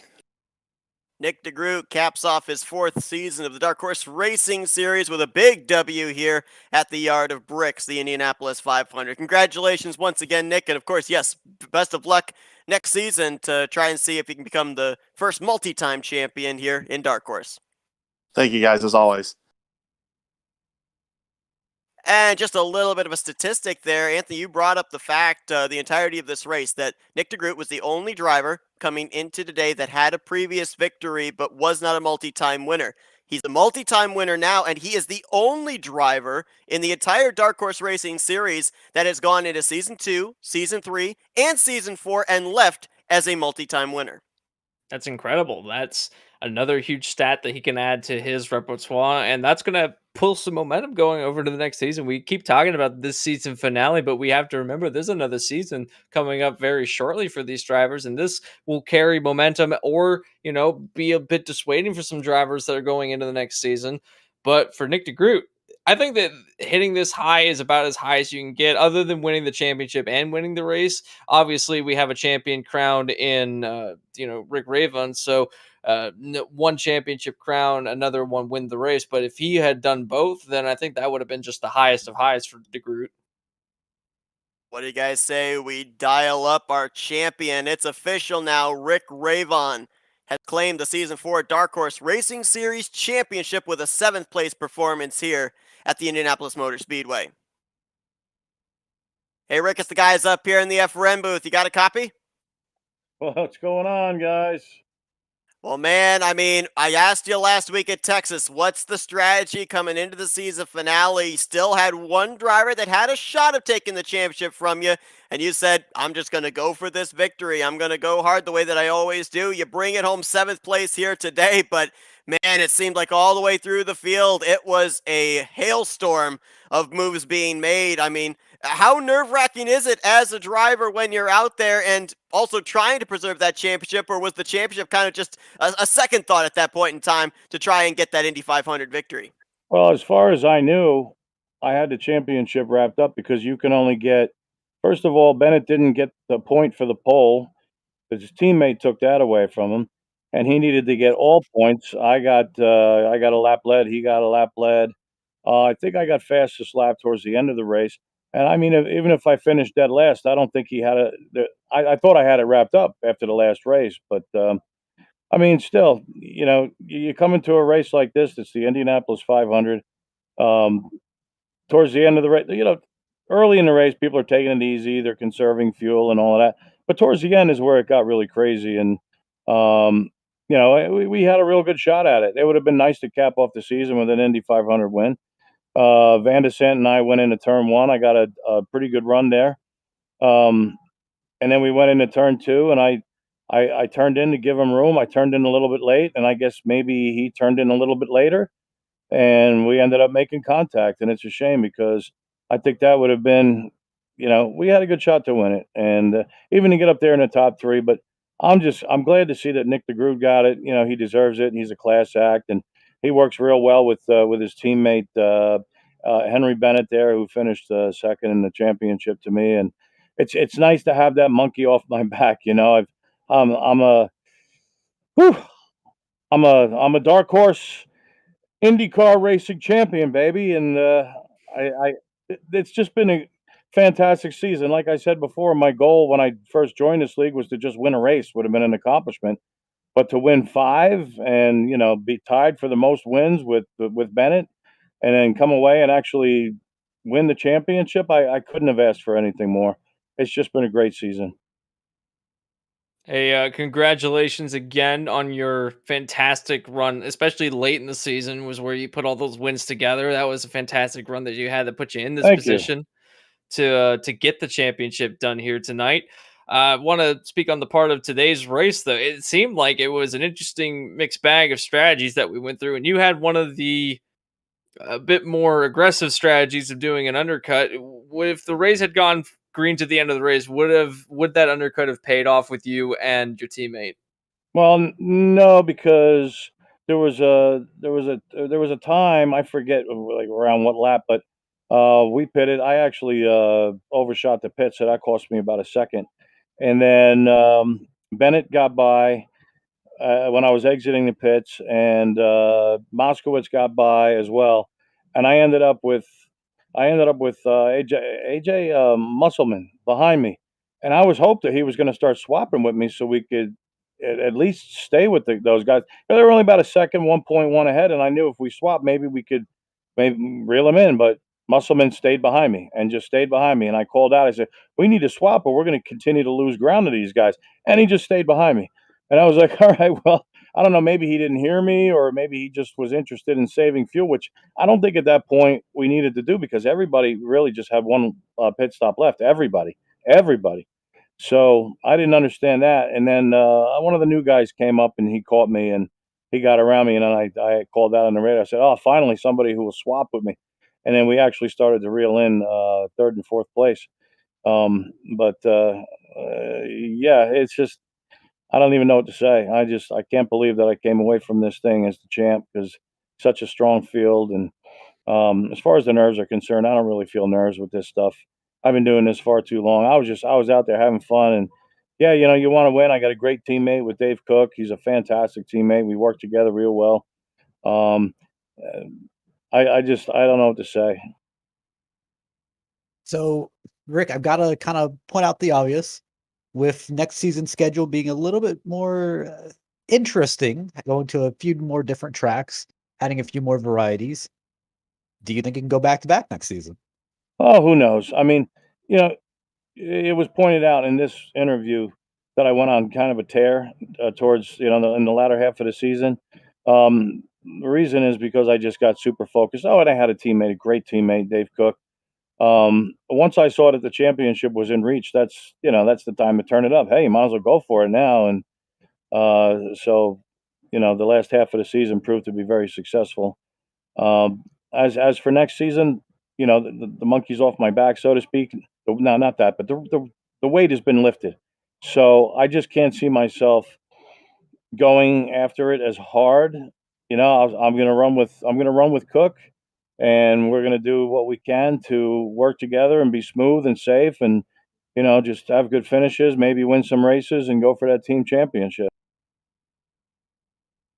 Rick, we saw you make your Dark Horse Racing Series debut at this very race 1 season ago. Who would have known that 1 season later we'd be talking to you as the champion of the Dark Horse Racing Series?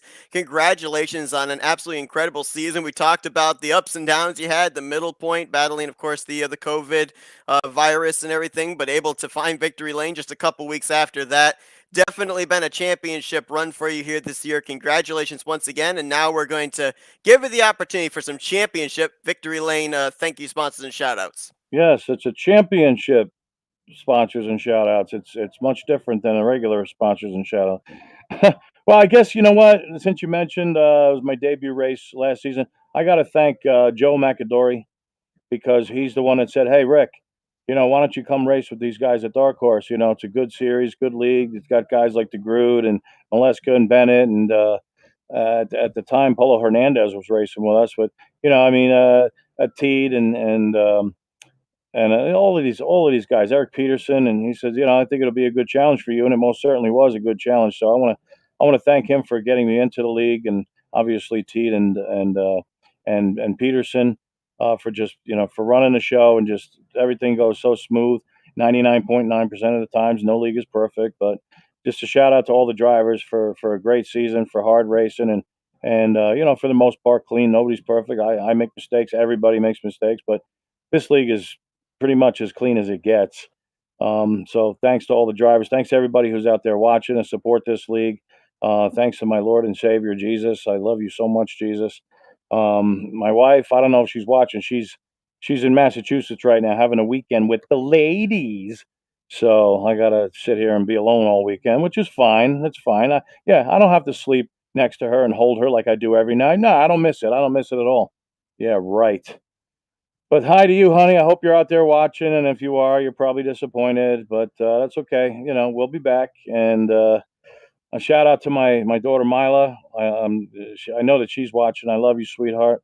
Um, Big shout out to my teammate Dave Cook. Couldn't possibly find a better teammate out there. Just so awesome. And I want to congratulate Nick on his Indy 500 win. Like I said, he deserves it. He's a class act, and I look forward to racing all these guys next year. That's Rick Ravon. He's your champion here in Season 4. He'll head into the new scene as the defending champion of the Dark Horse Racing Series. Once again, congratulations on a job That's well right. done.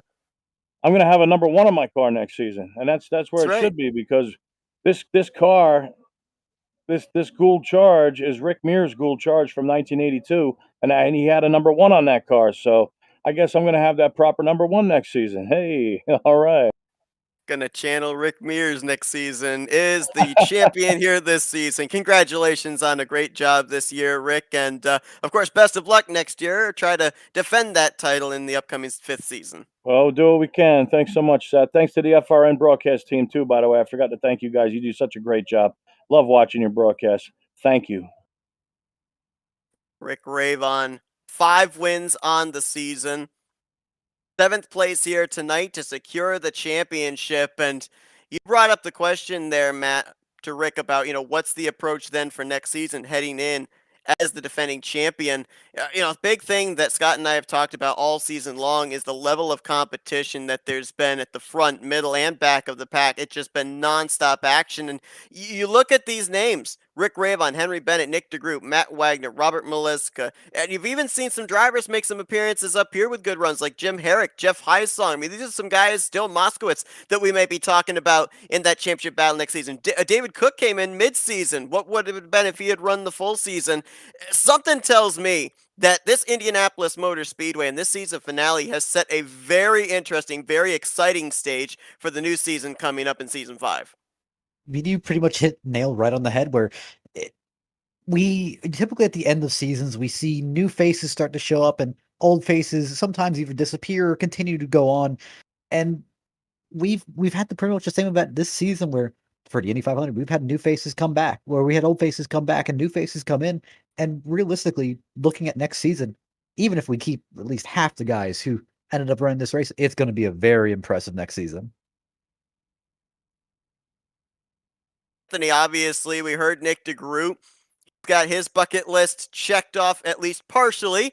Now he wants to go out and get himself another 500 victory, and he wants to get himself, of course, another championship as well.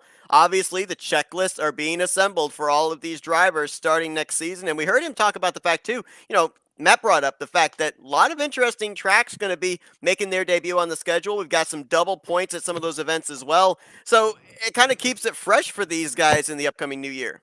Absolutely, it does. A new schedule, first and foremost, is going to be, sending these drivers. You can't really use some of the data that you used this season to carry over to the next one. Again, we have the championship being crowned tonight that will to carry over into the next season. It will carry over some rivalries as well. I know a few rivalries have been made between drivers at this race that will definitely carry over into next season. And then just the unpredictability of the drivers that are going to enter into next season. Who wants to gun for the championship? Who is going to challenge Nick Ravon for the championship next season? And can Nick Ravon double down and get 2 championships in a row? Only time will tell, but I'm excited for the next season of Dark Horse. Absolutely, should be a good one. It's going to be kicking off the new season on November the 10th. That will be at the Auto Club Speedway, one of those tracks that is, I do believe, going to be running the double points, and it will be a full-length race as well as our season openers. So kind of taking these guys and throwing them immediately into the fire, so to speak, to kick off the new season. But season 4 comes to a close. Nick DeGroot is your Indianapolis 500 winner. Rick Ravon is your season 4 Dark Horse Racing Series champion. Took us 200 laps to get here, 500 miles. Man, what a road, and at the end of it all, the yard of bricks decides it all. Guys, I appreciate joining the booth. Anthony and Matt, it's been a blast up here calling the action. A great finale to a great season. Looking forward to next year, obviously, with what Indianapolis and just the entirety of this schedule has brought in terms of action. Oh yeah, it's going to be a fun season. And I can't wait to watch it and be a part of it as well. It's going to be fun. Dark Horse is one of those series that every now and again you come across, and it's just magical. So can't wait for the next season. Exactly what he said, but times 2. And I'll times 3 it. Thanks to everybody that tuned in here to our event to close out the 4th season of the Dark Horse Racing Series at Indianapolis. Appreciate you all and hope that you join us for the 5th season. Again, going to be starting on November the 10th. That'll be on a Wednesday night to kick off the brand new schedule of Season 5. For Matthew Rodriguez, Anthony McCurry, I'm Seth Cole. Thanks for joining us here this season for the Dark Horse Racing Series as you've been watching another broadcast courtesy of the Flat Out Racing Network. This broadcast is the copyrighted work of Flat Out Racing Network and may not be rebroadcast, retranslated, or used in any form without the express written consent of Flat Out Racing Network and iRacing.com Motorsports Simulations. Flat Out Racing Network would like to thank you for your support, and we hope you enjoyed tonight's broadcast.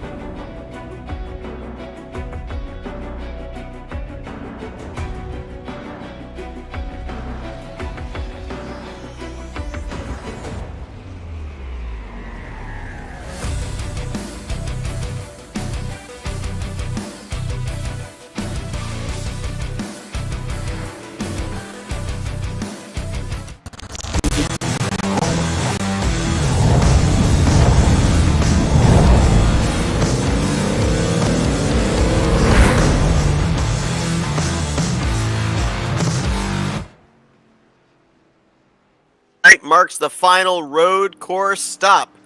The FTF Grand National Series presented by Bar Visuals. This is Detroit Belle Isle, the street circuit, as it's race number 33 on the season. The Motor City Mayhem 100 presented by Tristan Hagenstein Photography. I'm Seth Cole, being joined by Anthony McCurry. Anthony, obviously, we've seen during the course of these playoffs, those playoff drivers trying to make their way into the championship battle in a couple of weeks' time in the season finale. Right now, only 3 drivers in line to be able to do so, but what does this street course have to do in terms of how it's going to play its part into this championship battle? This track is extremely tight, and these cars are extremely large. It's going to be difficult for some of these drivers to get the power down and not run into each other, as well as find real estate on the racetrack in order to get around this tight and narrow street circuit. Of course, Detroit Belle Isle is synonymous with open wheel racing, GT racing more recently, but also being that it's one of the more tougher street circuits in the entire world. It's going to be a huge championship implications if some of these drivers that are in the hunt for the championship cannot get around in one piece. Be 43 laps, 100 miles in total. As mentioned, a street circuit, so there is the possibility if the track gets blocked up enough, we could see ourselves a full course yellow. We did see a couple of full course yellows early on in the Charlotte Roval race a few weeks ago. As Ocean Walsh, Tucker Minter going to be the front row, you're going to see these cars get turned loose with a standing start, engines revving up, and there are a couple of tricky spots for these drivers to have to traverse here in the early stages of this race, especially with them all bunched up here, Anthony. Let's see what happens. Off the line, everyone gets well. Walsh gets a good start down to the inside. There goes Minter trying to get a run, but can't get it. But behind them, you got Oates, one of the championship protagonists, as well as Reynolds trying to battle side by side throughout the first straight as Tucker Minter now gets into the second place behind him. Reynolds and Oates were battling out for the 4th place position. Everyone else behind got through turn 1 A-OK. I actually thought they were going to have a bit of an issue getting through turn 1, but everyone was able to file out as we go single file pretty much through the whole field. It's save for the back of the pack where you got Ryan O'Rocky now making a pass to someone in the wall, the 46 in the wall. That's Robert Dorman that's found himself stuck into the tire barrier, but he's got going back the right direction. I was really surprised that all but one, Robert Dorman, were able to get through turn 3. I think that's going to be one of the toughest parts of the track here today. Super heavy braking zone, a very sharp right-hand turn, and I think even longer this run goes on and these tires start to heat up and the lack of grip starts to go away in the braking zone, I think you're going to see that corner in particular play more and more a part in this race. Tucker Minter almost had an off. Extreme off when he went wide, almost hit the tire barrier, but he's fine. He's got back going. And no harm, no foul for this 10 machine. Everyone single filing, except for some drivers that are losing some spots. I think there's been a problem at the back of the pack with Tyler Landon. He's slow, making his way through into Sector 3, trying to get around. As Ocean Walsh will be leading the race, but Blake Reynolds right behind him. So this battle for the lead is still hot as we complete lap 1. Still first, second, third place with relative close proximity to each other. So first and second have gotten away, and second and third have kind of gotten into their own little world behind them as Oates is now under fire from Minter. There, Justin Malello in the 53, Robert Dorman in the 46, second incident he's been involved in today. They had some problems over there. I think that was in turn 6. They have gotten their cars refired and driven away.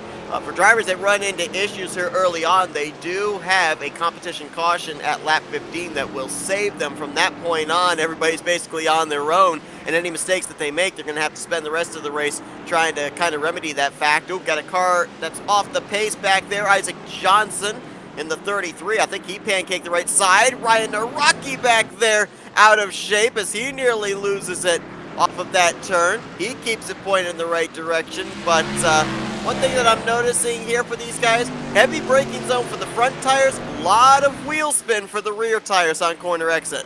Another driver that had an incident through that Sector 1 location was Matthew Zwack. He ended up hitting the tire barrier around turn 4 and ended up having a ton of damage on the front and back end of his 18, but he's gotten it going and fired again. He's finding himself now battling with Nathan Rabideau. Now, the benefit for Zwack is that you don't really have to be concerned with the aerodynamics as much at this racetrack. it's when you start knocking the suspension out of line, that's when you start having the issues. And really the front straightaway complex is about the only place where, well, the back straightaway complex as well, it's about the only place that the aerodynamics is going to matter entirely too much. And the one who ran into him was Nate the Rabideau, and now he has a significant amount of front end damage. Robert Dorman went around again. It's interesting there, you talk about the contact between Matthew Zwack and Nathan Rabideau. That is the battle right now for the final driver to be able to point their way into the season finale. Rabideau right now holds the second position in the point standings, 1 point in hand over Matthew Zwack. With how they're running right now, those two would be in a dead tie for that second position in points. So trying to settle that out while also trying to mitigate the damage that you could potentially get at this racetrack, is that same turn is proving to be a bit of a challenge for a lot of these drivers. That's actually down into, I believe, turn 6, or make that, yeah, it is turn 5 where they're having the issues at. And turn 5 is a very extremely difficult blind left-hand turn, but the difference between that one and a lot of the other turns in the circuit is that there is a huge curbing that's on to the left side, and you try to judge that a little bit slightly, and on the right side of the track it kind of closes in on the corner exit, and you think you can carry more speed through there, and you cannot, as Rabideau is another driver that pounded the outside wall on the way out. Spencer Ray in the 19, running in the 9th position. Mentioned the fact that the last road course we were at, the Charlotte Roval, well, Spencer Ray remembers that very well. He was airborne, actually, off of turn number 3 between turns 3 and 4, bringing out the yellow in the early stages of that race. He was filling in the number 4 for Nate Stewart that week, but he's been able to now make it at least 3.5 laps here at Detroit Belle Isle. The aforementioned Nate Stewart with the breast cancer awareness pink on his Toyota Supra, right now holding down the 5th position behind Sean Butler. And a big thing that we keep talking about here with these playoffs is these drivers, they can kind of pick and choose what racetracks they want to be at to try and make their way into the playoffs. And for Nate Stewart, Sean Butler, drivers who have not made all of the playoff starts this season, if they are the highest points-paying Grand National Series driver here today, even if they finish in the 3rd, 4th position, as long as it's Cup drivers that are ahead of them, they get the air quotes victory, and they will be moving on into that championship battle in 2 weeks' time. It's a pretty good system that they got going on here. It doesn't necessarily mean that you may not win the race, but you're able to still capitalize on the finish. And something that I think should be implemented in a lot of other leagues where they let the upper series drivers come in, because they work hard, and it's not that they're unskilled or anything like that. It's just that they have to compete against a bunch of drivers, but within their own championship, it's kind of race. We used to race your siblings or your friends on some of the older racing games, and you said, okay, we're only going to race each other, not the AI, and then whoever finishes in a first place position or a 2nd, 3rd, 4th, wherever you're at, you actually get the win, or at least you did for bragging rights. That's how I look at it anyway. Heading on board here with Ocean Walsh. I mean, look at everything that's happening inside the cockpit of this 37. The bumps that he's hitting, the car just jostling around, the hand motion there, trying to brake for the corners, trying to be able to get the power down with the rear tire spinning. I mean, these guys, they are going to be tired out at the end of this 43-lap race. It's a tough circuit. It's an extremely bumpy circuit, extremely narrow, and these cars, how heavy they are, you have to kind of, it's like driving a boat almost, as I think that Reynolds had an issue behind him. He's lost a lot of time, and now Tucker Minter's caught up to him, but driving these cars around are like driving boats. It's extremely difficult to have change of direction, and they have so much power but not a whole lot of downforce, so getting the power down over the bumps is definitely a stressful situation, and judging braking zones in these cars are extremely difficult as well. For instance, going into turn 3, you're pretty much on the brakes at the, I believe this track has got a 400 meter board. You're basically on the brakes as soon as you possibly can without trying to scrub off too much corner entry speed, because you want to carry the momentum. You just don't want to run straight off the racing circuit.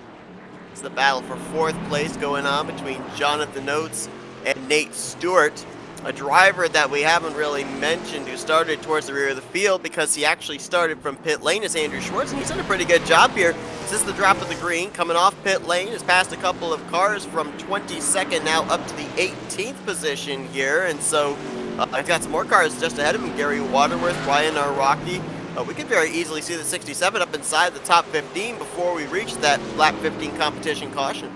Yeah, he's got a lot of work to do. He's got plenty of laps to do it, though. Plenty of time in order to do it. That's another thing at this track is it's not very easy to make passes. You really only have a couple of places where you can realistically do it, and at the end of turn, well, going into turn 3 is a huge braking opportunity where you can get some work done, and then another braking place would be into turn 7. It's another place you can easily make a position. If you're daring enough, you make it into 5, but could definitely see Schwartz making his way up before the comp yellow. I would pin him probably within the top 15 if he can get some passes made. He might set one up down into turn 3 right now, but yeah, he does. He's going to pull to the right-hand side of Waterworth. Down to the inside. Can he get the power, or can he get the braking zone right? He does. Slides through, hits the curbing, but over again comes into 17th for the 67. Now he sets his sights on championship hopeful Ryan Naraki. Saw the front tires slide, locked up that right front especially. The tire smoke coming off of the 67 as he'll look to get around his teammate there. That will complete the pass. Ryan Naraki realizing that the 67 faster than him, has been making better laps and doing the courteous thing, getting out of the way. Brett Pancari just picked up a couple of spots there, getting around Matt Taylor, who I think ran into an issue. He also just bypassed Spencer Ray, and Brett Pancari, he can go out there and he can race aggressive here for these next couple of races here at Belle Isle, next week at Martinsville, because his third place performance last week at Kansas netted him an automatic golden ticket into that season finale with the chance of battling for the championship. And once we get to that race, he'll try to maintain his status as being ready for the championship. And the championship is actually coming up in 3 weeks' time. We have an off week between Martinsville and our final race. So those drivers will have a chance to get their minds centered onto the championship race. And Kari is going to be one of those drivers that wants to maximize his performance here so he can have a better chance of having the championship battle go to him. A driver that I thought that would be doing a lot worse than he is right now, given the amount of damage he has, is again Matthew Zwack. He's got quite a bit of damage, but actually keeping pace with. They actually caught up to Sean Butler. Butler has not been going in the right direction. He's been going backwards ever since about lap 4, and I don't think he is feeling too entirely comfortable with the way that his 32 is handling right now.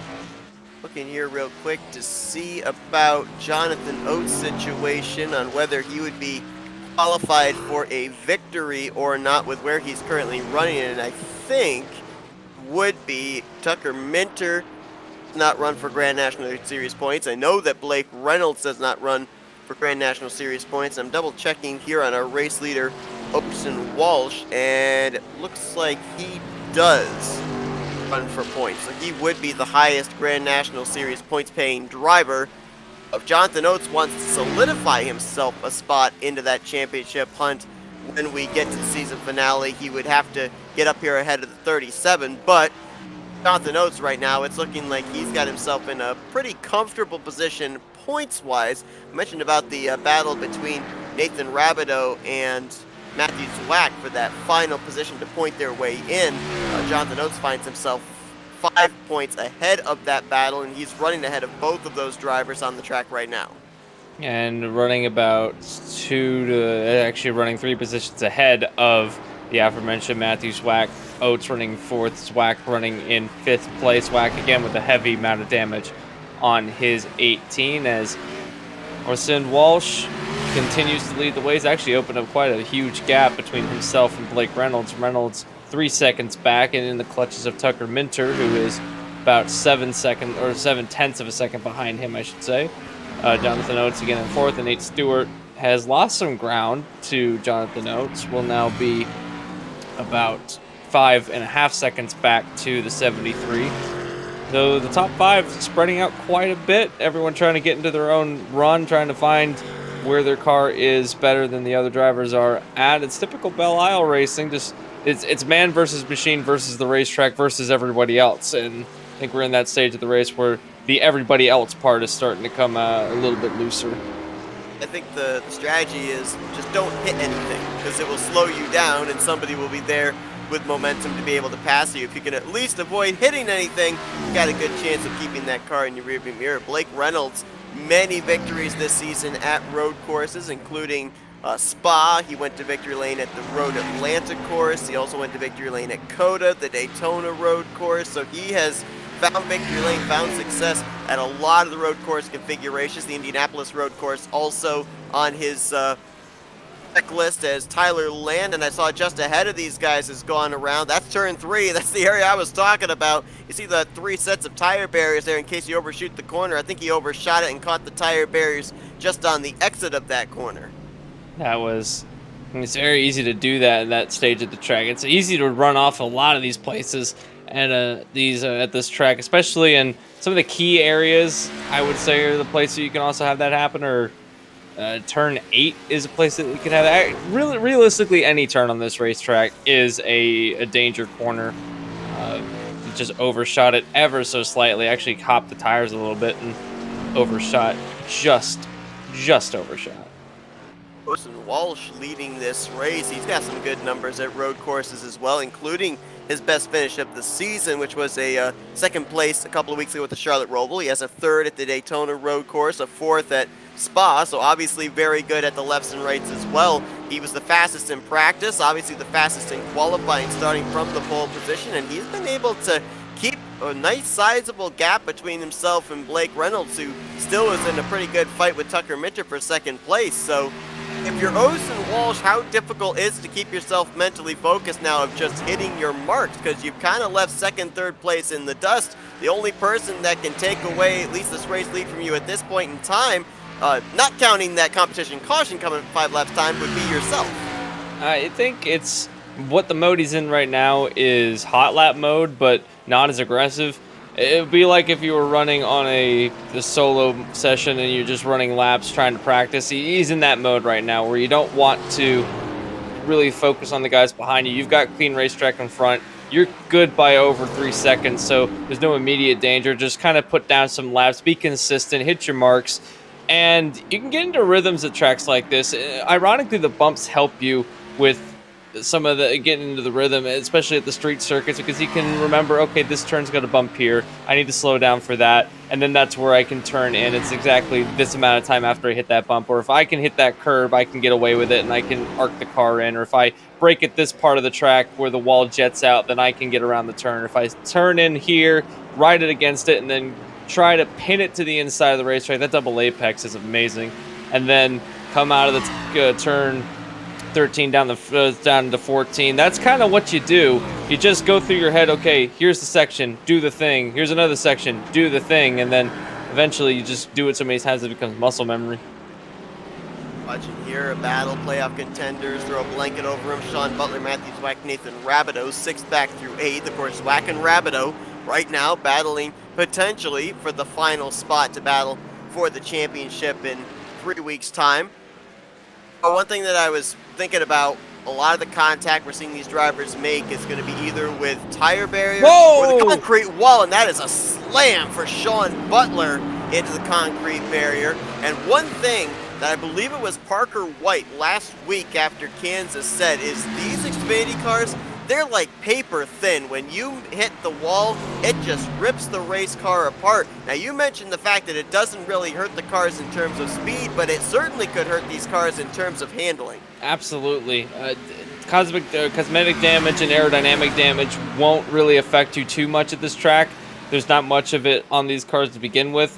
However, if you knock something loose, especially the suspension, the steering angle, anything that could affect your handling, you're going to struggle at this track, especially with the amount of bumps, especially with how thin the track is. If you hit a curb and your steering is arced a certain direction and you're trying to hold the wheel to make it counter steer, then if the curb happens, you have the risk of damaging something else, as I think that Matthew Zwack, the damage on his car is finally catching up to him.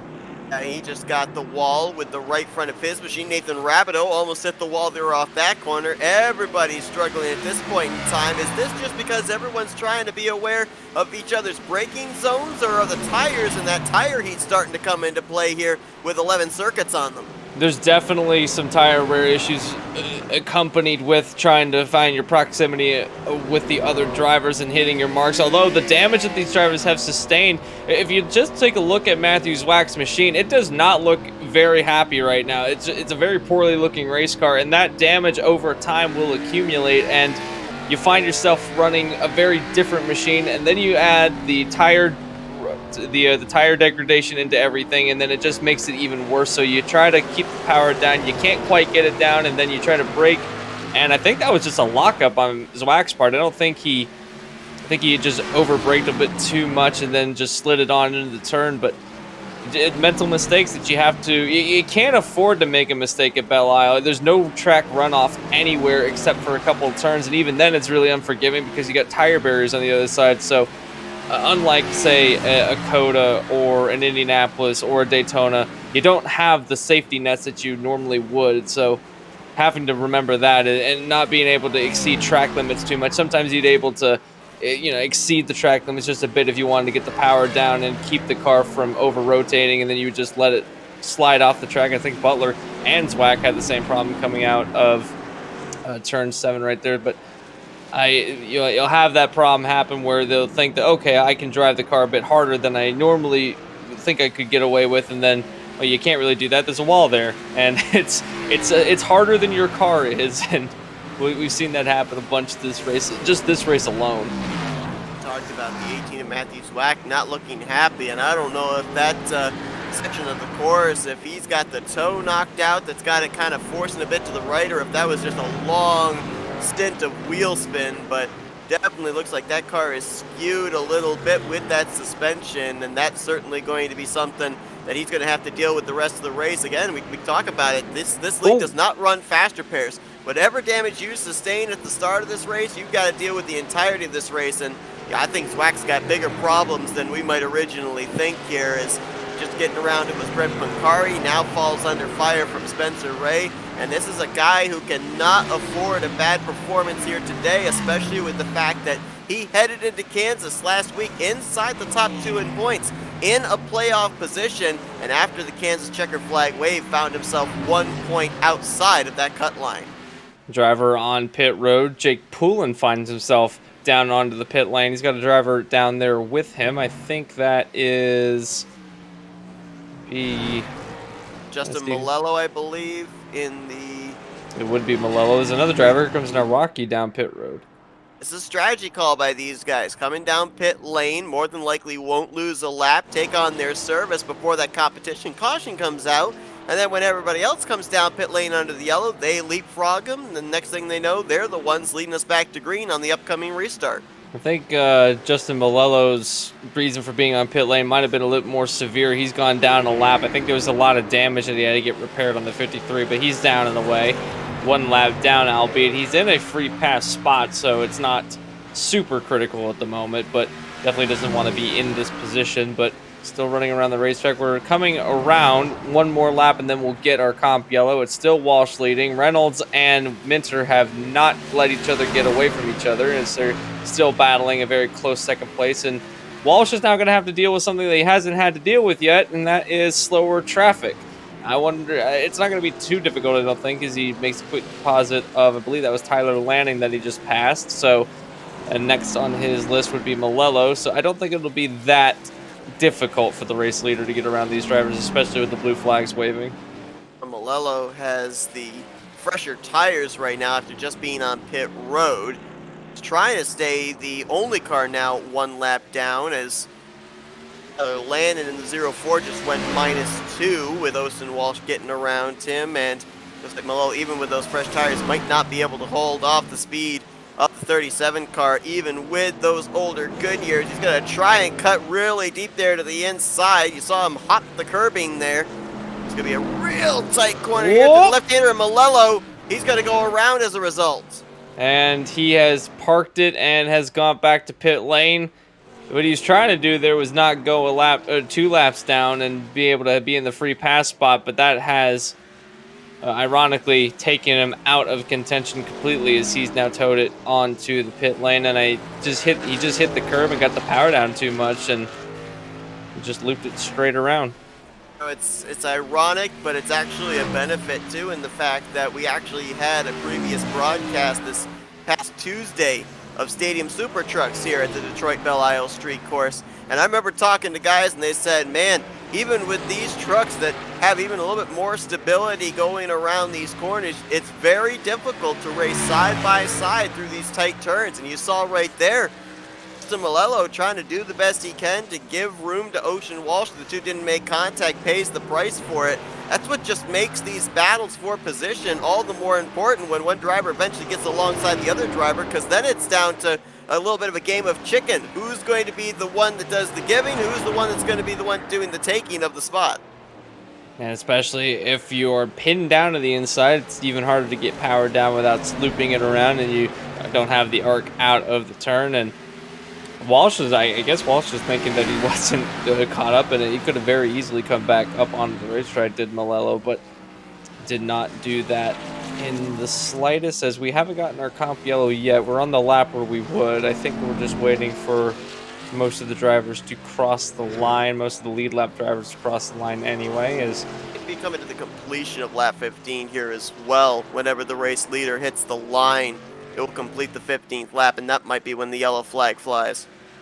So in a few moments time, as we're going through 12 and 13 now, is the only drivers that have yet to complete lap 15 are... There it is. Oh, there it is. Yeah, they were waiting for Poulin and Narwaki. They have crossed the line, and now we have gotten our comp yellow, first yellow flag of the evening, and not due to any incident on the racetrack, simply a competition full course. And more than likely, with the minor incidents that we saw in different areas of the racetrack, the only caution that we will see here tonight, which is going to make things very interesting for these drivers, in the fact that they will probably, when we end up going back green flag racing, have what, maybe 25 laps left to go. They only ran 15 laps here on this set of tires, so now this calls into question, what's the fuel numbers for these guys? Would they be able to make it to the conclusion of this race after coming down, taking on 4 tires and 2 cans under this comp caution? Is fuel strategy going to come into play? This is going to be pretty interesting here. We've seen in the past how these very technical road courses, just when you think you've got it figured out of who the car to win the race is going to be, maybe even the top 5, all of a sudden strategy at the end completely changed the landscape of the race. We were a part of a race earlier today that had similar strategies, and it's so very likely that we might see that happen as well. I know that we've already seen a couple of drivers that have made their strategy very well known, and that would be Jake Poulin and Ryan Naraki, as they came down early before the comp yellows even started, and they got fresh tires and fuel. So we know what they have in their pocket, but we don't know what all of these other 20 or so drivers have yet to do. Just Malello still on pit road, and Robert Dorman never took the start of the race, in case you were wondering. That's why he is shown in the 22nd position, I believe, on the ticker right now. As they come through, he took the start, but he had, I think it was 2 or 3 spins, and so he's on pit road getting a lot of damage repaired. You're right. Yeah, he's got 6 laps already on his tally, so we'll be He getting got hit with the Tsukuba curse. Ooh. Oh yeah, the Tsukuba National curse. Yeah, and it follows all the way to Detroit, which I guess is scarier because it made its way to Detroit. Pits will be open. I think we're going to see everybody down pit road, with the exception, as you mentioned, Jake Poulin and Ryan Araki. This is typical Jake Poulin as well, that we've seen at the speedways, at the short tracks, at the 2-mile tracks. He'll stay out. He'll lead that extra lap. Then he comes to pit road. At the road courses, he's one of the first to pit lane if there is going to be a competition caution coming out. I remember him doing this last season when we were at Spa. He was one of the first down pit road before the comp caution came out. So this is a typical Jake Poulin strategy, and seen it work out for him too in terms of being able to maintain track position. We'll see what happens here, as here comes Austin Walsh and company down to the attention of their crews for, we'll put this in question marks, possibly the only pit stop of the day. And it's going to be pretty much identical stops for our top 2 on the pit lane anyways. Walsh and Minter try to get their cars serviced, as looks like it'll be 4 tires, fuel. Whoa, look at the run! Almost hit the pit wall, did Blake Reynolds on the way out, but that was a close battle. He almost tried to jump him, but that's the benefit of having the first stall. It was basically just a straight shot to the line. Was able to cut off the advance of Reynolds. So pretty much the way they came down the pit lane is the way that they'll exit the pit lane, with Walsh, Reynolds, and Minter still your top 3, and then Oates and Stewart now will be in 5th place. And I just noticed that Poulin and Rocky came back down pit road. So I'm not certain what the strategy call was there for those guys. They came down pit lane. They're going to be restarting back outside of the top 15 as a result. It looks like Poulin took on another set of tires. Looks like Ryan Araki did the same. So I don't know. Did they think that the 2 laps that they put on those tires was going to put them in too much of a detriment to the fresher tires behind them? Did they feel they weren't going to be able to get up there behind the pace car before Ocean Walsh, Blake Reynolds and company came off pit lane and crossed that commitment line? I'd love to be a fly on the wall of those pit boxes and know what went into the mentality of them coming back down pit road, because those were 2 drivers you and I both pegged that we would probably see up here at the front leading us back for this restart. I have a theory. It might have been fuel mileage. It might have been a couple of laps too short, because they did come down about 3 laps before the actual yellow came out. So I don't think that they were quite prepared for how much the fuel drop off was going to be, and that puts into question, will these other drivers be able to make it on one stop? Because that's the only way I can see that they would have wanted to come down, is to top off with fuel, not necessarily get the new fresh tires. But if you're going to top off with fuel, you might as well get the fresh tires to be within competition with everyone else. But that is unfortunate if they couldn't make it on fuel, because that would have been a pretty interesting strategy to see them play out as the race progressed. But the safety car will be coming in this time by really short caution periods at this circuit, as full course yellow is coming to an end. Certainly doesn't take them very long to get bunched back up here. Takes them maybe half a lap off of pit road, catch back up to the pace cars. So no need to go an extra lap of pacing here. Give them all the laps possible for green flag racing, as the iRacing pace car going to head for pit road. Ocean Walsh and Blake Reynolds going to lead us back to green. 37 up through the gears, going to have the advantage across the start-finish line, leaving Reynolds and Minter to battle for second place. Reynolds drives it in deep, almost gets the right record pile, and we have a caution. That is for, I don't think all the drivers had caught up yet. I think this is a admin thrown yellow. I think you are correct. There's a number of drivers, such as Sean Butler, we have Matt Taylor, Cabrera, and Tyler Landon. They hadn't made it to the back of the field, so this is probably to regroup them all. An admin thrown caution here. Yeah, that's the one problem about this racetrack. Obviously, it takes them a bit of time to get around this track, anywhere from a minute and a half to a minute and 40 seconds. So drivers that may have spent a little bit of extra time on pit road getting some damage repaired from the battle scars the first 15 laps, not able to get up there in time when we got put back under the green flag. It looks like Ocean Walsh, Blake Reynolds are trying to find the iRacing pace car here. So, whoa, Walsh. Oh, do we have 2 drivers? We have a Walsh and Minter that straight up drove into turn 7. Didn't even stop. They forget what corner they were in? Well, they always say that you can do it while you're racing, but if you're trying to do it under pacing, it could be a bit confusing. To see here, I would assume Ocean Walsh would get his spot back, but would that be considered not maintaining pace speed, and would that give the race lead over to Reynolds for this upcoming restart? That's another thing we might have to think about. Tucker Minter is still back there in 7th place. I don't know if they're going to so here's the situation. I think it was raced back to the start-finish line. Because Ocean Walsh, Tucker Minter ended up having that incident in that same corner, they lost the spots before coming back around to the stripe. So I think it is going to be Blake Reynolds, the race leader, when they catch up to the pace car here. Walsh second, Oates, Stewart, Rabideau going to be the top 5, and Minter will be all the way back in 7th place behind Punkari. This is a very interesting yellow period, as Walsh, I think, might have disconnected. Oh, this is interesting. Oh, this has added some drama. If Walsh is disconnected, he's fallen back. Could be a connection problem for him here. Is grayed out on our telemetry. We'll see if he reappears or not. Oh boy.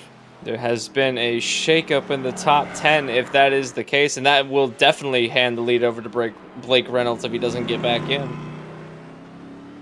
That's unfortunate, though. You never want to go out because of a connection error. It's nothing that you can do, and it's not a forced driving error or an incident on the racetrack, and that's the toughest way to go out. Especially when it's something that's completely out of your control. Reynolds is still trying to find the iRacing pace car here as we are under yellow flag, and admin thrown caution to get everybody bunched up.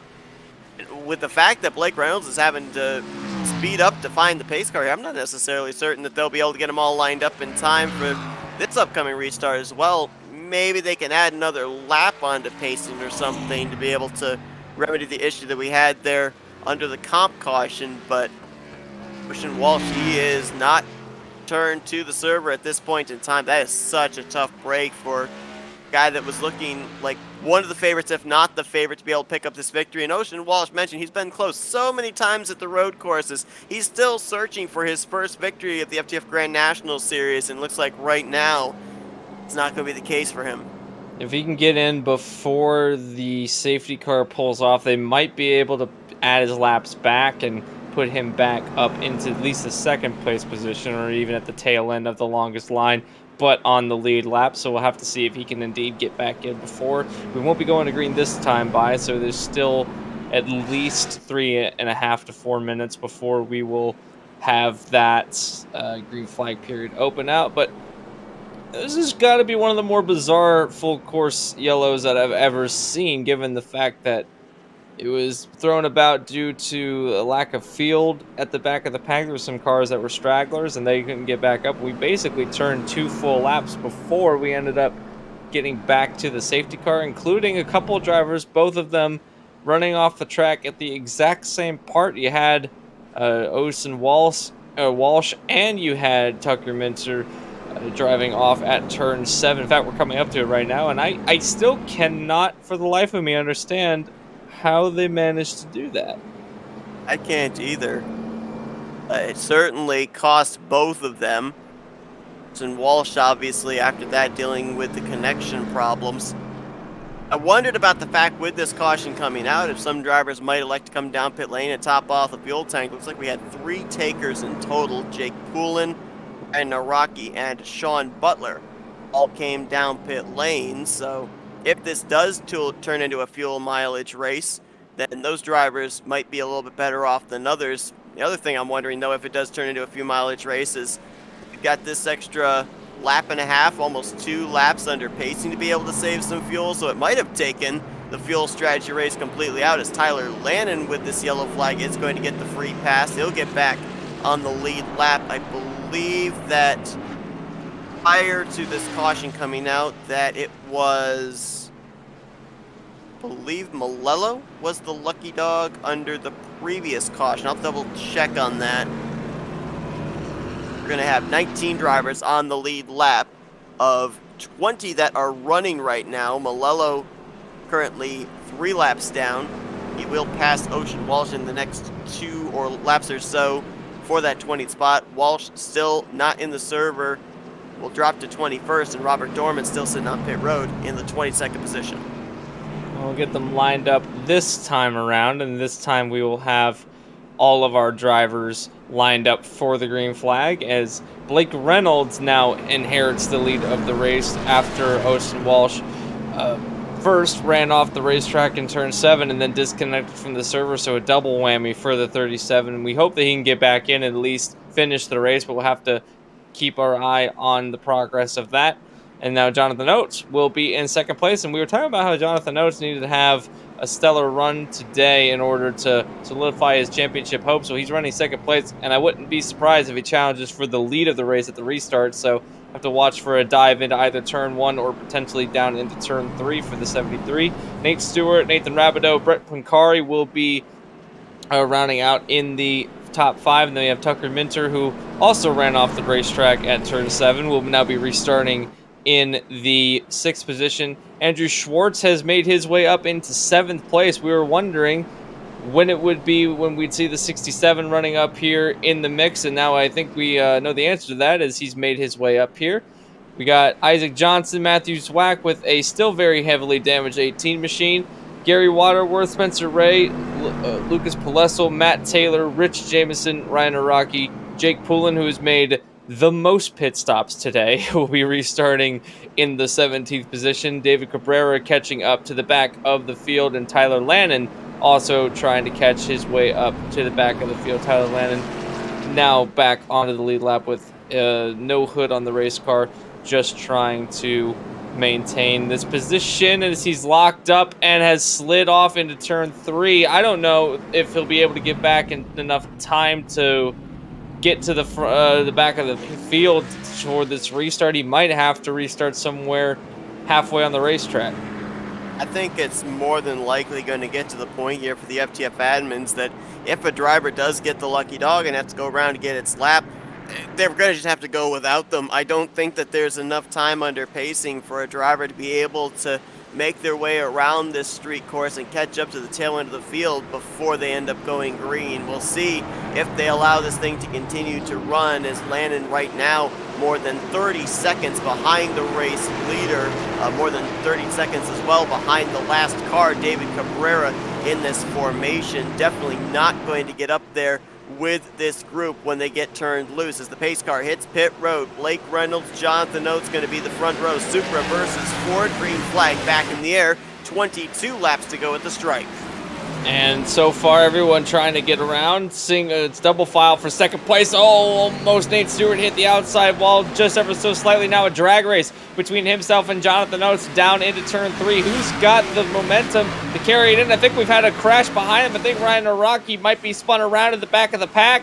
As into turn 3, it's going to be Nate Stewart taking the position. Here comes Tucker Minter on the outside to try and get around Jonathan Oates. Oates had a horrible restart. He's lost 2 positions. Meanwhile, Ryan Araki finds himself in a spot of bother as he's lost a ton of positions now back into 18th. And Araki spun by himself. Ooh, a lot of smoke there going through the left-hand corner. Andrew Schwartz trying to make a pass on Andrew Zwack, or make the Matthew Zwack rather. That is for 7th place, and he will complete the move and move another step closer towards the top 5. Up ahead of them, it's nose to tail for 2nd, 3rd, 4th position. Nate Stewart, Tucker Minter, Jonathan Oates right there in that mix, and actually just about a half car length ahead is Blake Reynolds. So throw a blanket over the top 4, maybe 5 if you throw Nathan Rabideau into that mix. Reynolds now under fire from Nate Stewart. Went back and saw what happened to Ryan Araki. Actually made some contact with Rich Jameson on the exit of turn 2, and he got spun him around, and he is now gone back going. Rich Jameson now has, I think, let a lot of drivers gone by as a penalty server. There might be something wrong with the 86, but he has also lost a ton of positions on that exchange. As now Blake Reynolds leading the race as he completes lap 22 on 23. Nate Stewart trying to catch back up. Minter, Oates, that's your top 4. Nathan Rabideau is being hunted down right now by Bunkari and Schwartz and Zwack. You can throw him into the mixes. His car is still very ill handling, but staying up with this lead group. Bunkari now shows that he wants to make a pass to driver's right. He showed the nose, but Nathan Rabideau able to hold him off, and Andrew Schwartz says thank you very much. You gave me some space to your left, and he's going to make a pass there for position. Ooh! Rabideau out of shape into Bunkari. Schwartz nearly knocked down the wall there with the left side of his machine. A lot of jostling for position going on right there in the latter half of the top 10. Now, Rabideau got a piece of the grass on the way into the turn and ended up actually starting to slide before he even got into the braking zone, and the back end stepped out on him, had to catch back up. Now has gotten his car resettled and will continue to hunt down onto Matthew Zwack, but he's now under fire from Britt Bunkari, who had to get held up by the sideways Nathan Rabideau, as Spencer Ray now tries to battle up with Brett Bunkari. He's bringing Isaac Johnson with him. Single file, nose to tail, pretty much all the way through the field. Blake Reynolds is actually in front of a battle. Tucker Minter sends it into turn 4, make that turn 12, and actually gets it to hold down through 13, down onto the front straightaway. I think that he was on the edge of locking up, but now he's taking a 2nd place spot. Now tries to run down the leader as Nate Stewart now falls into 3rd. That's not what Blake Reynolds wanted to see, because as of this point in time of the drivers that are still running, Reynolds has the fastest lap of the race with a 134.907. Just a touch off of that is Tucker Minter's 135.036. So he's definitely got the pace to hang with the 62, and he wants to see if he can pick up a victory here near the end of this Grand National Series season.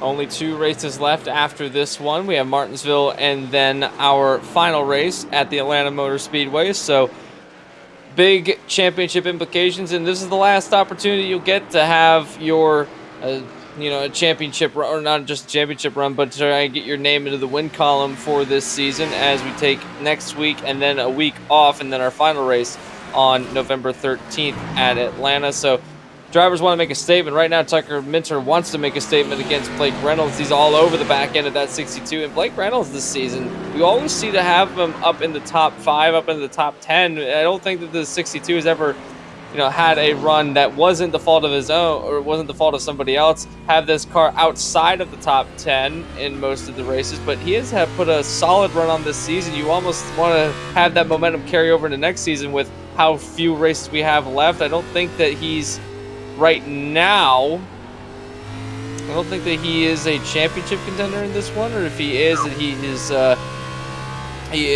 from the upper series, so definitely wants to have the momentum heading into not only this but the Cup Series, and then have the momentum into next season. Blake Reynolds, a 6-time winner here in the Grand National Series, but splits time in that 62 car with drivers like Aaron Mercurio. We've seen Kyle Riley take a turn in the super speedways.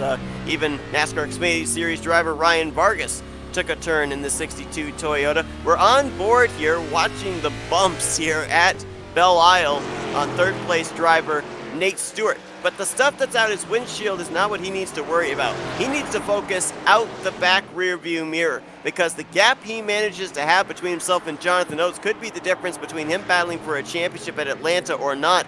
Right now, he is the highest Grand National Series driver as a playoff contender if he can hold this third position behind drivers Blake Reynolds and Tucker Minter, who are not battling for Grand National Series points. He would get the air quotes victory and be locked into the playoff scenario for the championship in 3 weeks' time. If he can get that done, then that will put himself in a position to snipe this championship away. And he's put together some great races so far this season. Speaking of battle for the lead, look at Minter sending it in.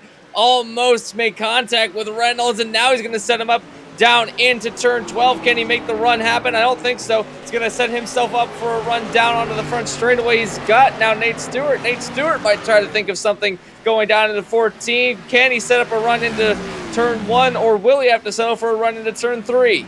Stewart is there if these two make a mistake, and not too far back behind these guys is Jonathan Oates, about a second and a half behind. So if all three get together, Jonathan Oates might be the one to drive on by and go from 4th to the race lead. Oates trying to make sure he points his way into the playoffs, but I'm sure he would love, with the wild card race of Martinsville coming up next week, he'd love to make absolutely certain, have that security that he's going to be in the championship picture at the Atlanta Motor Speedway. And of course, as well, you mentioned the fact that there's going to be a week between next week's race at Martinsville and the season finale at Atlanta. Of course, all these drivers will be intently watching to see who wins the NASCAR Xfinity Series Championship that night. But I don't know, if you're a driver after Martinsville that knows you're battling for a championship, would you rather have the season finale that following week rather than have one extra week to be able to think about it all?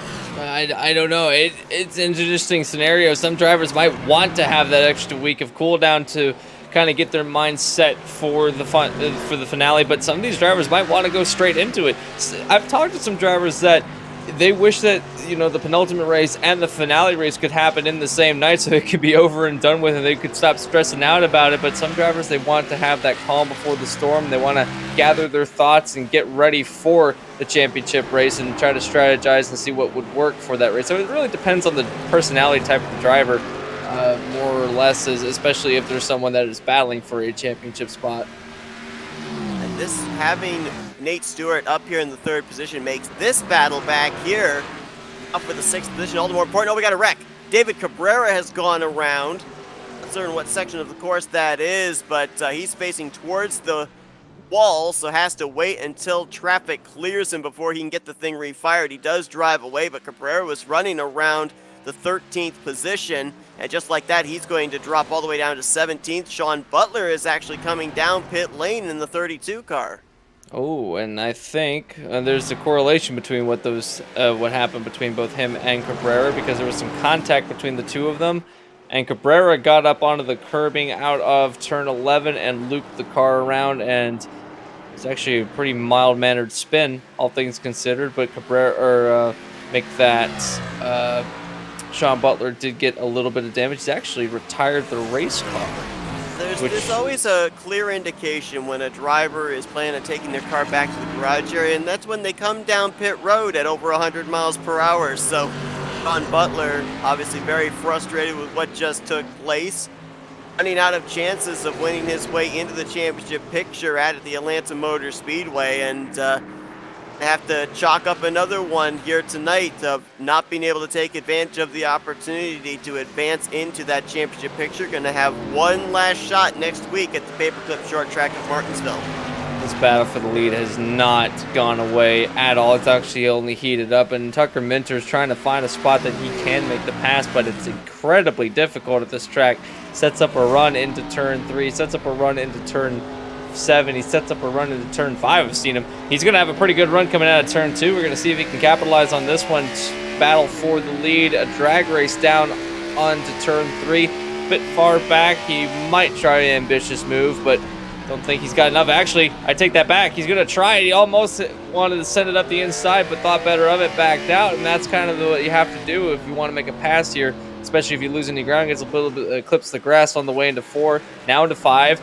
Not close enough to make the move, but you gotta admit, if he's close, he's gonna try it. He has a send it attitude. He's gonna try it again. You can tell he's trying to set it up. He wants to send it, but he also wants to make the corner. I gotta ask you, that move we saw there in turn 3, is that more a mental game than anything? You show the nose to driver's right, the inside line, and that right-hander basically saying, I'm thinking about making a move here, and maybe take the focus for the 62 of Blake Reynolds off of his braking zone, maybe have him mess up that corner. We know that there's a tire barrier there, so if you make a mistake, it's going to be catastrophic. Is that to kind of draw the focus away? Cause the driver you're trying to pass to make a mental mistake? Because it just seems like, especially as I mentioned, the Stadium Super Truck race that we saw here earlier on this week, it seemed like the only way you'd make a pass on somebody is if they made a mistake and held the door open for you. If you tried forcing your nose in, you ran just as good a chance of wrecking them and wrecking yourself. It definitely is a mental game, trying to make the guy in front of you make a mistake. Although, that being said, if you have a run into a turn and you think that you can't make it, but you try to send it in anyway, there's a good chance that you might find yourself alongside of the guy that you're trying to pass, and if you can put the power down, you might be able to be on through for the overtake. So while it is equal parts of mental game, it also is I'm going to try it and see if it sticks. Right now, back on the back bumper is Minter to Reynolds. I think that he might try to send it in. Trying to set up into 5, too far back again. But yeah, to your point, definitely wants to get into the head of Reynolds right now. Try to make him have an error. We've seen it happen already in tonight's race. Oh, actually, it was Minter that had the error. He gets a piece of the curbing out through turn 6, and that's going to take a lot of the momentum away. He's actually going to lose almost to a full second now behind Reynolds. See if he's going to be able to reel Reynolds back in, get back to his bumper.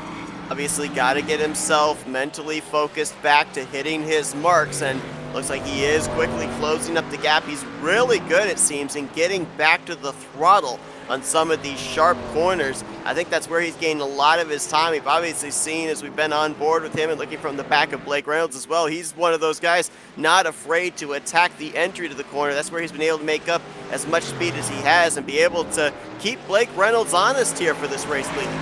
And what I've noticed is Blake Reynolds, he gets a lot of speed coming out of turn 13 and carries the momentum down onto the front straightaway. That's something that Tucker Minter has not been able to match through the last 5 laps or so, is that any progress that gets made by the 10, it's automatically lost once you get to turn 13. So he's got back up now, back within half a second, so it might be another lap before he tries to make another move on it. And meanwhile, they've left Nate Stewart in the dust. It's about 2 seconds back from Tucker Minter to Nate Stewart. So Nate Stewart's actually in more threat by Jonathan Oates right now than he is trying to catch back up to Minter, as Andrew Schwartz has made his way into top 5. He's now running in 5th with a lot of right side damage. I'm not sure where that came from. It might have been from an earlier incident involving some of the slower traffic, but he's got a huge pancake on the right side of his car.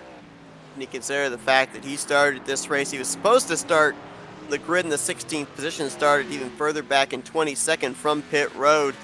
Great drive here for the Subway Ford Mustang out of True North Motorsports, and got enough time to maybe be able to get up there to Jonathan Oates, Nate Stewart, maybe be able to snag a podium. I'm not certain, especially with the lap times I'm seeing right now in comparison of him to the top 2, if he can get up there and be able to be in the hunt for this victory. But without a doubt, based on where he started this race, very good performance for him. It's looking like at this point in time we're going to have 15 drivers that might finish this thing out on the lead lap.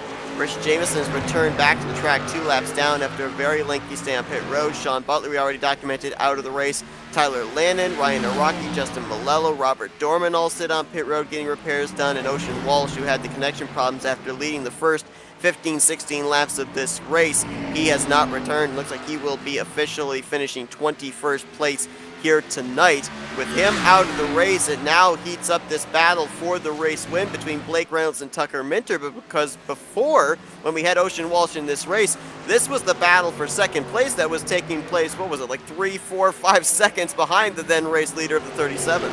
Yeah, now it has shifted to a lead of the race, and Reynolds has been caught back up by Minter. He wasn't long before the 10 found his way back up, so now he's going to try and set it up again. And what I've noticed is that he has the momentum going into turn 3, just a bit too far back to sail it in. He also might be biding his time, wanting to make the move count and not use up his stuff so early, and just kind of content to run in second place. He doesn't have to lead the most amount of laps tonight. He just has to lead the most important one. So trying to figure out where Reynolds' strengths and weaknesses are. You know that he has a faster car. He undoubtedly does. In fact, he will almost try to have a look up the inside. He might try to force that the inside. He thought about it, but backed out of it. Now coming through turn 11, a bit of a slide from the 10. Does he try to use the bumper? A little bit of contact between himself and Reynolds. Now down into turn 12. Can he carry the momentum? Does he dare try to set it up? I don't think he can get the proper angle through there, but trying to carry the momentum through 13, down to the front straightaway. If he's close enough, he might have a go into turn 1, you know. Had 2 great battles going on inside of the top 4. The battle potentially for the race win here between Reynolds and Minter, and Nate Stewart had a couple of poor corners, which has now brought him to within a half second of Jonathan Oates. Oates is there. He wants to bypass the 4 machine. This is the lifeline for Nate Stewart here for the time being of being able to be in the championship picture. Jonathan Oates at this point in time can point his way in, but if he bypasses the 4, he eliminates Nate Stewart at least this week from getting a spot in that championship battle in 3 weeks' time, leaving Nate Stewart with one last lifeline. That would, of course, be Martinsville next week. And as we know from past history, the last thing you want to do is be going into a track like Martinsville in a must-win situation. Battle for the lead. Minter almost stuck into the inside. He had to back out of it, but there is some fight in Tucker Minter. He knows he has to make the pass somewhere, but the difficult part is that the track is there's not a whole lot of places you can do that. Oh, a sail in. Absolutely bombs it down into turn 7. Up the inside, side by side. When we get to turn 8, it's going to be advantage to Reynolds. Side by side again, almost pancaking the outside wall is Minter, but they continue to battle into turn 9, through into turn 10 and 11. Can this battle hold the way it is? Minter with the advantage. Can he get the power down? We're still side by side. Who can get through 12? This is a difficult turn to get through side by side right now. Reynolds has the advantage on the outside. They still go side by side. I cannot believe that they're making this work through 13. Drag race, front straightaway. Who gets to turn 1 first? It might be Reynolds. But we said that it's very difficult to run double wide here at Detroit Belle Isle. The great ones make it look easy. They're still side by side. Are they going to run a complete circuit around this track with side by side racing? This is amazing that neither one of them have hit each other, have hit the wall, have taken each other out. Oh, turn 3 might be the deciding factor. Here they come. Oh, Reynolds goes defensive to the inside. Minter goes. He's gotten the position. He's gotten the run through to the inside. Gee. Still drag racing. If they get back to turn 7 like this, they will have completed a full lap side by side. And what this is doing is bringing Nate Stewart and Jonathan Oates into tow. Oh no, Minter locks up and spins it into the tire barrier. Loses the lead, loses second, loses a ton of positions, and now Blake Reynolds is going to drive away. Oh, it just seemed too good to be true, but man, we loved it as it was going on. Someone was going to place a wheel wrong. Someone was going to miss a braking zone. Unfortunately for our South Boston winner, Tucker Minter, he draws the short end of the stick. He's all the way back to the 5th position. Lot of damage on the front end, as unfortunately he didn't even hit just concrete barrier. He hit tire barrier. That's a lot of damage for that driver of the 10 car to have to deal with for the remainder of this race. And now if you're Blake Reynolds, you can breathe a sigh of relief because you look back in your rearview mirror, it's almost 3 seconds back to the next driver of Nate Stewart. And it's a tough break for Minter too. He hit a bump on the way in too, and it just, the back end stepped out on him. He couldn't get the power load down. He almost was trying to outbrake Blake Reynolds into the turn, and just a bit too much speed, oversteered in, and then that car could not get slowed down in enough time and bounced it into the turn, or bounced into the tire barrier. Almost got hit by Nate Stewart on the way through, so very fortunate. The only damage he got was from the tire barrier, but heartbreaking for Tucker Minter. Give it all he could right there. Great battling with Blake Reynolds for the race lead, potentially the race win. He's trying to catch back up here to Andrew Schwartz to at least try and move a couple spots higher inside of the top 5, but I think it's all but the white flag waving in surrender to Blake Reynolds now, who continues to open up the gap back to Nate Stewart. I've been watching Jonathan Oates these last couple of corners. He's been knocking down just about every wall off of these corners, trying as hard as he can to get up here to Nate Stewart. Because Jonathan Oates, let's be honest, Jonathan Oates has been the class of the field the entirety of the season in terms of consistency. He, outside of super speedways, is the only driver that has picked up a Grand National Series victory. Nate Stewart, of course, winning the wild card race at Daytona, Brent Pancari at Talladega, and Jake Poulin the season opener at the Daytona International Speedway. He was the first driver to lock himself into the playoffs, and that was just on points alone. If you're him, you want to eliminate as many people as possible. Oh no, well, that's not the way to do it, though. It's not the way to do it. And you just saw when the tire smoke was locking up those rear brakes, you just knew that next corner was not going to be good. But quickly go back to my point, you want to have as few drivers as possible battling you for that championship. He knew he was going to have at least one, a driver that was going to be finishing second in the point standings. You now add Brent Pancari into the mix with his victory last week, and if Nate Stewart goes to victory lane gear, right now we're looking potentially at a Final Four when we get to Atlanta. That was a lockup, a major lockup going into turn 12, and that car went straight on. He almost got it woed up in enough time, but Oates pounded the tire barrier and actually bounced off of the tire barrier, which is probably what helped him get going again a bit quicker. He didn't lose a spot to Schwartz, however, and that's the more surprising thing. That car, despite having pounded the tire barrier, does not look the worse for wear right now. Yeah, but let's not forget about Andrew Schwartz there. Within striking distance of Oates, he may have enough style. We just slowed down there. We let Minter through. Wondering, he backing down. Are we actually looking at a fuel strategy race? Did he back down on purpose to try and save some fuel back there? I don't know. That was interesting. He definitely has slowed his pace down. And that might be why the likes of Poulin and such came down pit road again, even after they had pitted before the yellow flag. And maybe it was because they were going to be close to make it on fuel, or even not going to make it on fuel at all until after the competition yellowing. And then we saw Poulin come back down again after the caution had come out for the second time to try and get all the drivers lined up. So he might know something that we all don't know, and that you can't actually make it to the end of the race if you're battling for position.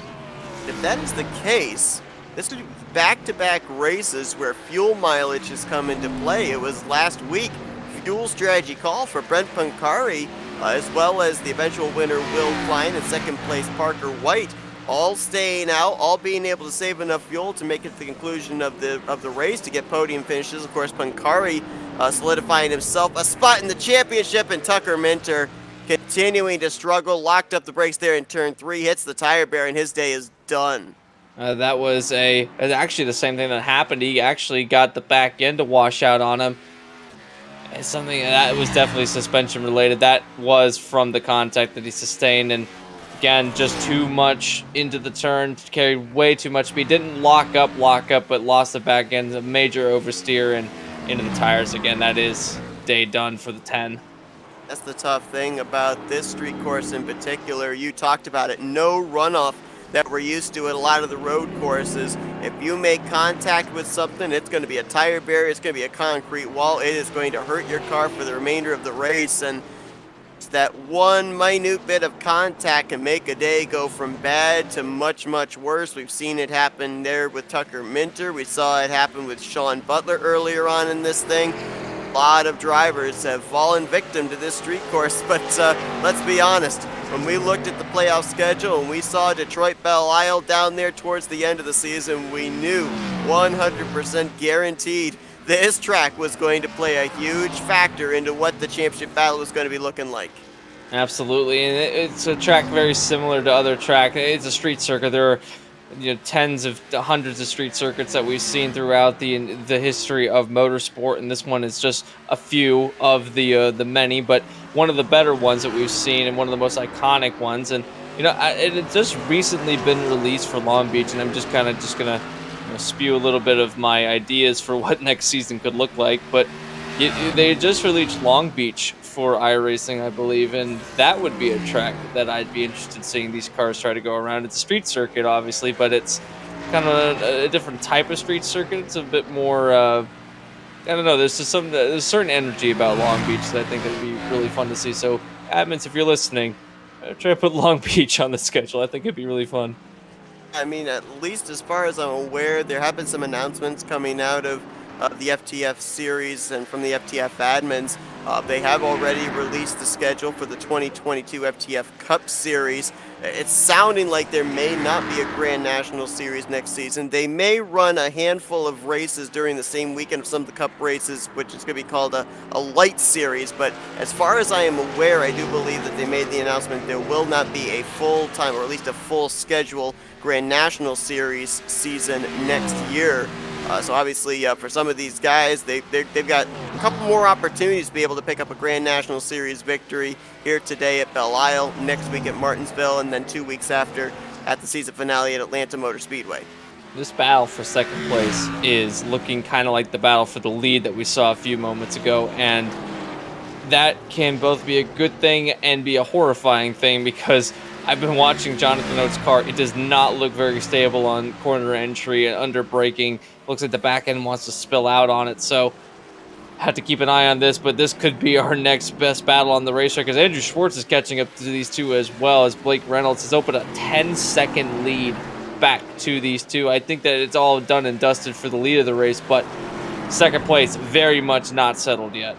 The race win maybe all but decided, but the Grand National Series win still yet to be determined, as Nate Stewart, Jonathan Oates, and Andrew Schwartz all within the same vicinity here. Each one of them could solidify themselves a battle for that championship in 3 weeks' time at the Atlanta Motor Speedway. Stewart overdrove the corner. He's going to pay the price. Jonathan Oates is going to move by. Nate Stewart going to rough him up to try and get the spot back, and this is going to bring Schwartz right into the mix as well. Oates goes through. Stewart's is third. Now can Oates run away with this? This is huge championship implications. This is what Oates needed to have happen. He wants to have as few competitors as possible for the championship, and right now put himself in a good position. Now Nate Stewart, he wants to put himself into the mix for this, so he's got to try and get back up and get this proverbial win. Oh, we got a car in pit road, I think. Cabrera in the 138. Remember, we saw him around earlier on in this one. Did not bring out a caution, as everybody was able to avoid him, and this looks like a regularly scheduled stop for the 138. Coming to 5 laps to go, so just how close is it for a bunch of these guys?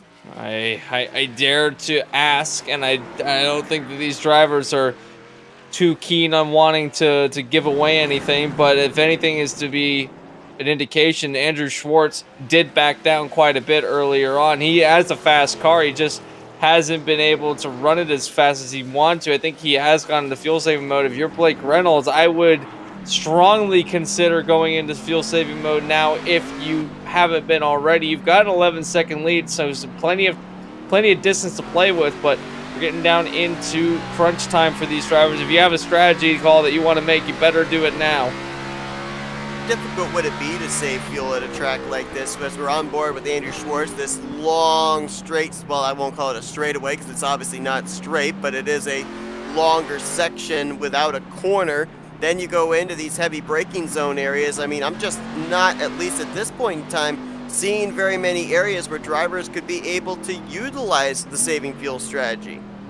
All right, you can back down your corner entries, so you can make your braking zones a bit wider. You can actually coast on the way in, and that's actually a strategy that prototype drivers use in the World Enduro, or actually any series that runs any former prototype, is that they'll actually back off and coast their way into a braking zone, and that saves them quite a bit of fuel on the way in. So you could start doing that. You can start, again, just kind of maybe 3/4 throttling or a little bit down the straightaways. There's a lot of things you could do, especially with Blake Reynolds. He's got the distance back to second place in order to play with that. Now, if you're Andrew Schwartz, who just moved into third place, your main goal now is to take second place away from Jonathan Oates, as Nate Stewart, I believe, has started a bit of fuel saving. Yeah, it was interesting there. We saw him back off and let the 67 on by. Hard to tell if that was the case of him going into fuel save mode, or if he getting the concrete barrier with the left rear of his machine and losing some momentum, just kind of did the courteous thing and adhered the spot to the faster car off of corner exit. But it's looking like the chess pieces are starting to move into place here, and you kind of wonder who's going to have the final checkmate move by the time the checkered flag waves. I mean, we still have more than 3 laps to go. It takes them a long time to get around this racetrack. This track is about 2.5 miles in length. I mean, that's the same length as Daytona International, but without the twists and turns, and it takes them some time to be able to make these circuits. Things are going to get very interesting fuel-wise, and the last thing you want to do at a road course as well, as big as Belle Isle, is run out of fuel in, say, the first half of the course, because very unlikely you're going to be able to make it back. Absolutely. We've been running about the 138s. Actually, Blake Reynolds is running a 138.1 the last time by. Compare that to Jonathan Oates, 139 almost flat. So, yeah, quite a long time for these drivers at this track. And this track isn't particularly that long when you consider how long some of the other circuits that we've been on is. It's just that with these cars specifically, it takes a while to get around because they are quite rotund when they're turning around the turns. So, not to say they're a bullet in a straight line, these cars are, but definitely a bit porky on the entry into turns. But I think right now Oates has actually been able to keep up front of Andrew Schwartz, so no immediate fire from there. Brett Pancari, we haven't really talked much about the drivers behind the top 4 because most of the action has been happening within the top 5. Brett Pancari, now running in a 5th place all by himself, is actually, been pretty quiet this race, but has been a pretty consistent run. I think that car doesn't have any damage on it, and if it does, it's very minimal. One of the cleaner looking race cars out in the circuit right now in the 035, and Nathan Rabideau behind him actually had a spin into, I believe that's turn 3, and he's not looking the best of ways. The 93's actually pounded the tire barrier. That's going to open the door for Matthew Zwack to go on through.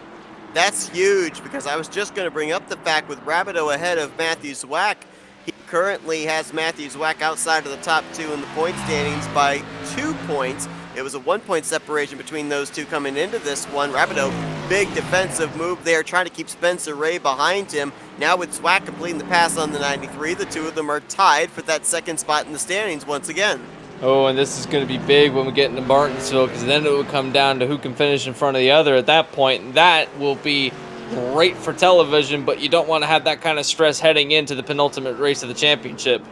We've seen some drivers using the bumpers here today to kind of rattle the cage and make some moves. They will be more than willing to use the front bumpers, the chrome horns, when we get to the short track of Martinsville next week, no doubt about it, especially if there's a chance to go to Atlanta and win that championship on the line. this battle here might be the one to watch down this home stretch. Well, as soon as I say that, Nate Stewart's reeled back in. Andrew Schwartz has had an issue. The hood is gone on that car. I don't know what he hit, but that has effectively taken him out of a chance of not only finishing in the podium, but securing himself a trip to Atlanta here at the Belle Isle Road Course. And now he's got to run back down Nate Stewart, and with that damaged race car, looks like it might be all for naught, but he had a great run. You got to consider where he started versus where he's running at right now. Given the fact he's got so much damage, that has got to be one of the fastest cars on the circuit, and you'd almost wonder what would have happened if he had started in a top 10 position. But right now, settling for a 4th place. Although there's still some fight in that 67, I wouldn't be surprised if he tries to take it to Nate Stewart if he can get a move set up. As down the front straightaway into turn 14, Blake Reynolds comes to take the white flag of the race. And ever since his battle earlier with Tucker Minter ended up in disaster for the 10, it's been smooth sailing for the 62 machine. Blake Reynolds looking for what will be his 7th win on the season. I believe his 6th at a road course. It's close to, oh no! You can't be serious. Wow. Well, I guess if you've got an 11-second lead, you can afford a mistake like that, but it just shows even though you may have had the strongest car for the majority of this race, this track can still get you in some way, shape, or form. Yeah, that's rattled Reynolds' cage a little bit. We've seen drivers run off the track even under pacing at this in this event, so don't feel too bad, Blake. You had plenty of you still got an 11-second lead, so that never happened. Blake Reynolds, his last victory was at a road course, the Indianapolis road course, back in the latter portion of July. If you look at his finishes back for his last 11 starts, he's not had a finish outside of the podium in all of those races. And he's going to add yet another podium finish here today. He's going to help that 62 team, Speed Incorporated, with their bid for the Owners' Championship. Another trip to victory lane here, and as you pointed out, with Ocean Walsh out of the race, kind of gave him the opportunity, Tucker Minter making a mistake, to be able to capitalize. As across the start-finish line, Blake Reynolds will drift and pick up his 7th win on the season, taking the Motor City Mayhem 100 presented by Tristan Hagenstein Photography. We got a pretty good battle back here for 6th place. That championship implication between Matthew Zwack and Nathan Rabideau, they were right nose to tail for a majority of the circuits around the last final lap, so we'll have to keep an eye on if Rabideau tries to send it up the inside. I don't think he's got enough room right now. Zwack will, I think, maintain 6th place through 13. Through 14. We'll actually make that through 13 now. I don't know. I think he's going to secure it. So Matthew Zwack will officially finish in front of Rabideau, which means we are going to have an intense battle for the final championship spot as Rabideau and Spencer Ray make contact going to the line. Spencer Ray sends it to the outside, not able to make the pass. He'll cross the line, though, spinning and crashing in sparks. In the 8th position, Palesso and Isaac Johnson cross just behind, completing the top 10. But with that 2nd place finish, Jonathan Oates now will secure himself a spot in the championship picture. He was already looking like he was going to lock himself in on points, but now he doesn't have to rely on points at all. And it's going to be interesting now to see, with him advancing, does that now move the cut line down for top 2 in the point standings to include Matthew Zwack and Nathan Rabideau? We'll have to see if the cut line moves or not. Nonetheless, the one thing we definitely know, Jonathan Oates, he will go to Atlanta. He will battle for a championship right now. He and Brent Pancari, the only 2 that are confirmed they will be battling for that championship title in about 3 weeks' time. So, with the championship looming, we have come to the end of our race here tonight. And, you know, for some of these drivers that are going to be trying to get their way into the final race in Atlanta, this was kind of a race that they were eyeing to maybe pull a rabbit out of their hat and try to, you know, outclass the other drivers that they were fighting against. But some of them were just trying to set up Martinsville, and I think that we had a couple of drivers do just that, including Matthew Zwack, which will now be tied going into Martinsville for our second and final confirmed spot for the championship lead, as Jonathan Oates, a very thankful Jonathan Oates, will take the proverbial championship win tonight. But Seth, when we get to Martinsville, we've certainly seen some championship implications from tonight's race. When we get there, what's going to happen at Martinsville, knowing that we've made some rivalries throughout this race and there's only one spot confirmed left in the championship slot, and it's being hunted down by not one, not two, but three, potentially four drivers? Here's what the scenario looks like to me. I do believe that with this air quotes victory for Jonathan Oates, that will now move the cut line down. Nathan Rabideau and Matthew Zwack, as you mentioned, the both of them tied, with Rabideau having the 1 point advantage over Zwack and Zwack having the 1 position advantage here today. Those two guys are going to have everybody else, Jake Poulin, Gary Waterworth, Sean Butler, Nate Stewart, Lucas Palesso, Andrew Schwartz, Hagenstein, and Evan Rice in must-win situations when we get to Martinsville next week. I mentioned the fact that as a driver, the last thing you want to do is be in a must-win situation heading to a short track. But on the flip side, if you're a driver like Matthew Zwack or Nathan Rabideau, you've got to be on pins and needles, because you know then when a driver is put in that situation, they will be willing to do everything and anything to secure the fact that they are going to be the first one back to that checkered flag. So you've got to do some defensive driving at a short track, which is a lot easier said than done. And it's not just any short track either. It happens to be the one that, brings about the best and the worst in a lot of drivers. So once we get to Martinsville, we'll have to see what will exactly happen at the paper clip. But tonight, it's Blake Reynolds that took away the victory after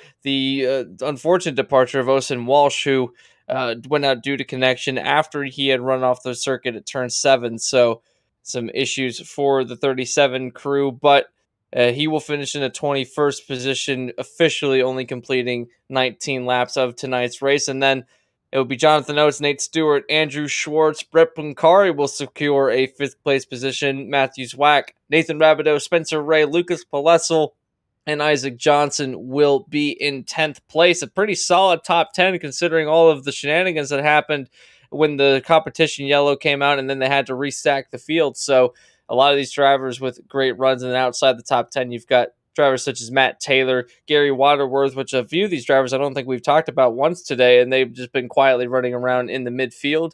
Jake Poulin never really got the strategy that he was trying to do to work, and he will eventually finish in a 13th position, although he was as low as 21st tonight at one point. So pretty good drive up into the top 15. And then be David Cabrera and Tucker Minter. Unfortunate for this 10 crew, as it just went from bad to worse, battling for the lead, locks up, has an oversteer moment into turn 5, ends up pounding the tire barrier, and then a couple of laps later ends up leaving some 11s down into turn 3 and hitting the tire barrier there as well.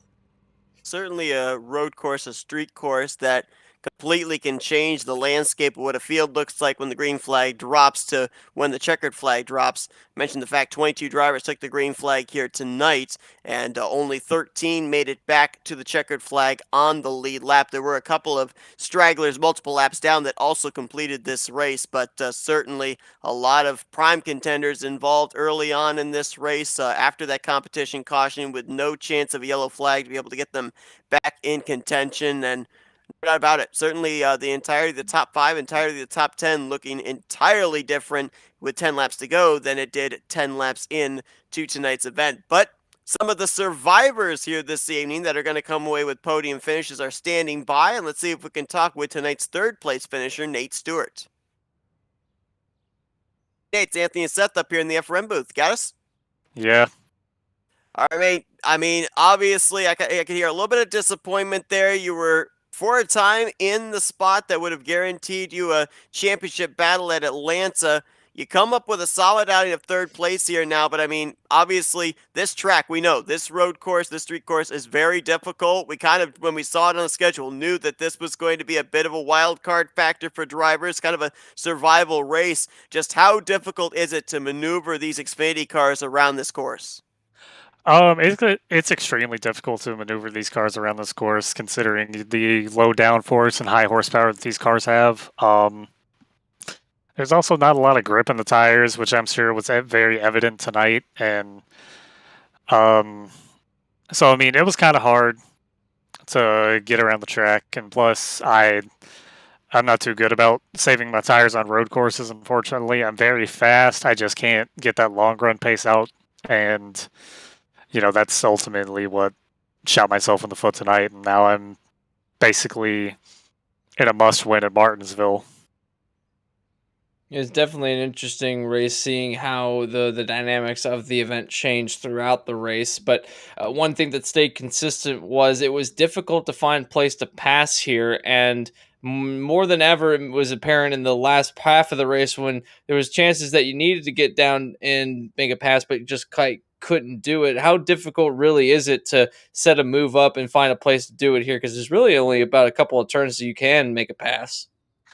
Yeah, it was pretty difficult to set a move up, but I mean that doesn't really mean anything. We saw Tucker Minter and Blake Reynolds go side by side for basically an entire lap. So I mean, but those guys are some of the best on the sim, and I'm trying to get to that level, but I'm not there yet. But overall, it was kind of hard to set up passes, and I mean, that's why I was getting so antsy whenever we had that whenever we had that restart, because I wanted to make sure I got by Oates and hopefully just kept him back there. And I mean, you saw us two make contact, but that's because I really, really wanted that spot, and I wasn't going to give him the inches he needed. And I mean, I got a little bit of damage out of it, but it is what it is. But overall, you really just had to wait for somebody to make a mistake to be able to make a pass, and unfortunately, I made a mistake, and next thing I know, Jonathan Oates is going by me. All right, so let's shift gears here, Nate, and look towards next week. Martinsville, the last opportunity to be able to get into a championship picture at Atlanta. Obviously, a short track. It's got to be a little bit nerve-wracking. I mean, what's the strategy? Is there a strategy to try and make sure that you're going to be one of those drivers with the championship on the line in 3 weeks' time? Reinforce the front bumper, really. I mean, Martinsville okay, so I pride myself on my road course expertise. I say that loosely when it comes to stock cars. And Martinsville is by far the closest oval to a road course. So I've always enjoyed Martinsville, and I've always been good at Martinsville. I qualified on the pole there in my Road to Pro split this past season. So, and I ran up front for most of the race. So I'm hoping to hopefully repeat some of that magic tonight, or not tonight, but next week. And just hopefully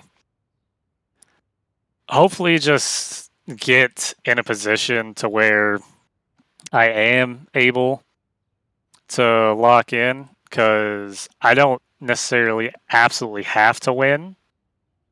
If I can make up 6 points on Jake Poulin and nobody behind me passes me, either Rabideau or Zwack can win the race. So, and then that'll bump the cut line down to between 5th and 6th. So if I can pass Poulin and one of those two wins, I'll be in.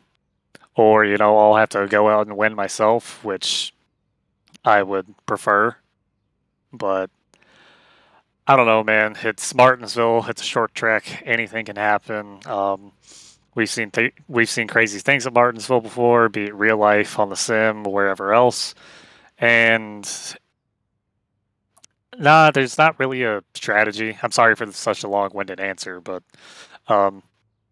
there's not really a strategy going into it other than keep all the fenders on it until the last green-white checkered, and then hopefully I'm in a spot to where I can make it in and just hope for the best. I'll tell you, Nate, I love it. I mean, obviously, Martinsville hasn't even started. You're already putting those scenarios together for being able to see if one of them plays out, to be able to be in that championship picture.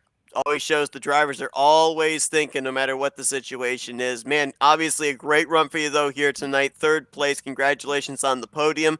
Now we'll turn the mic over to you for some thank you sponsors and shout-outs. First off, thank you to you guys for broadcasting. Thank you to all the FTF admins for, putting on this league each and every week. Without them, we wouldn't be able to do this. Thank you to Apex Action Racing Photography. That's, me thanking myself because that's my own personal photography business. Specializing in iRacing screenshots for right now, but hopefully venturing into the real world photography scene soon. Let's see, Victory Lap Racing Designs, Speed Visions, Digital Chumps, Bench Racer, the Rain Race Podcast. Oh god, there's so many of them. There's a lot, and I just can't thank all of them enough for the continued support they've given me throughout this FTF season and the Road to Pro season. I'm not saying that season's completely over yet, but I am kind of looking forward to next year with the announcement that the FTF admins put up the other day. I might be able to do well in FTF next year. We'll just have to see. Also looking forward to Road to Pro next year and hopefully bringing back all the supporters that I have this year and, hopefully some more. It'd be really cool to see, and I'm just looking forward to the future. Can't dwell on the past. That's Nate Stewart, 3rd place here tonight after the craziness at Detroit Belle Isle. Once again, congratulations on a great result, and best of luck next week there in what's sure to be a very interesting penultimate race at Martinsville. Thank you. I hope to see y'all next week. A driver here tonight that finishes 2nd but secures himself a spot in the championship picture at Atlanta is up next. Let's talk with our regular season champion, Jonathan Oates. Hey, Jonathan, Anthony and Seth up here in the FRM booth. You got us? Yeah, I got you guys. What's up? Man, I mean, we kind of been talking about it here during these playoffs. It was looking like the 73 was going to lock itself in on points, but man, you don't even have to worry about points now heading into Martinsville. The 2nd place finish, highest Grand National Series driver. You get the Grand National Series victory to secure yourself a spot into the Atlanta Motor Speedway Championship battle. I mean, how good does that feel first off, and especially knowing that you have Martinsville on the horizon? Well, I'd say it's pretty good. The playoffs didn't start off great for us at Las Vegas. Talladega was surprisingly okay for us. I feel like I might be leaving out a race somewhere in there, but the Charlotte Roval was pretty good. Had a decent run there, but overall, I feel like we've just kind of been under the radar of these playoffs. Not really where I wanted to be performing. The tracks definitely haven't suited me the best, but I think I definitely should have been making better work for it. So, especially after what happened at Kansas, going into the night, I kind of knew that it was probably going to be my best shot to advance. I've never been particularly great at Martinsville, so it was definitely going to be something that just really a situation where I kind of needed to have a good night. Otherwise, I was going to be in trouble. So I'm definitely happy that we could get the win, finally perform at a level that I want to be performing at in these playoffs. It doesn't make me too much less worried for Martinsville because I guess now the goal is just to go out there and win, but depending on how things happen tonight, I mean, that could have been the goal anyways, so I wouldn't say I'm optimistic for Martinsville. I just know that I'm okay at short tracks, but pretty bad at Martinsville, so hopefully I can work on that a little bit over the next week and be okay there. It's definitely good to be locked in, though. It's not going to make the finale any easier. There's a lot of good I forgot how to speak. A lot of good drivers who are going to be racing there. I think if Nate advances from Martinsville, I mean, he's going to be one to watch out for. Even if he doesn't, I mean, Zwack, Rabideau, those are some really good drivers who are definitely going to be hard to beat. So really now the focus just turns to Atlanta. But it's great to have the weight lifted off tonight and be able to get this win. We were talking about it earlier, and we want to get your opinion on it. We were talking about why there is a week break between our next race and then Atlanta. What does that do for you mentally? Because we were talking about how some drivers might prefer there to be an extra week of rest, or some drivers just want to go straight into the finale. So what's your take on that? I mean, that's what happened last year. I think they had the Martinsville cutoff race and then a week off. It gives me a little bit more time to prepare, but it also gives everyone else a little bit more time to prepare, so I don't think it really changes much. I've always been pretty good at at Atlanta. It's definitely my best intermediate when I've always been pretty subpar at the intermediates. So I don't think it'll really help or hurt to have a little bit more practice time. It'll make me a little bit more comfortable, but it'll make everyone else a little bit more comfortable as well. So I wouldn't say it's too much of an advantage. I don't think it really changes much. I mean, we saw a heck of a battle for second place there in the final 10 laps or so between yourself, Nate Stewart, and Andrew Schwartz. All of you would be advancing into the Atlanta Championship picture if any one of you finished in that second spot. So I think it just made that battle even more important down the closing stages. I mean, how nerve-wracking is it when you've got drivers that all have the same goal as you do, the tight corners that we've seen here, the little room for error, and if you make a mistake, there's a wall or a tire barrier there to greet you. Just how difficult is it as a driver to just stay mentally focused with so many different things that you got to worry about? It's really, really difficult. I had a little bit of comfort knowing that on the first run, Nate burned up his tires pretty bad, and I pulled 12 seconds on him, and that all went away when I stuffed it in the tire barrier when I was right on him. I think you guys probably caught it because it was right in the battle between me and him, and I missed my braking point. I locked up. I went straight on. A couple of expletives were said. That was not a good moment. I didn't think it was all gone right there, but it was definitely just a sign of me, losing focus for half a second. And if you even lose it for half a second at a track like this, you're going in the wall. So it's really difficult to just stay focused like that. But I think at the same time, it makes this win a little bit more rewarding because I had to fight back from hitting the wall. I had to fight around this tough racetrack. I had to fight against Nate, Andrew. I mean, it was a really hard fought battle. Nate didn't make it easy on me. It was a really fun battle. I'll give him that. I mean, just classic stock car racing. He goes a little bit wide. He gives me a little bit of a door bang. We're all racing hard. We're all going for everything. So I'm not going to fault anyone for making contact or anything like that. But it's so difficult to just keep focus when, you've got your teammates in your ears. Isaac was running his own race. He was in a voice chat with me. You've got braking markers that you can't miss by even an inch. You got other cars. You got walls. There's so much to focus on that it really does make it difficult to just stay focused. But hey, I was able to do it. I was able to keep the tires on the car. I pulled out at the end, and when it mattered, I was able to have the pace. So, yeah. Absolutely. Get that golden ticket into the championship battle as Atlanta Motor Speedway as a result. Congratulations on that. Another solid outing at a road course. I remember talking to you, I think it was back when you guys finished up the Indianapolis road course. He says, I'm okay at road courses, but I don't really prefer them. Well, I'll tell you what, the numbers are certainly looking pretty good for you at the road courses so far this season, and it's a road course tonight that solidifies you into the season finale. Jonathan, we're now going to give you the opportunity for some thank you sponsors and shout-outs. One thing I'd like to say, that was definitely not me at the Indy road course. I finished in 6th, but that does sound like something I might say.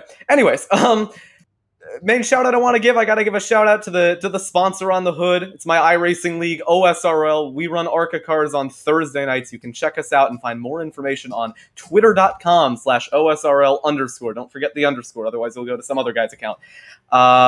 So you can check us out there. You can sign up. The sign-ups are always open. Our next race is Richmond, I think. I should probably know that, but you know what? That's okay. I got to give a shout out to my teammates, Robert Dorman, who kept me calm throughout the battle there I had with Nate. He did a great job keeping me focused. I got to give a shout out to Isaac, who finished inside the top 10. I think, yeah, he finished in 10th. Good job to him. I also painted his car, so very nice looking paint scheme. I got to give a shout out to the rest of my teammates at F4R who didn't run tonight. Which would be Ethan Corder, Rudy Valentine, CJ Nemetz, Jack Painter, and Adam Sweet and Tyler Williams. They're all really supportive of me, so it's cool to have them. Cool to have them around, even if they don't race all the time. And yeah, that's about it. That's Jonathan Oates. A second place finish here tonight at Belle Isle secures Woo. him a battle for that championship in 3 weeks' time in Atlanta. Congratulations on that. Best of luck next week at Martinsville, and we look forward to seeing the preparation you put in to be able to try and get that championship in what's been a really good year for you, Jonathan. Good luck. Thank you. And let's go down to Victory Lane. Seventh time this season. 6th time at a road course. It is Blake Reynolds who gets to burn it down here tonight at Belle Isle. Hey Blake, it's Anthony and Seth up here in the FRM booth. You got us? Yo. Well, man, obviously, what a race here tonight at Belle Isle. We knew it was going to be chaotic. Man, it just seemed like this racetrack was saying, here you go, Blake, take this victory. We saw the connection problems for Ocean Walsh. Your battle for second turns into a battle for the lead between yourself and Tucker Minter. Minter blinks first, gets the tire barrier, and next thing you know, you've got 11, 12 seconds on the rest of the field. But I want to go back to that battle between you and Minter, because we were up here with our jaws dragging on the floor, watching you guys side by side for almost the entire lap at this racetrack. And we've been told in the past, doesn't matter what type of car you bring to Detroit Belle Isle, it is virtually impossible to be able to race side by side.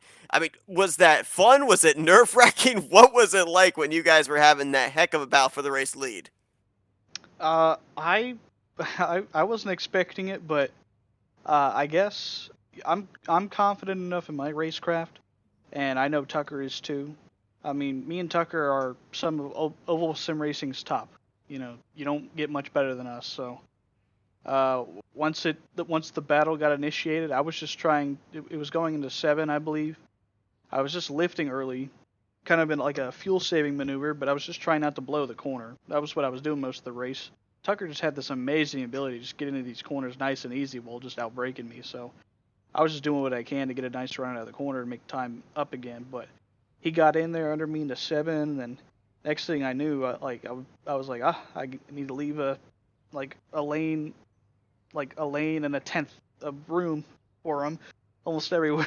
So it ended up being like a really nice, like, clean battle. I don't think either of us hit the wall until he actually made the mistake going into, I think it was 4, but yeah, like a fantastic race, and I didn't expect this combo to work out as well as it did. It certainly did prove a lot of things about this track and this car, is that you can fit this car into places that you didn't expect you could, and you can get some pretty good racing at this racetrack with these machines. But one of the things that I think that we all took away from this race was just how incredibly difficult it was to eventually make the pass once you were alongside, because I think you mentioned it where he was able to get alongside, but was not really able to pass. And it was interesting that you were having to struggle to get around this track. But what was the most difficult part about this racetrack and this car type? Definitely the braking. It's already really hard to avoid the wheel hop, but because like the braking zones are like, I was saying, like, I was surprised. I was telling Sean Butler and Nate Stewart, I was in the channel with them. I was telling them, I'm surprised we have so much tire wear considering how little our tires are actually touching the ground because this track's so bumpy. And it's just, I don't know, like, I was having to brake maximum probably 60%. And just to compare, Daytona road course, in some of those braking zones, I'm doing 80 to 90. And like Spa, where it has some really straight braking zones with very little elevation change, almost 100%. So it's just, this is a completely different animal in terms of braking.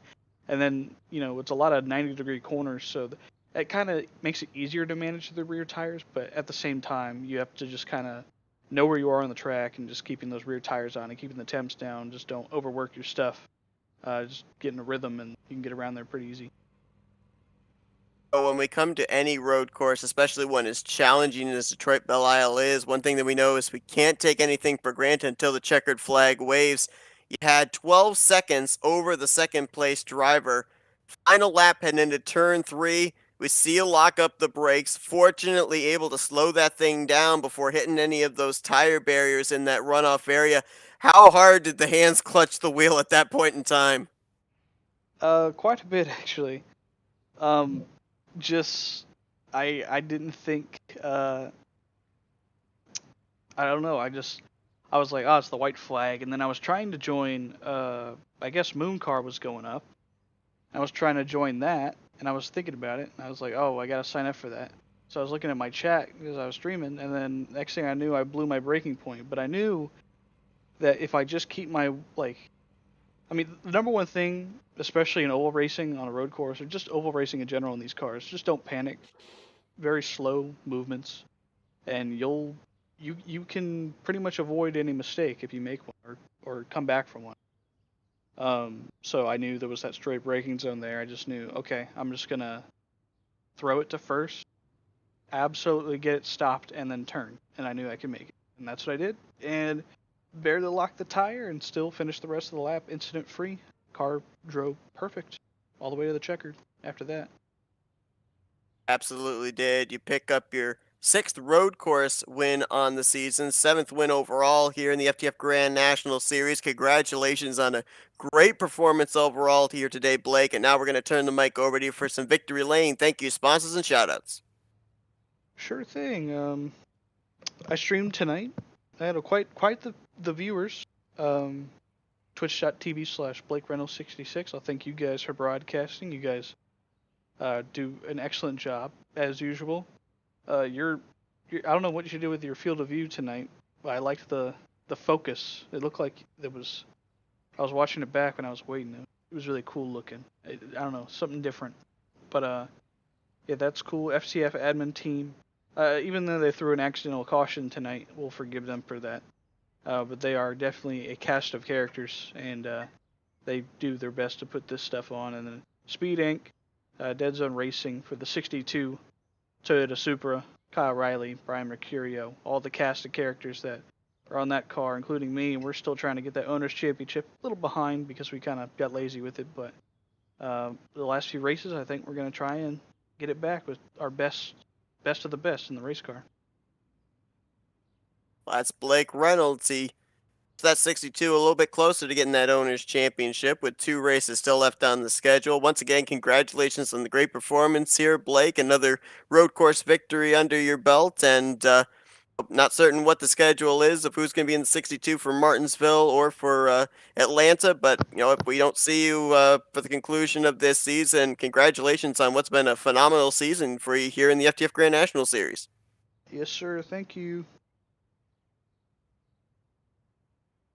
43 laps in the books here at Detroit Belle Isle. The championship picture just continues to get more and more exciting. 2 drivers locked in through wins. The cut line moves down. Nathan Rabideau, Matthew Zwack up above it. And again, just going to go back to the point there that I made when we were talking with Nate Stewart. Checker flag waves at Belle Isle. He's already putting together the scenarios for him to be able to advance after the Martinsville race is over, and more than likely other drivers, Poole, Waterworth, Butler, these guys are eyeing Martinsville as their last ditch opportunity as well. They're already, I think, putting those scenarios together as well.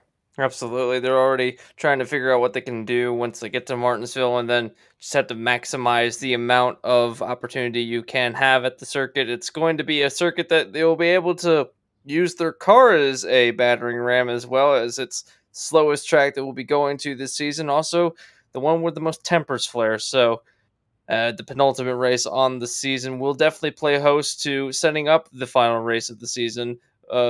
Probably have more championship implications at that race than we will at the actual season finale.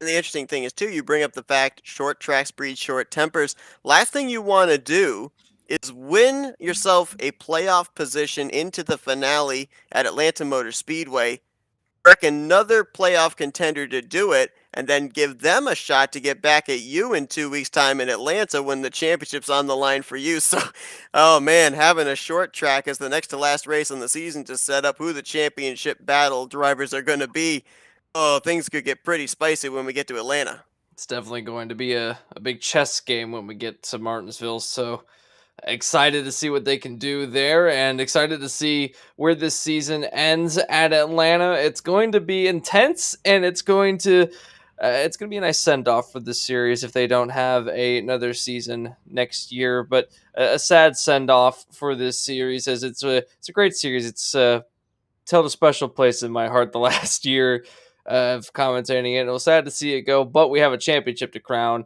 yet to come. And the next step in that road is going to be the final trip of the season, final opportunity for drivers to make their way into the championship picture. Next week, we head to Martinsville, Virginia, the Paperclip Short Track. It's going to decide who is going to be battling for the championship and who will just be trying to end out the season at Atlanta with a win to end off what's been an incredible season here in the FTF Grand National Series presented by Bar Visuals. Blake Reynolds is your winner here tonight at Belle Isle. Jonathan Oates finishing second secures himself a spot into that championship battle along with Brent Pancari from last week. It's going to be down to who the final 2, maybe 3 drivers, depending on the scenario next week, are going to be that will join them to battle for that championship trophy in the season finale at the Atlanta Motor Speedway. But Anthony, for one final time, appreciate you joining me in booth here tonight for what we knew coming in, and we are not surprised leaving a very interesting, very technical, very nerve-wracking street course race. Absolutely. It's been fun, and I can't wait to see what we have left for these 2 races, and thanks for having me here.